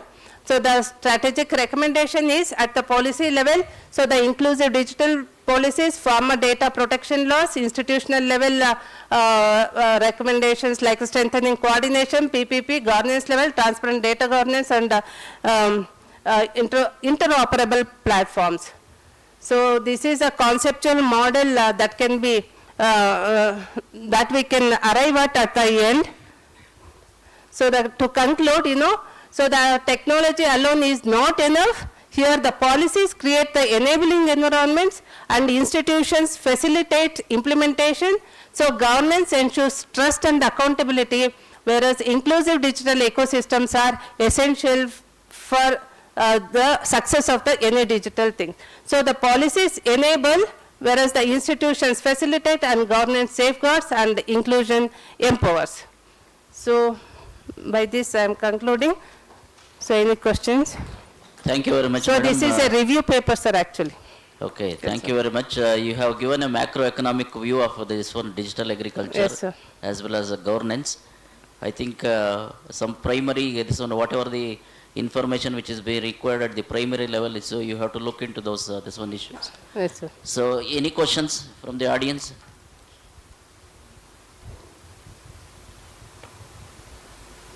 Or any suggestions? If there are no suggestions, I think we will move on to the next presentation. Thank you. Thank you very much. Thank you very much, madam.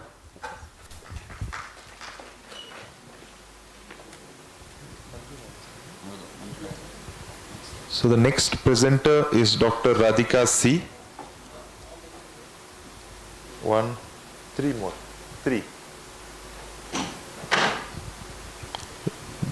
Dr. Radhika C will be presenting on linking GIS-based land resource inventory to farm income gains, evidence from Sujala 3 watersheds in Karnataka. You have 7 minutes, ma'am. Over to you. Thank you, sir. Good afternoon, everybody. Today, here I will be presenting our work on linking GIS-based land resource inventory to farm income gains, evidence from Sujala 3 watersheds in Karnataka. So this is a part of our impact assessment project at NBSS and LUP, Bangalore.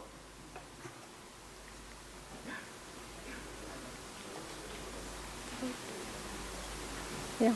So although we achieved food grain self-sufficiency, but there are challenges in sustaining productivity and improving farm income. Also, most of our topsoils are facing soil erosion. 27 to 30% of our land is already degraded, affecting productivity. And we are mostly rain-fed agriculture with 85% of small and marginal farmers in the country. So the uniform watershed planning often fails to address these challenges we are facing in sustaining productivity or improvement in the income. So these challenges we have to address using site-specific land use planning. So with this, I'll discuss what is LRA. With this, we started this project with the objectives of to assess the integration of LRA recommendations into watershed development planning and implementation under Sujala 3 project, and to evaluate the impact of LRA-based watershed interventions on agriculture productivity, crop diversification and farm income, and finally to identify constraints and opportunities for improving the utilization of LRA information in watershed development programs. So, what is LRA? The principles of site-specific management is, this is a detailed soil and land assessment at farm level using GIS and remote sensing technology and grid-based soil sampling. The outputs are soil maps, crop suitability maps and land capability classification. This is act as a base for the land resource inventory cards, which will be distributed among the farmers. So, what is the importance of LRA in watershed planning? This identifies the runoff prone areas, erosion prone areas, the problems in soil, land degradation, etc., and suggests suitable interventions and helps in prioritizing land use options based on capability and suitability at a micro watershed level. So, this leads to a better water use efficiency, reduced land degradation, and improved livelihood support. With this background, we have searched that what are the evidence from the past literature. So we have found that there are few work has been conducted, and they found that LRA-based system significantly enhanced crop productivity, profitability, and it showed a positive benefit cost ratio. So they found that LRA empowered the farmers with data-driven decisions and improved farm management. So the conceptual framework of our study is given here. So the basic idea is how this database driven LRA-based watershed planning is integrated into the watershed planning through three pathways, through risk reduction, through soil and water conservation structures, through productivity pathway, that is improved nutrient management, and the third one is diversification pathway through crop suitability management. So we have crop suitability and land capability classes, and based on this recommendation, the crops will be planned and suggested, which will be implemented in the survey level at the farmer level. So the final cropping outcomes will be supposed to have an improved yield, cropping intensity, diversification and stability, which will improve the farm income growth. So the steps in LRA, remote sensing and GIS based LRA methodology, which has been already discussed by KSRSSC in the morning. So the satellite data was used as Cartosat 1 and LIS4 for KSRSSC provided the data for Sujala 3, and terrain information was collected, imagery was taken from Cartosat 1, and land use and vegetation characterization was taken from LIS4 imageries. So these data used for delineation of boundaries and identification of landforms, etc. Then second step is digitization of cadastral map. Third step is GPS based ground truthing. The fourth step is detailed soil profile studies where soil scientists are involved. Then we will do the land laboratory analysis in soil testing labs. After that, GIS and database integration will be done using the GIS environment. So here we will do the overlay analysis and thematic map preparation. So the thematic map generation will be done on soil maps, land capability maps, crop suitability maps, erosion maps, drainage maps, land irrigability maps and runoff maps. I will show there is one micro watershed we have done 42 thematic maps. So the final LRA outputs will be some survey number based LRA cards, decision support system and digital libraries and LRA portals. So this will help in establishment of the watershed, the interventions suggested for the improved productivity.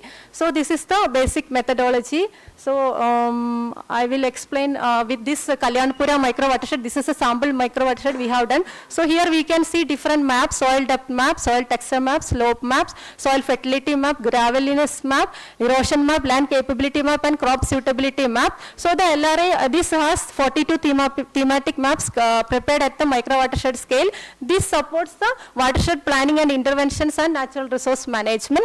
So you can see an LRA card, how the data it disseminates to the farmer contains all these important soil parameters along with the soil fertility parameters and crop suitability. Like so it is suitable for crops, which crops? Highly suitable for maize, groundnut, sorghum, etc. Moderately suitable for which are the crops and not suitable for which are the crops. So farmer can read this information and from their LRA card. Then they recommend what to do: apply FIM, follow balanced nutrient use, adopt soil and water conservation. So this is the final output to the at the farmer level. So we have done one Tumkur watershed. We have done using secondary data. So this is a LRA card. So I will show that this 9 micro watershed we have done this budget analysis. So we have seen that highest total budgets for Niduvalalu micro watershed, and this shows that for bunding the highest budget allocation was distributed and followed by horticulture development, agroforestry and water harvesting structures. So the results shows that it is mainly concentrated on soil and water conservation, agroforestry and water harvesting structures, but lower allocation towards demonstrations, fisheries, nutrient management and livelihood activities. But overall budget pattern reflects strong alignment between the LRA based priorities and this DPR recommendation. This shows that where the partial reflections, especially in soil fertility management, a partial reflection of the recommendation happen. So this is this micro watershed wise partial reflection. So the extent of LRA integration is very high.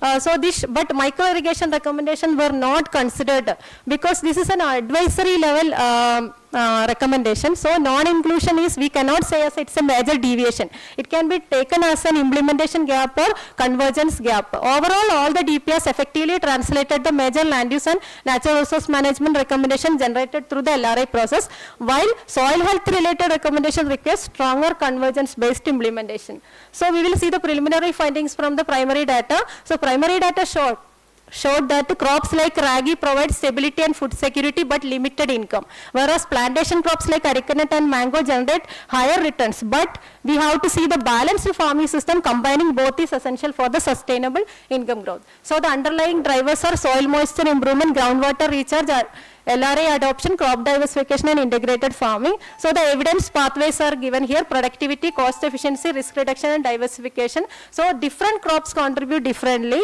The final LRI benefits perceived among the villagers are given here. They felt that improved groundwater availability, increased crop yields and reduced soil erosion. So these are the field visit and the preliminary observations, ground truth, ground evidence from the watershed. So you can see the water harvesting structures like farm pond, gokate, check dams, TCB, bunding structures, also agroforestry implementation and horticulture crop, dryland horticulture and livelihood implementation.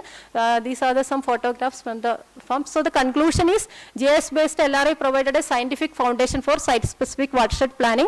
The analysis showed strong alignment between LRI and DPR. Evidence from the this Huliyapuram watershed indicated that water availability, productivity, diversification towards horticulture and higher farm income. However, soil fertility, nutrient management were only partially reflected in the DPRs. But overall, Sujala 3 shifted watershed planning from a conventional village-based approach to a science-based survey number level planning framework supported by remote sensing, GIS, LRI, hydrological inventory, digital library and land resource portal and decision support system. The recommendations are to mainstream this planning, LRI-based planning to all the watersheds and the NRM programs to strengthen the convergence between LRI recommendations and soil health care. So an integrated holistic approach can merge where the deficiency or the deviation analysis showed the deficiency areas. And to promote the use of LRI cards and digital advisory platforms for farmer level decision making, to integrate these LRI outputs with the departmental plannings for horticulture, agroforestry, livestock and climate resilient agriculture, and to develop mechanisms for periodic updating using remote sensing data also already existing LRI databases, and also to encourage interdepartmental convergence to translate site-specific recommendations into field level interventions. Thank you. Thank you all. Thank you you for your patient listening. Yes. Any questions from the audience? Any question? See, what extent this LRI, so which has been enhanced the income of the farmers, or with regard to resource use efficiency, what extent it has addressed, madam? Sir, in the case of arecanut, 20 to 30% yield increase happened. So in the case of ragi, the previous yield productivity gain was 5 to 8. So from 5 to 8, now they are harvesting 8 to 12 quintals per acre, sir. So in the case of ragi, in the case of arecanut, in the case of mango, these 3 crops we analyze. So 3 crops there is improvement in the yield and productivity. Also overall, due to the SWC structures are mostly implemented, they felt that overall water productivity has been increased and groundwater recharge also has been increased, sir. And even with regard to availability of water also? Yes, sir. Yes, okay. sir. Okay, madam. Thank you. Thank you, sir. Any more this one suggestions or questions?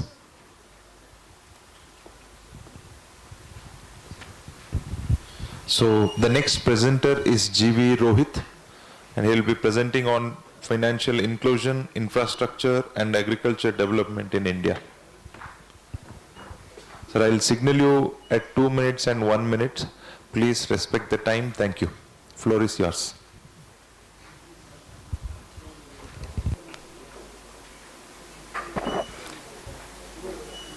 Okay, myself Dr. Rohit G.V. Assistant Professor from Nagaland University. My topic is financial inclusion. Close to the mic, sir.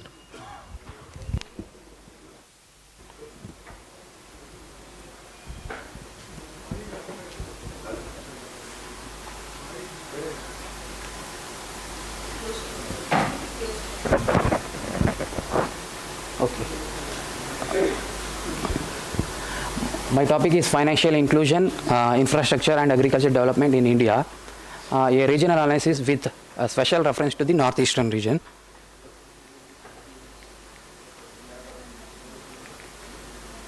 Okay, first of all of you know about what is the financial inclusion. It is especially the formal financial sector, access of formal financial sector for the deprived section of the society, and also efficient allocation of resource from surplus deficient sector to the deficient sector. Okay, and also efficient resource allocation, and also it leads to efficient resource allocation and also inclusive growth, and reduce the dependency on informal credit source, and also agriculture. And also the study is also focused on related to agriculture development. Usually it is depend on both finance and adequate infrastructure. In this way, the studies has been taken up.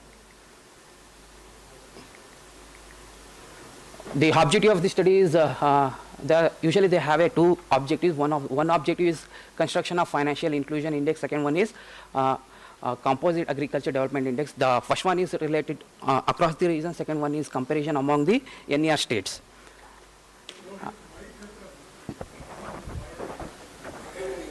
And this is the methodology has been used to construct the index one index.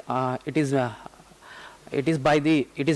per the UNDP. They usually use for construction of human development index.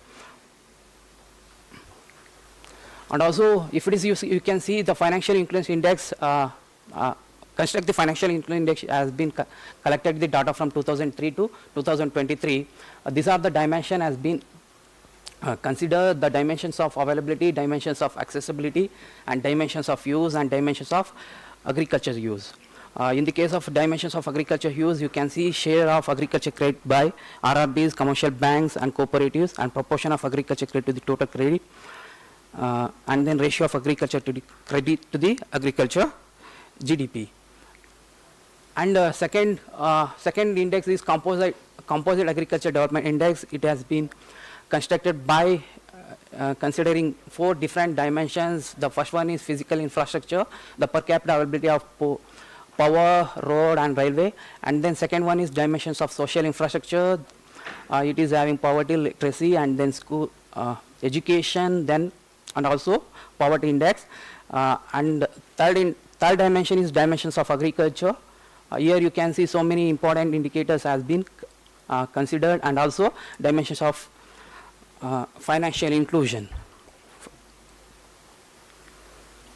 The first one, if come to the result, first one is construction of financial inclusion index. Here you can see dimensions of availability, especially demographic ATM penetration, geographic ATM penetration, and also bank penetration by different banks, RRBs, commercial banks, and cooperatives. You can see the result here, the southern region performing well as compared to the other regions. And next one is dimensions of availability. It is about banking accounts per 1,000 population. Here also you can see around 1,694 accounts opened by 1,000 population in case of southern region, as it will be very less in case of northeastern region.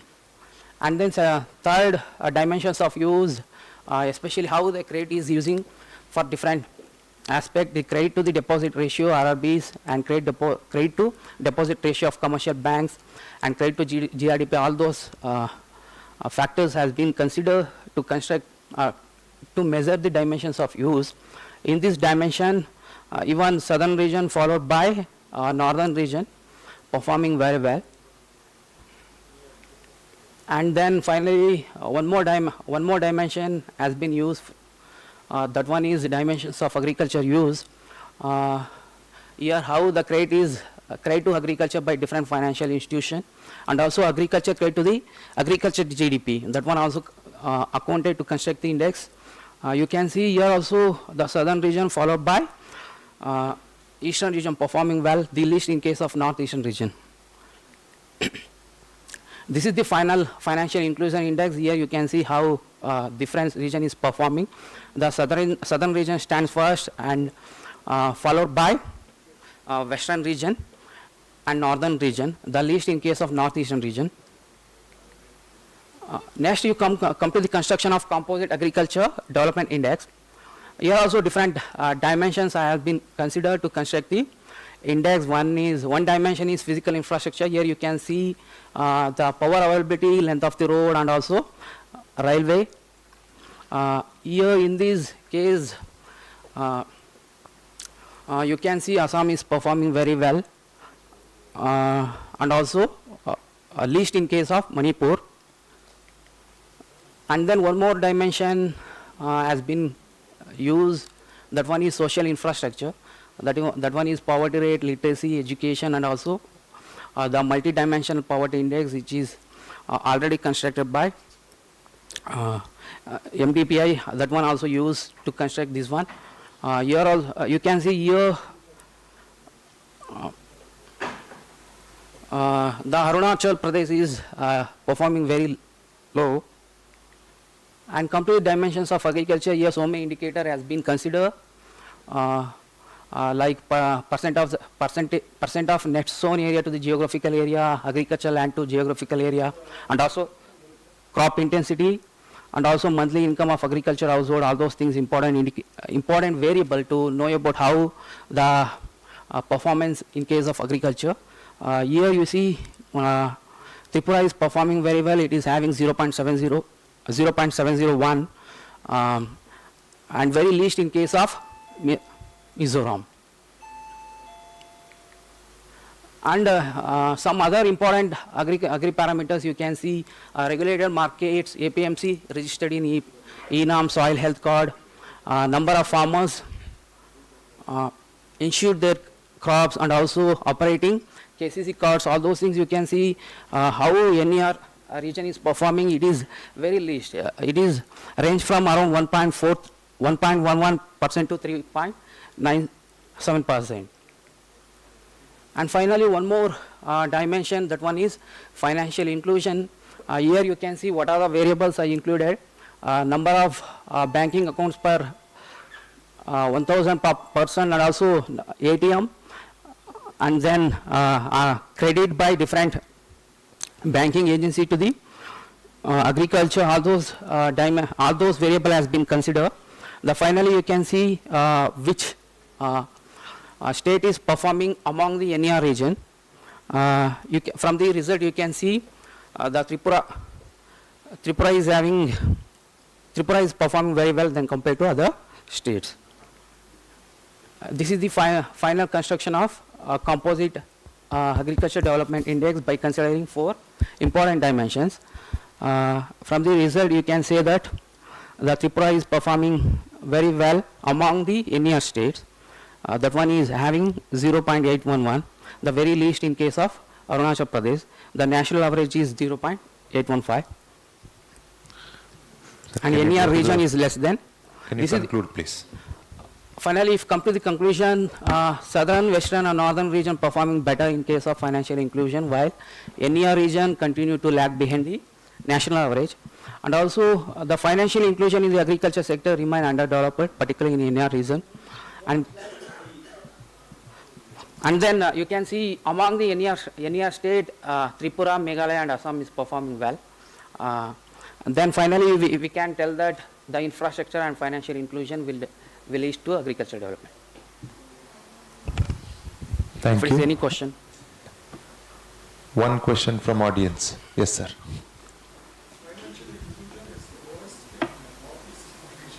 Yes, sir.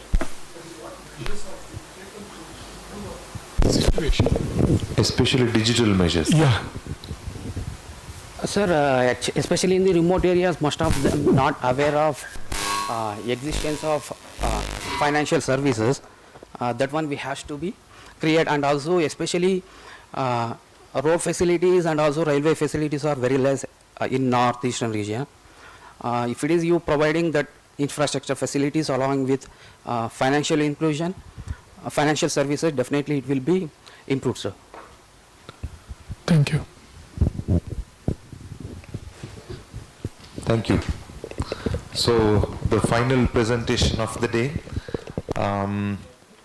The next presenter is Deepa Parappa Sunagad. Is she here? No? So is Vaishnavi V here? No. Okay. So we have come to the end of the session. We have had 5 6 presentations. There are totally 6 this one presentation starting with Pushparaju sir. So especially the most of the this one studies see they highlight especially on the use of digital agriculture, various platforms which are being used in digital agriculture. Some of the this one especially the studies really they do concentrate on especially the macro level perspective. But what we have to look at is, I think, the micro level. See, looking at the each this one digital platforms, digital agriculture this one platforms, how they are helping, especially the farming community, in what way. So those digital platforms which are helping in enhancing the agriculture productivity, resource use, and enhancing the income of farmers. So we have to look into those this one areas. So I think. All the this one 6 presentations were this one okay, but it has to be supported with field level this one data. Each of the this one agriculture digital agriculture platforms, how they are helping the farming community, especially in enhancing the income of the farmers, and especially from the point of inclusive growth in agriculture. So what best, how best these digital platforms are helping, especially the achieving the inclusive growth in agriculture. So in that way we have to look at, and what is the role to be played, especially by the institutions, policy makers, and also the academics. So looking at that, see the overall this one, all the 6 presentations, so they do concentrate on macroeconomic view rather than observing at what is happening, especially at the individual this one platforms. I think I thank all the this one 6 presenters. So there is a scope for improvement, especially in those studies. I think these presentations, what we have to look at, so we have to go to the at the micro level, in what way these digital platforms are helping the farming community. In that way we have to look at. So from my end, I will thank you all the 6 presentations. So over to you, sir. Thank you. I'm not going to repeat the presentations or what the co-chair has said. I think the audience and us, we have seen a little bit of a research gap in what has been presented. There is less or very few farmer level evidence of the impact of digital technologies, I would say, or how the policy changes have impacted the efficiency of program delivery, for example. All of those are probably the future avenues of research for young researchers here. And I also, from a personal standpoint, because I studied from GKVK, would expect a better quality of presentation of the data, analysis of data, much deeper insights from the data. Thank you so much. Thank you all the presenters. Thank you organizers for having us. Thank you.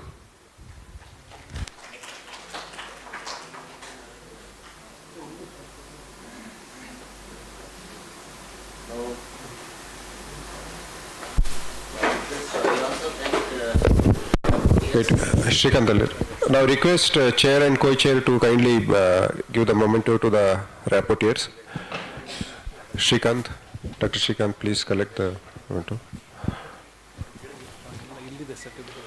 Sir, ನೀವು ಹೋಗಿ ಮೇಲೆ ಹೋಗಿ ಅವರು ಕೊಡಕ್ಕೆ.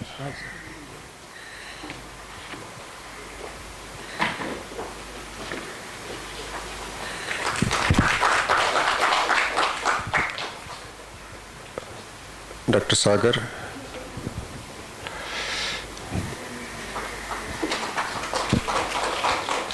Tawli sir, sir Tawli. Further, I would like to call upon Professor Ganpati to please facilitate chair and co-chair of the session.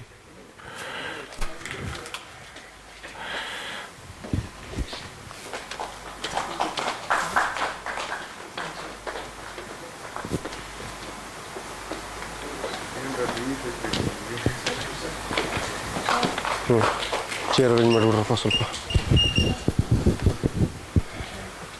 After this session, we will move on to a very brief valedictory session. I request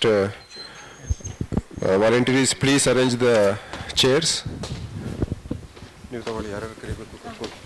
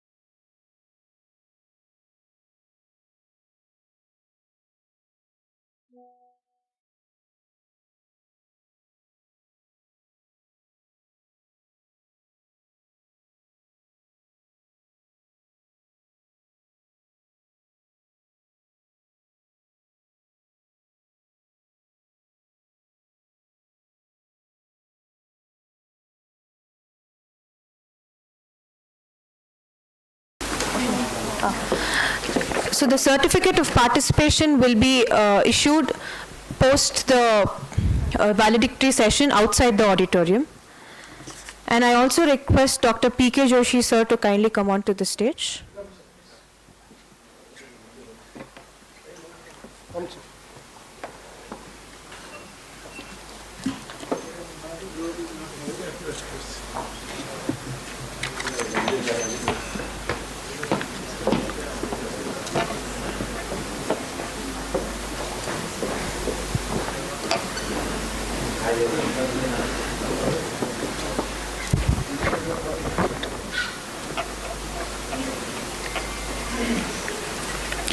Good afternoon to one and all present here. As we come to the close of this enriching and intellectually stimulating Aera Regional Conference 2026, it's my privilege to welcome you all, the distinguished dignitaries, delegates, researchers, academicians, students, and participants of the valedictory session.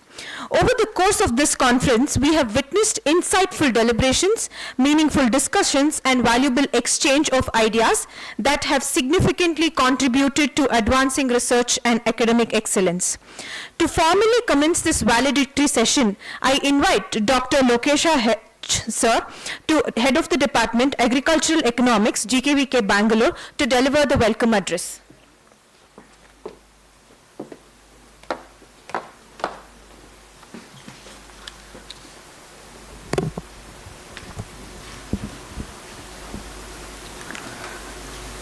Good afternoon, everybody. Respected dignitaries on the dais, esteemed delegates of this Aera Regional Conference, and distinguished guests on this occasion. Today we have come to the end of this 2 days Regional Aera Conference 2026, Digital Agriculture for Sustainable and Inclusive Food Systems, jointly organized by University of Agriculture Sciences, GKVK Bangalore, Agriculture Economics Research Association, and International Food Policy Research Institute. See, you know that digital agriculture is vital for, especially for Indian economy, as it transforms traditional farming into a data-driven, scalable sector. It drives economic growth by boosting crop productivity, optimizing resource use, and enhancing financial inclusion over 50% of the workforce, directly securing the rural livelihoods and stabilizing the food systems in India. This conference has thrown a light in the minds of especially the academicians, researchers, to take up research activities in the areas, especially with regard to the optimum resource use, financial inclusion, and ultimately enhancing the productivity so that overall production of the crops can be enhanced at the macro level. So this conference has thrown a light in the minds of the policymakers, both at the national level as well as at the state level, so to take suitable measures, so to reap the benefits of digital agriculture in achieving the inclusive growth in agriculture. So with this background, so I am privileged to welcome all the dignitaries on the dais, distinguished guests for this valedictory function. So first of all, I would like to welcome Dr. P.K. Joshi. So to this valedictory function, on behalf of the Aera, I will welcome Dr. P.K. Joshi, sir.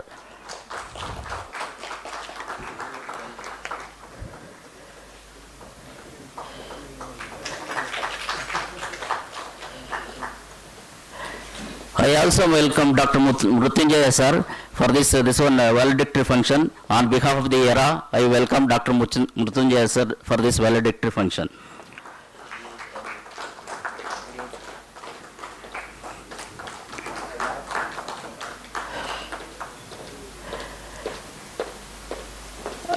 I would like to welcome Dr. P. Venkatramana, Dean PGS US Bangalore, who accepted our invitation to act as chairman for this valedictory session. On behalf of the Aera, I welcome you, sir. I would like to welcome Dr. Anjani Kumar, Senior Scientist, IFRI, South Asia Office, New Delhi, and I request you to act as co-chairman for this one session, sir. I welcome our beloved Director of Research, Dr. Murligiri Appa, sir, Director of Research, US GKVK Bengaluru, who accepted our invitation to preside over this one valedictory function.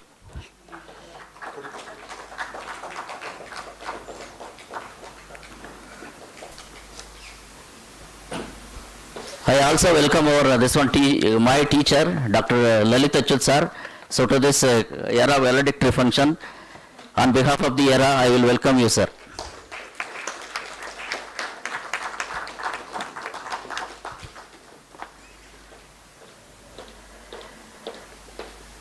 I also welcome Dr. Ganapati, sir, from the Institute of Agribusiness Management for the valedictory function. I welcome Dr. Moin Sharif, sir, for this valedictory function. On behalf of the Aera, I will welcome you, sir.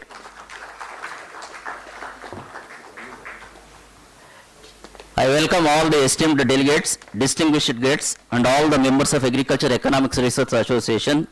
I welcome all the heads of the department, all the four heads of the Department of Agriculture Economics, Institute of Agribusiness Management, Agriculture Extension, and also Agriculture Statistics and Mathematics, and all other faculty members of the university who are present here.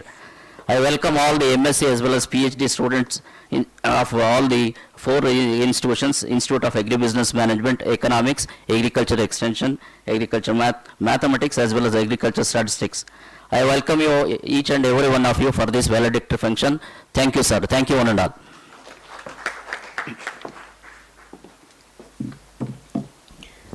Thank you, sir, for your warm words of welcome and for setting the tone for the concluding session. We also welcome you, sir, to this valedictory session.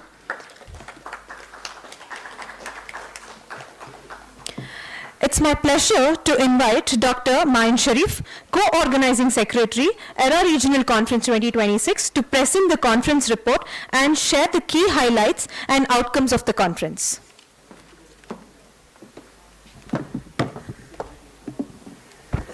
Thank you very much. Good afternoon, all. So, first of all, I don't want to stand in between you and lunch. So, these are all just the key highlight what we have observed, though we have to receive the detailed rapporteur reports. It's my privilege to present the concluding remarks of the major points from the Aera Regional Conference 2026, which is on the theme Digital Agriculture, Sustainable Inclusive Food System, which was jointly organized by University of Agriculture Sciences, Aera, as well as the IFPRI New Delhi. During the last 2 days, we have witnessed various dignitaries who have participated in the deliberations. The conference received about 100 plus registrations, and 39 papers were presented across states like Kerala, Tamil Nadu, Andhra Pradesh, Karnataka, Bihar, as well as from the Nagaland. So we had lead lectures, united lectures, as well as the panel discussions on the 4 technical themes. The theme number 1, which is on the digital technologies and agriculture productivity, which is majorly focused on the digital advisory services, data-driven watershed development, land resources inventories, GIS and spatial technologies, smart farming, and 3D printing technologies.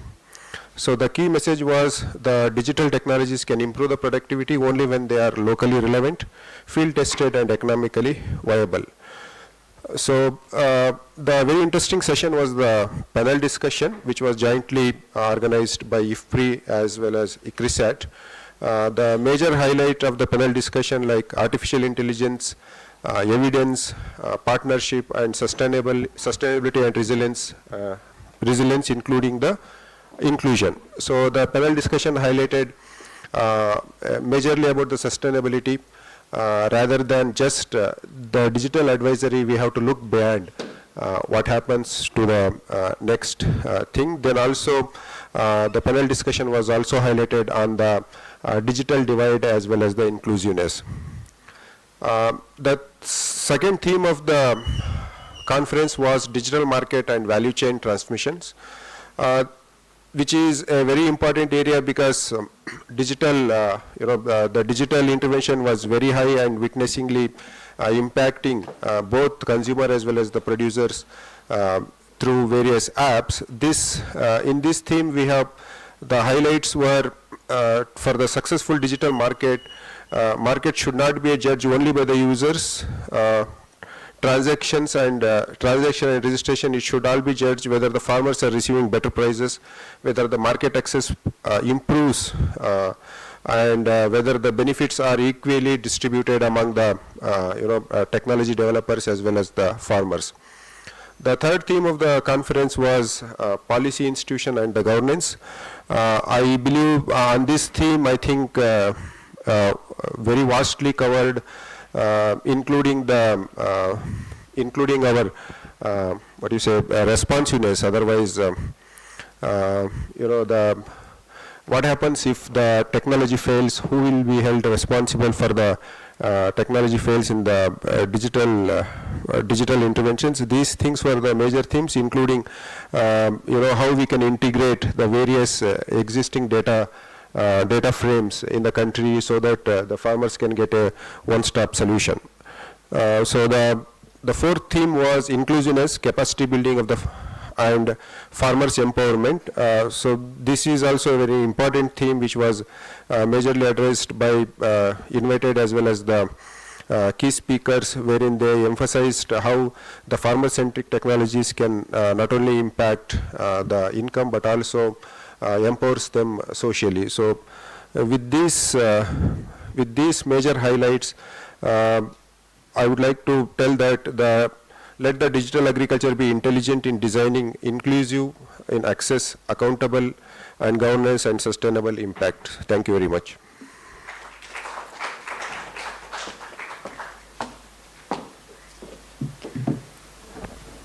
Thank you, sir, for providing a comprehensive overview of the conference proceedings and the valuable insights gained during this conference.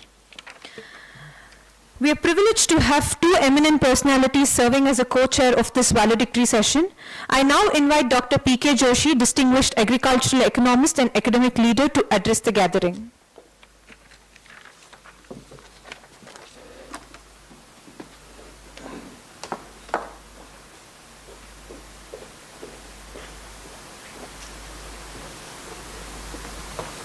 Thank you very much, Honorable Dr. Mrityunjaya, Dr. Lalit, Dr. Anjani, all distinguished delegates on the dais and of the dais. First of all, I would like to compliment US Bangalore for organizing this regional conference on digital agriculture. It was really a successful conference. I also thanks all the participants who attended this conference. The students also, they participated in a big way. So thank you very much. I would only like to say that this topic is very, very pertinent, very timely for all of us, especially for agricultural economists and social scientists. The biological scientists are way ahead in doing research on digital agriculture, but the social scientists are far behind in undertaking research on this particular topic. So this regional workshop, regional conference, I think, hope that it will trigger some interest among the social scientists to take up research and research priorities in digital agriculture for its scaling up and also the benefiting the farming community of this new technology. I would not like to take much of your time and would not like to be between lunch and all of you, but I wish you good luck, and I again thanks to all the organizers. Please convey our thanks to Dr. Siddhaya, Dr. Suresa for all hospitality they have extended to Aera and its delegates. Thank you very much.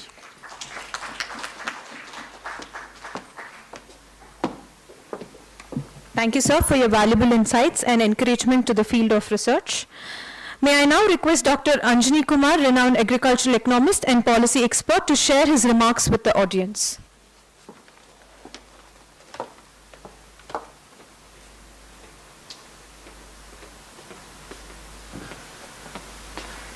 Respected dignitaries on the dais and colleagues of the dais, students, again I join Dr. Joshi and other previous speaker to congratulate and thank also the US team led by Dr. Sadhaiya and Dr. Lokesh for organizing this 2 days regional workshop in an excellent manner. And thank you very much to all the speakers, panelists. Lot of good speakers have come and then they presented their insights, which was really intellectually stimulating. And as I mentioned in the inaugural function, that I have come here to learn some of the aspects of digital agriculture, and now I can say, since it's a valedictory, almost end of this, so I can say that I have learned during last 2 days, I have learned various dimensions and what are also the challenges, what are the success stories in different geographies of the country, and we take this opportunity on behalf of Aera and IFRI to thank the Honorable Vice Chancellor and the entire US Bangalore team for agreeing and now hosting this regional workshop and providing all supports. And all, I may not be knowing the names of each one of you, but those who have supported directly or indirectly, visibly, invisibly, we from our bottom of heart, we express our sincere thanks and gratitude to all the team members. And also I take this opportunity on behalf of the co-organizing secretary of the 34th annual conference. I invite all of you to the Pondicherry for the 34th annual conference. He is the co-organizing secretary and Dr. Senthil is the, so let us come prepared. And also for students, PhD students, we will have a separate presentation on the thesis, and the best presentation will be given an appropriate and prestigious prize. So please do come and do join who have not become the life members of the association. I urge again, this is a lifetime opportunity. If you are not becoming member, you are missing something in your professional field, because it gives lot of leverage, lot of access, lot of opportunity to connect with many professionals. So thank you very much. I again don't want to delay much because already we all are feeling hungry. Thank you very much.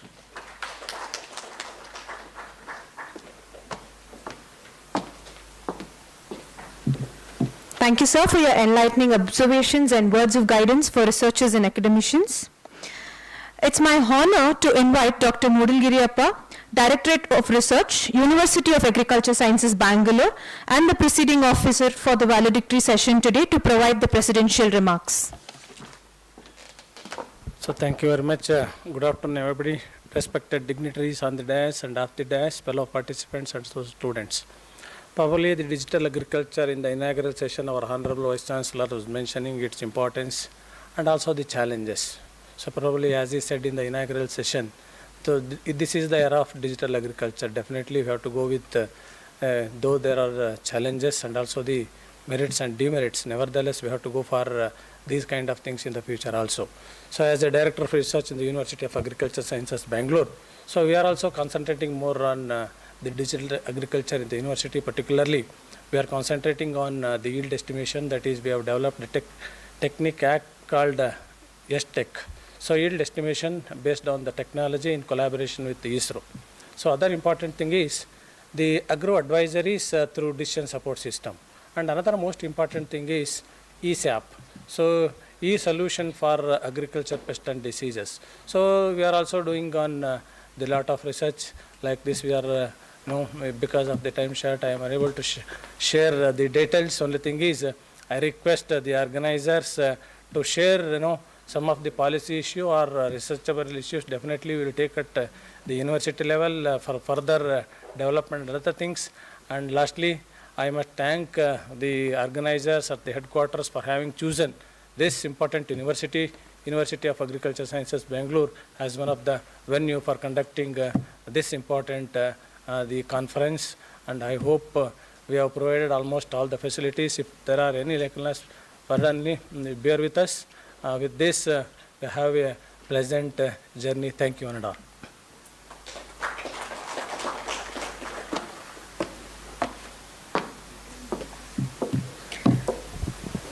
Thank you, sir, for your visionary address and for your continued support towards strengthening research and academic collaborations. As we approach the conclusion of today's program, it's time to acknowledge the contributions of all of those whose efforts made this conference a grand success. I now invite Dr. Ranganath Ji, Assistant Professor, Institute of Agribusiness Management, to propose the vote of thanks.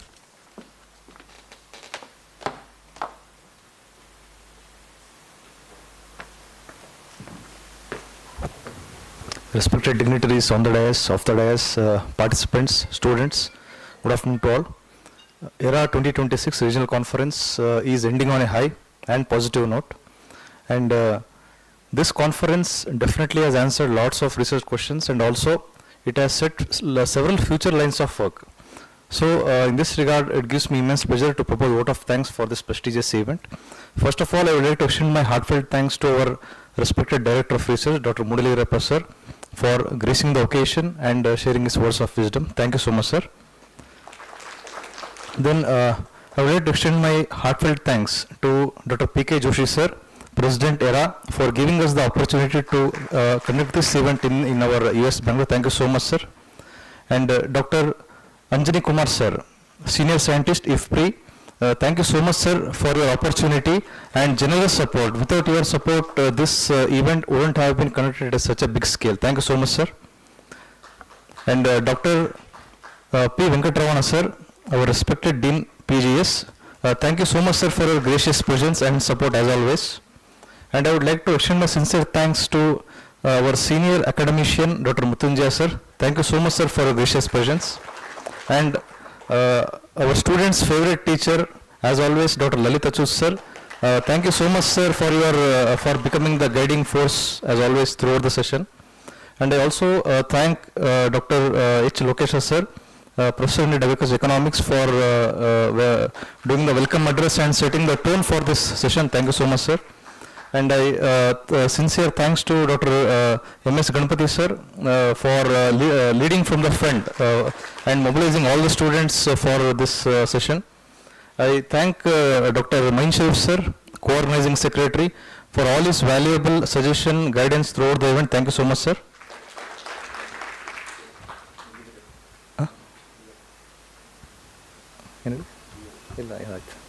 Yes.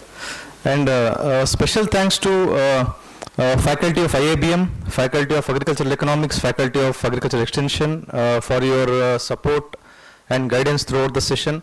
And my sincere thanks to all the chairs, co-chairs, rapporteurs, session coordinators for supporting this event. And a special mention to all the student force for toiling very hard for all these days and making this event a grand success. And I think I should also thank Dr. Sri Lakshmi for giving a very strong back-end support through our team and making this a very grand success. I also thank Ms. Maheshwari for anchoring this session in a meticulous way. And yeah, in his absence, I would like to extend my sincere thanks to Dr. Siddhaya sir, Professor and Head of IABM. From conception to implementation and mobilizing all the resources required, he has been instrumental in the success of this prestigious event. So with this, I would like to conclude my this word of thanks. Thank you so much. Yeah.